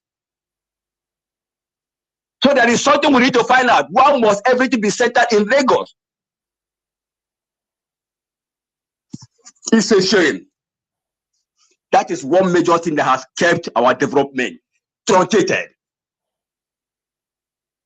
Mr. Ivis at the verse. Make I go chop my turkey, I beg. Later we go talk. Thank you, sir. Thank you, sir. Thank you, Mr. F. Emmanuel. I beg, make you enjoy your turkey in peace. You are fighting for the people in Nigeria. They don't understand that you have a better life. That's it. Thank you. Thank you, everybody. Maybe now I make Black Panther no show face. No, Black Panther, they chop turkey right now. He's going to chop turkey. Thank you, everybody. On the panel, everybody don't give their submission. So we need to take the final submission so that we can round up. But before that, some of the things I was talking about, let me put it here. You all can read that. Wike, Minister of Federal Capital Territory, FCT, says Nigerians are happy and satisfied with what President Bola Tinubu administration is doing. Okay, you know why I brought this? I've said this so many times on this platform that time will come, Tinubu will tell Nigerians or the world that Nigerians are happy with my administration. And they have started. I don't know whether I don't hear where I talk that thing. Yeah, you said so. Okay, good. Because Nigerians did not come out to speak, to express their dissatisfaction or whatever. So obviously, when you don't speak, when you are passing through anything, you give opportunity for your oppressor to raise shoulder over you. They have started. They just said now that Nigerians are happy, and that is it. This one, everybody will believe this because obviously nobody is speaking. So that means everybody is happy. Simple as ABC. I just wanted to let you guys know. Say I talk this to that time because I not be Pastor Adeboye. When I'm not going to believe me when they talk them. See, I know they come out now. But meanwhile, let's have imagine all the lies he went to lie in Germany. Imagine. Can you imagine? But Elvis, this is the same thing. I mean, we are saying it. When people keep quiet, it means you've considered, you're in agreement. Exactly, that's what it is. Yeah, you're in agreement with decisions or whatever he's doing. Exactly. If he's putting harsh laws, you are happy that the senators are going to be having 160 million for one car, I've 300 said it million before for that Christmas. they will come for you. They will say that Nigerians are happy with the way things are going. Meanwhile, let's round up, my people. I appreciate you all. We're going to have a 4 minutes final submission. I'm starting with Mr. Ike, if he's still with us. Mr. Ike, are you still there with us, sir? Okay, but listen, Mr. Ike does to go shop turkey. He's not available right now because he's joining us from America, I guess. Okay, let's go to Mother Busy Brains. Mother Busy Brains, please give us your final submission, 4 minutes. Then I'll come to Mr. Alex. Okay, obviously. 4 minutes, so 4 minutes, please. Okay. Thank you, I ma. don't really have much to say, but just to reiterate on what I was saying earlier in terms of unity, whatever I will stress again, whatever our differences are, at the end of the day, how is your bottom line? How is your pocket? How is your dinner table? Is it reflecting? Are you satisfied? Are you able to pay your children's school fees? Are you able to feed them? Unite in the core things. Now, these people are going around, they are becoming more emboldened. If you notice the body language, what the polity is showing me is the optics is showing they are becoming freer. They are feeling more emboldened, more empowered to make drastic and draconian measures. They are doing things that are gradually eroding our liberties from us. We are not saying a word. Now they've given themselves 160 million for car. We did not say anything. They've given themselves prayers in email. We did not say anything. We've not said anything to the amount they've obscene amounts they've given themselves for furnitures. Nobody has said anything. Then we are now here. They are giving themselves over 300 million for just Christmas. And that is for one person, Abi. One person, 300 million. So we're not doing anything. Then it means we're not feeling the pinch. We're not trying to make them accountable. We're not doing anything. There is no opposition. Opposition have melded and have become APC. So we, the people that are supposed to stand up, that are feeling the pinch, we're not doing anything. These people, they do not know APC, PDP, or now LP. They don't know the difference. The bottom line is the only thing they know is that their bank account is receiving prayers. And your bank account has emaciated. I was seeing a video of one dog. The dog is only skin and bones. I'm telling you, I've never seen a skinny bone like that. And the owner was speaking in Yoruba, saying that since Tinubu has come into power, he has not been able to feed his dog well. And that is a classic sign of what is going to befall. If that dog is skeleton, is soon going to be you, the human being. Continue sitting down there, drinking palmy, looking for stout or drinking brukutu, eating dog meat in the corner. You will soon be the meat that will be eaten. Don't wake up and go and fight your fight, waiting for somebody to come and do it for you. You are not feeling the pinch, Abi. It's going to be Christmas now. You are now going to go into crime, Abi. You think the crime that you will do, they will use as example to show that they are a government of integrity. They will use you to fight crime. Just go and commit the crime instead of you to use that energy to go and fight for your right. Anyway, Oga Elvis, this Niger matter, it is costing me seriously. Let me keep it for now. For here, the anger is just too much. And I don't want to be obscene with my abuse now.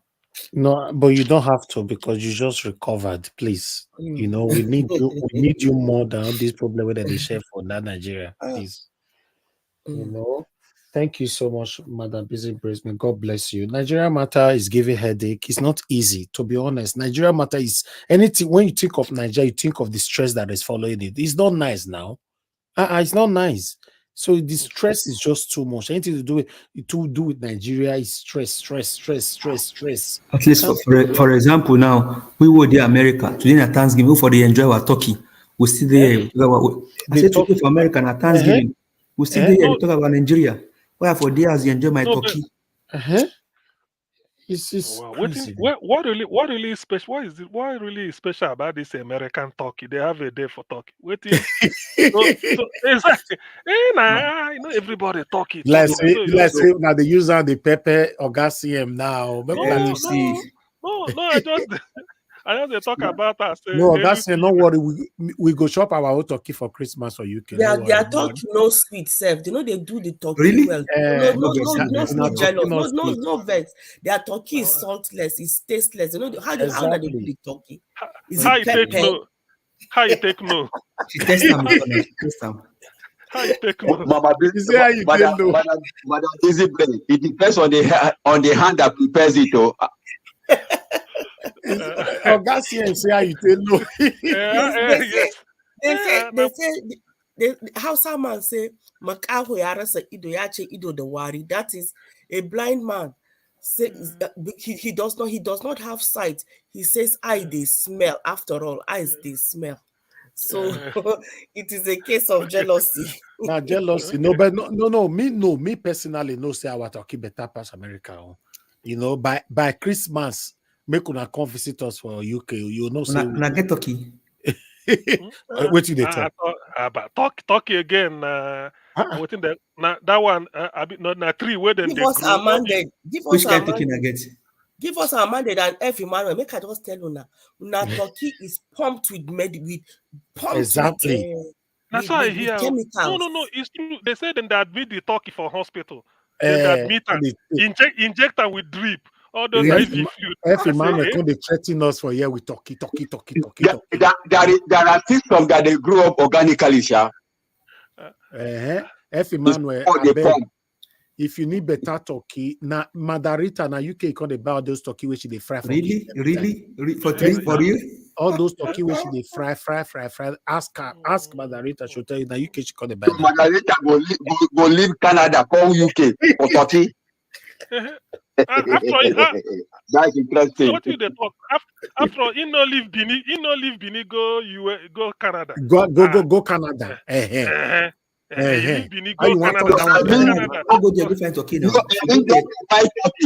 Just to buy turkey. There is no place to buy turkey in Canada. It must be in the UK.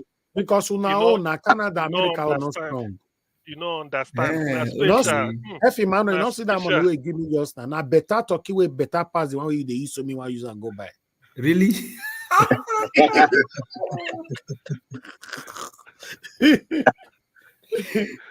Better one way strong.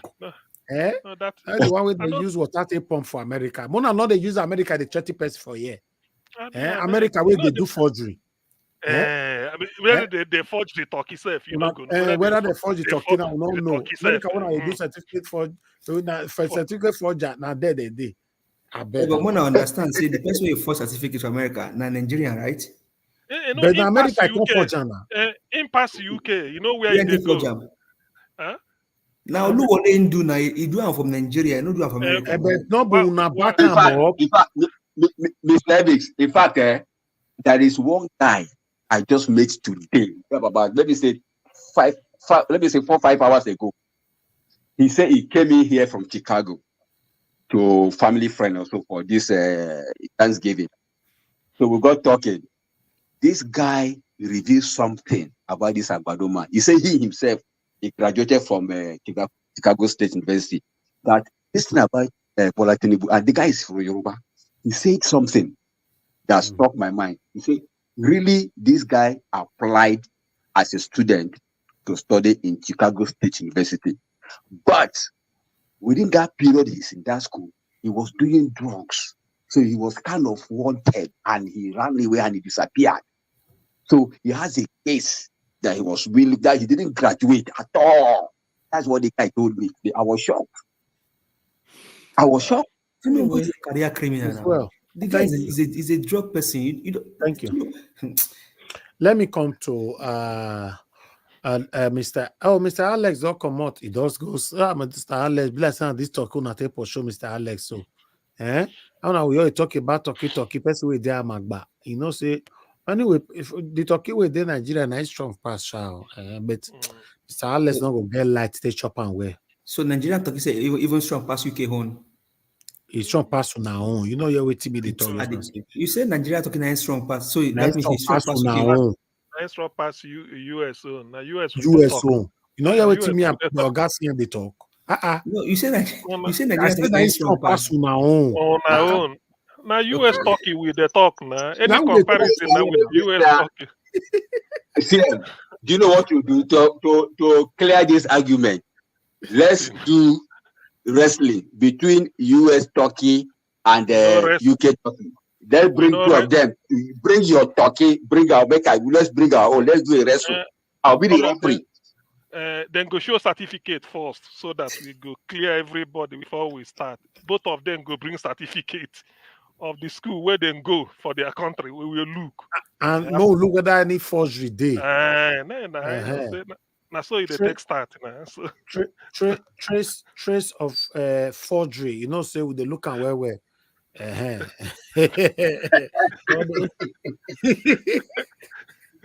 All those Toronto, all those now that side, that side. Now that side.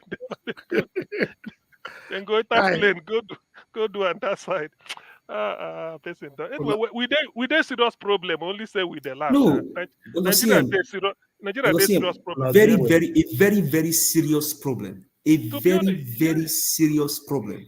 Like as in very. You know how you know say it's very serious. This Christmas where they come now, all of us will hear the joke for years. So we know they think I want to eat. Food don't want to eat, don't they wait for us. God don't do one for us forever.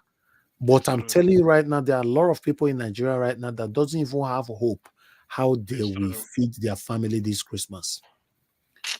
This is what we are fighting for. It's true. If you're not aware.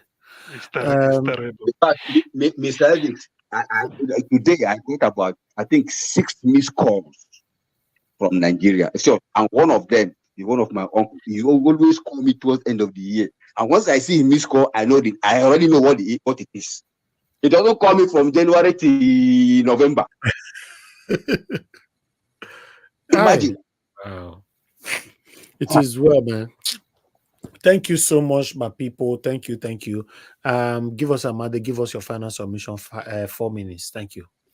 Thank you very much, Mr. Elvis. I'll just pick up from where Dr. CM stops.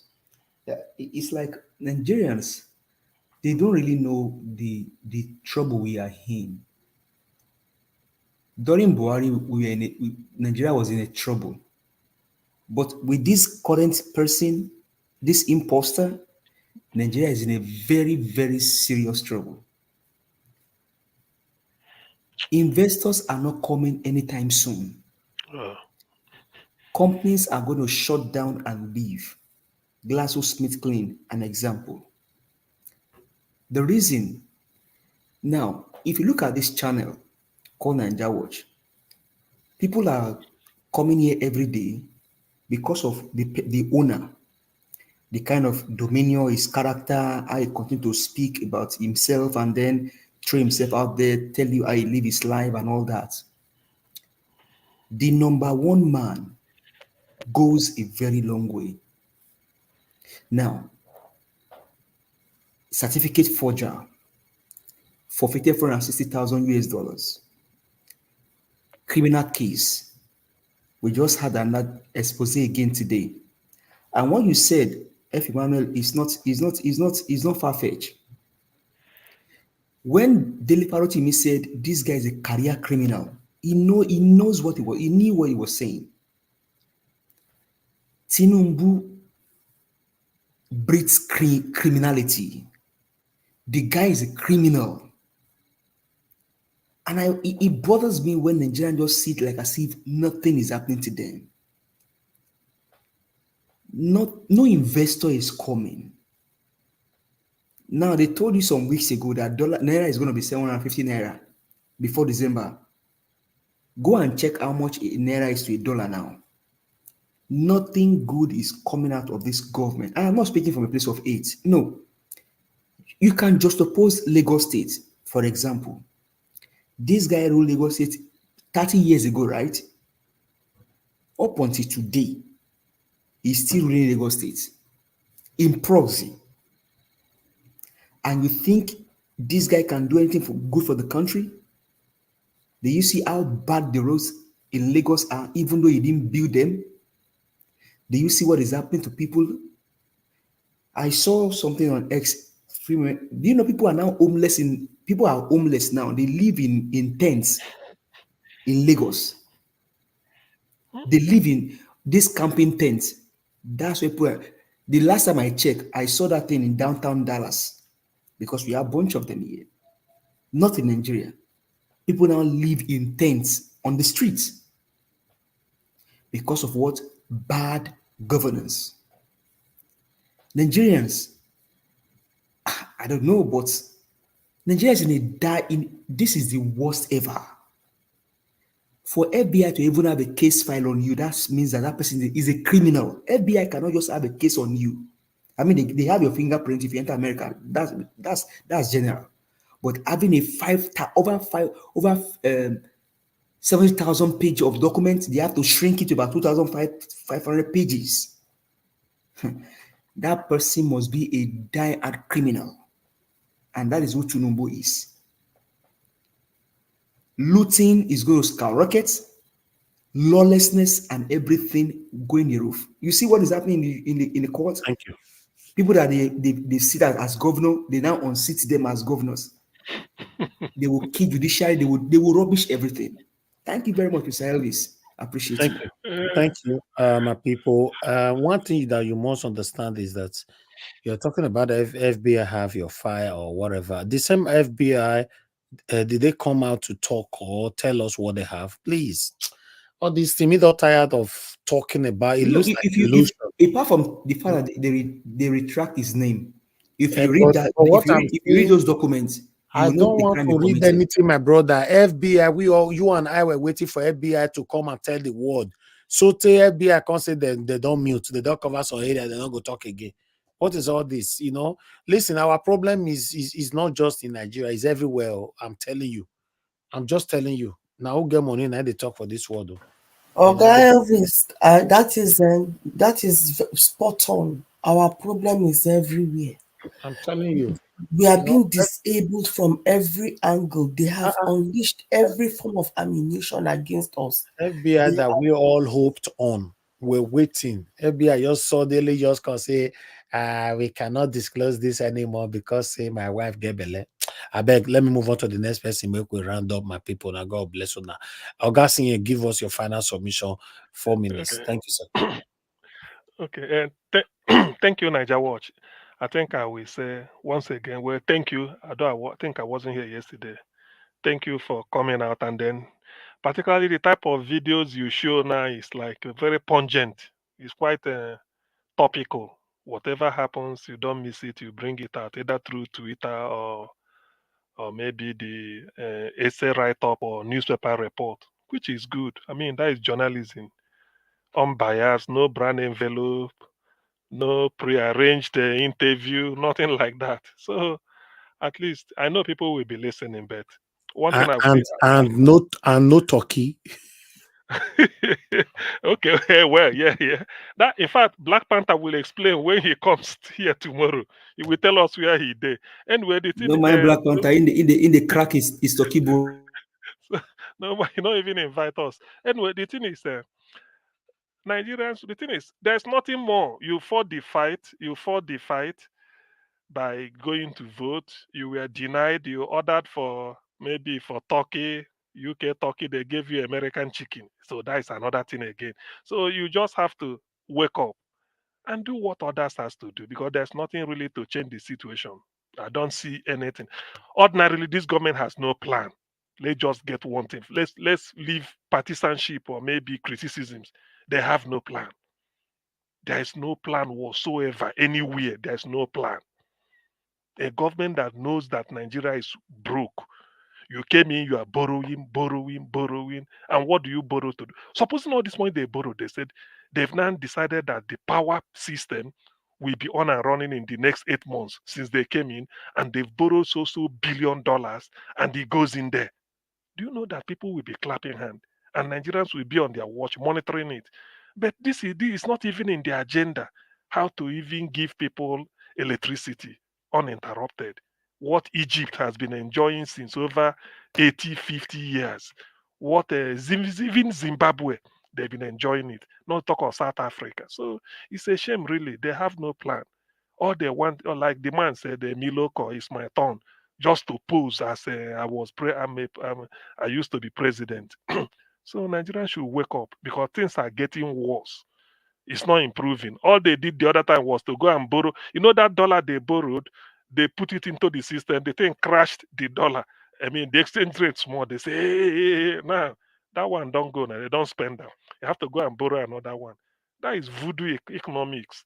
Without Nigeria going back to production, when you used to have an assembly plant all over, you have Volkswagen in Lagos, in Kaduna, in Enugu, in Port Harcourt, in Ibadan, in Bauchi, you have them, rubber plantation, cocoa, you got all these things coming up again. Ikeja Industrial Estate, Uluyele Industrial Estate, Transformade Industrial Estate, Emene Industrial Estate, Kakuri Industrial Estate in Kaduna, Chalawa in Kano, Bompai in Kano, Jos. You know, I don't know whether they still do Nasco biscuits or those Nasco something. So without all these things Yeah, so coming they up, still do Nasco biscuit, although so that one so is so for so terrorists. it's like, so with all these things coming up and then refinery working, there's no head, there's no magic, there's nothing you could do because this is what a country. Otherwise, if you feel these things are not important, why is Germany clicking? Why is UK? Why is all this country you run to Canada? They all have industries that manufacture something that at least they consume before exporting. Nigeria, we don't manufacture anything. So how can we now get out of the hole where we are? That's why people will be said from consumption to production. But look at where we are. So it's a shame. Tomorrow it's another day. We come out and keep telling people what to do. They have to wake up. Thank you very much and good night. Thank you, Augustine. Thank you so much. We'll continue to do what we're doing. Speak out is our constitutional right to speak. I wish Nigerians also know that their own constitutional right to come out to display their displeasure, but they are inside. What do I know? Let's just do what we're doing, and thank you so much, everybody. Oga F. Emmanuel, so you see the shop Tokios now. I don't know whether you still get time to give your final submission. In fact, the only thing I can say as my submission. Okay. Today is Thanksgiving. We're eating turkey. That's number one. Then number two, I want to use this opportunity to thank you specifically, Mr. David, because coming to this platform is also therapeutic to some of us here. Here in diaspora, you are just like on your own. So we come together as Nigerians. We hear our voice. We discuss current affairs. We discuss what is happening back home. It gives us some level of relief from stress. So it's a healing on its own. You understand? This talk, some people use it as a profession. They just talk, husband and wife are quarreling. Okay, you invite them, schedule them for 2-3 hours, you talk with them. That conversation is a healing process. So this platform for me is therapeutic. When I'm stressed out, when I log in Nigeria Watch, I feel good. In fact, most time I see myself as if I'm in Nigeria. So it's very, very key. So please keep up the good work. More grace to your elbow. And to the panelists, Mr. CM, my brother, give us a mandate, please. For Turkey, go and warm it and start eating. I'm already on my own. So, mommy, busy brain. Well, let me do you longer truth. I said you want to book your flight and come over. No problem. No, she not they come. We get better turkey for UK. She not they come. No worry. Thank you, sir. We not they come. We go ship turkey. I'll give you now tomorrow. We'll ship turkey come from UK. More can help us give one to give us a mandate because he don't carry Nigeria matapo for head. Now instead of go eat turkey, eat day years. I see now even many people for comment section now they said their turkey. Jesus is my father. You they eat turkey and you not remember me. See, this is not right. If a man will buy me turkey just now. All of now in America, una not buy me turkey. Una just dey eat them. Okay, tomorrow I go ask una. Anybody will come from America tomorrow. Now that one I'll greet you. Say good evening. Where's my turkey? Talk. I like to talk roasted or or smoked. Yes. Wow. Thank you very much, my people. We've come to the end of the broadcast. It's been a long day, 5 hours. Wow. Hopefully, we'll have a better Nigeria in our time. I'm just doing my part, and I'm very, very happy doing it. I'm grateful to God that, to every one of us that is genuinely putting effort into this to see Nigeria work in our time. Hopefully, Nigeria will be better in our time. But if you ask me, how, I don't know. If you ask me if this can be possible, I might possibly say no. But if it happens, that means you proved me wrong. You know why I will say no? Because the way things are going right now in Nigeria, there's a lot of division, there's a lot of distraction, and it doesn't look like something that will happen. I don't know. So for some of you that is thinking, you said what, sir? It could happen. Sometimes, sometimes. As you see Yes, this, it could. as you see these people for Nigeria. There are, people they manage. Nigeria has been managing for a long time. As it's getting worse, it's a pointer to something. You don't know what we just spark something now. People go say, no, we can't continue like That's this. one thing you don't understand. It's like even you with the UK, but let's say sometimes you even get carried away.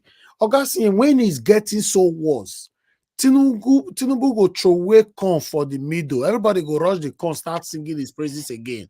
This is Nigerians for you. We are easily distracted. Do you remember, say, 5 weeks ago, or before 4 weeks ago for a year, where dollar drop? The whole social media were now praising Tinubu. Today, now, where is the dollar now again? I say these politicians don't read us. They understand who we be. So they know how they'll take capture us. They'll just say, okay, but I say this is not too worse, not too worse. Okay, what we'll do now?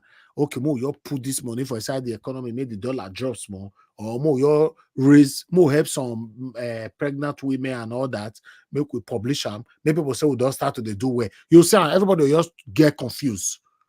Now only you and I wait day years, so now I not go get confused. So for me, we have a long way to go in Nigeria.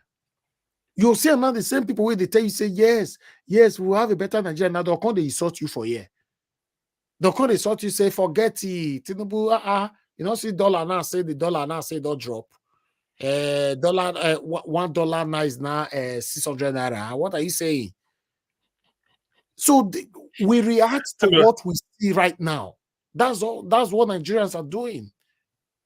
But to be honest with you, I will be shocked if Nigerians get inoculated with this suffering and they feel, that inoculation. Say when they inoculate you with a vaccine. Yes, I know, but they are used to it on that CM. Oh God! So if you think, say, if it will get worse, say these people can't come out, they'll can't talk. That time we don't see don't worse. So I waited the apple. Now that time Tinubu you take pour cold water for their body. All of them will turn against you. I still don't read this. But do you know what I'm convinced in? I'm convinced that there's no plan.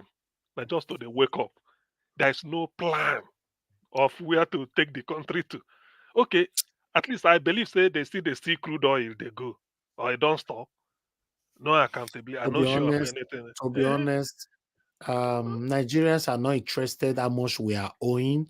Nigerians are not interested in this current situation of Nigeria. What most of them cares about right now is the amount they have in their own accounts. I'm telling you, average Nigeria will get 1 million naira for account. You will say, I beg, you know, because I wait to government. I'm telling you, just 1 million naira. 1 million naira, to worth anything, to be honest. No, this is not the reason. when no get children for school, because if you hear when they tell you the price of bread, you go just shout over 1,000 for a loaf of bread. A loaf of bread, 1,002. Yes, that's what I had. A I loaf beg of of bread. God, make I drop me and go enjoy my turkey because people don't buy me turkey today. You know, Grace can't you do? Maybe, And God will bless you. Thank you so much. maybe, You you know, see, God, make I go find today, where buy my turkey. But they say today na turkey day. eh? So Turkey day for America. No wonder Black Panther no show I face, say but that Black man now what? Panther, no, turkey not let him leave that man. Turkey not let him leave. Tomorrow night go come they shout for year. They command everybody. We don't Eh? let them in. Una no let me in. Make You una know, let me you talk. know, even phone. You know, even say make you do phone call, even if the phone say you say Black Panther now what? Or maybe in the host anyway, we got accuse them. Say the host No, of Shomole. tomorrow We we know go say, do one where we got we he go got hear accuse them. am. We got accuse them saying the host of Shomole. No, The host. he go see Pepper tomorrow. He said, "Now give us a mother don't attack kitchen now. Nah. You know, say not talk again, don't attack kitchen. You know, now so these American people, now so they be, now so they be. If Emmanuel don't take off since a month now, here they eat two laps of turkey. Eh? No, wahala. Make we will be UK people. More go ask because we'll be theory for here. Me, myself, And Madam Busy Brace, busy and brain. TM. Make we go manage our. More go ask. More go wait for our own turkey on Christmas. Now we go. It's not too late, Mr. Evic. It's not too late. You can just book your flight and come over. You and Mr. CM and Mama Madam Busy Brains. No worry. We'll invite Unamona come our own for Christmas. Man, I come this side. Yes. You know, if okay, now we come our own. Now we come for our own, right? If people see me, people will know me now see me, then go say, which certificate I want go forge again? Why are they? You know, say that's why they withdraw. They withdraw. If people see me, they say something. And at Chicago, if I go cross Chicago, they say, see, now they don't accuse Tinubu finish. Now, no be Chicago, I see you. You know all those things. And Tony Wahala go when Tony Wahala hear him, he go attack me. So now God, that go bless Una. Tony okay. Wahala, the comment section, Mona no draw trouble come I beg. And Mona your kukuma leave him. You see now, Aboazi, you too do me. I say people they chop turkey, say me go they chop black soup. You see, is this not wickedness? Aboazi, you too do me, sir. People they chop turkey. You have asked us more go chop. See what they say. Me go eat for UK black soup. No, today, no, that one no go work now. You know, bossy. Abasan just say, you know, bossy. You know, bossy. Nigeria. Joko. Dide. Joko. You know, now that did 9 week one do for that church. You sure you remember? You know that 9 week one do say he make a minister, no be say ordinary minister. A minister for Abuja, I no even recognize them. The thing. Joko. Obasanjo na wa. Na left hand. Na left hand you take do am. Joko. I beg go. That's true. Nah. This thing surprised me. And look, that man. Now there you know, say a military man is always a military man. I'm telling you, it's true. Particularly Nigerian type. You know, they know that they're refined. Nigerian type know that they're refined. If not US, even if you be soldier, you retire, you go there refined. Exactly. No, Nigeria all know they work like that. Oh. See the way they command all those people. They really a joko. Hey, did they just do like this? Just say a joko, and they consider again. I beg go. I don't know the people who talk to, but I won't leave her like that. Thank you. Thank you, ladies and gentlemen. We come to the end of this broadcast. Thank you. Thank you. That God will bless you. Everybody that supported us today financially, may God bless you all. Your pocket never run dry. Thank you so much for everybody that called into the show. Thank you so much. For those of you that I could not pick your calls, please understand it's not intentional. It's just I want you to understand that sometimes, when the panel is overheated, it happens like that sometimes. But by God's grace, tomorrow we'll do that. We'll try to pick your calls. Thank you very much, everybody that joined the panel. For those of you that are still on the panel right now with us, Madam Busy Brace, Oga CM, give us a mandate. Oga F. Emmanuel, now God bless you now. And for those of you that came in that already left, Amayes Corner, Mr. Alex, Mr. Ike, many others. I can't really remember anymore because I know so many people coming to the panel today. The panel was actually full. Thank you very much. And God will bless you now. For my people right there on the comment section, now the people in the comment section, now they make this broadcast even they move on well. Now God bless you now, my people. Starting from Mother of all Mommy Diaspora. Thank you very much, Mommy. We appreciate you always. Abo Azi, thank you very much, sir. May God bless you. That's why I say you say my go chop black soup. I'm not happy for that one because black soup that they chop today, not turkey that they chop today. But meanwhile, let me appreciate God's power. Thank you so much. Thank you. Jesus is my Father. Thank you so much. And make sure you enjoy your Tokyo. Thank you. Now God will bless you, our people. Grace continue. Thank you once again. I appreciate you. Gospel Music 24. Thank you. Tony Africa. Thank you so much. Why Oga CM they call you Tony Wahala? Not be me call you Tony Wahala. Now Oga CM they call you that name. All right, and Stella Imasevedo, thank you very much, mother. I appreciate you, and thanks earlier on as well. I appreciate every one of you, my people. Now God bless you. Now we've come to the end of this broadcast. Please press on the like button. Help us to share. By God's grace, we'll be seeing you guys again tomorrow by 6 p.m. For those of you that are going to be playing back this video, please endeavor to subscribe to our channel. Subscribe to our channel, hit the notification bell to be notified, to be here, to be part of this interactive session so that we can communicate in a live broadcast. Thank you very much, my people. And also press on the like button and share our videos. And for those of you that are still listening to us right now, please don't forget to press on the like button before you go. Yes, and so we say and reach my people. Please endeavor to join us tomorrow, 6 p.m. by God's grace. And let's do this all over again. Nigeria will be better in our time. Good night and bye for now. I know they do competition with anybody. If I offend you, forgive me. Show me love. Go to biza. Kama barawa lo ninu ife kan akanbi. I know they do competition with anybody. If I offend you, forgive me. Show me love, I go show you love,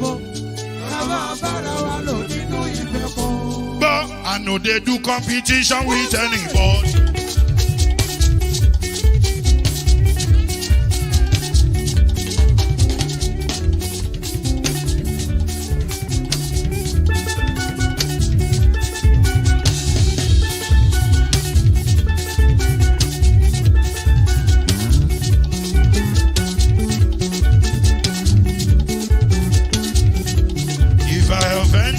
Forgive me, show me love, I go show you love.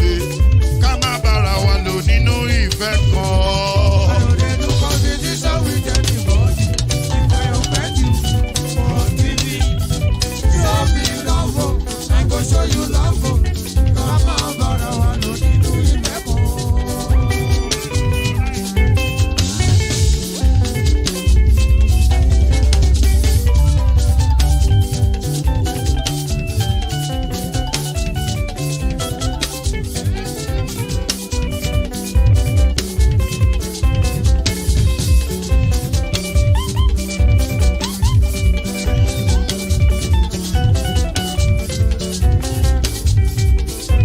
They do competition with anybody.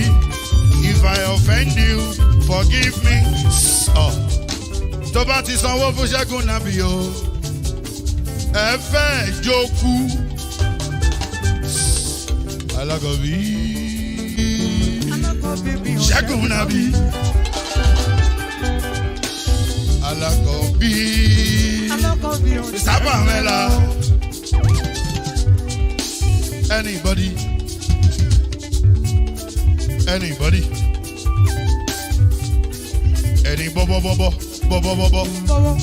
Anybody? Mo ló ń fọlú, ó gbà mí bó ṣe rí mi láti kíníṣí. Délé mo ló ń fọlú, ẹ jẹ́ ń sọ̀rọ̀. Délé o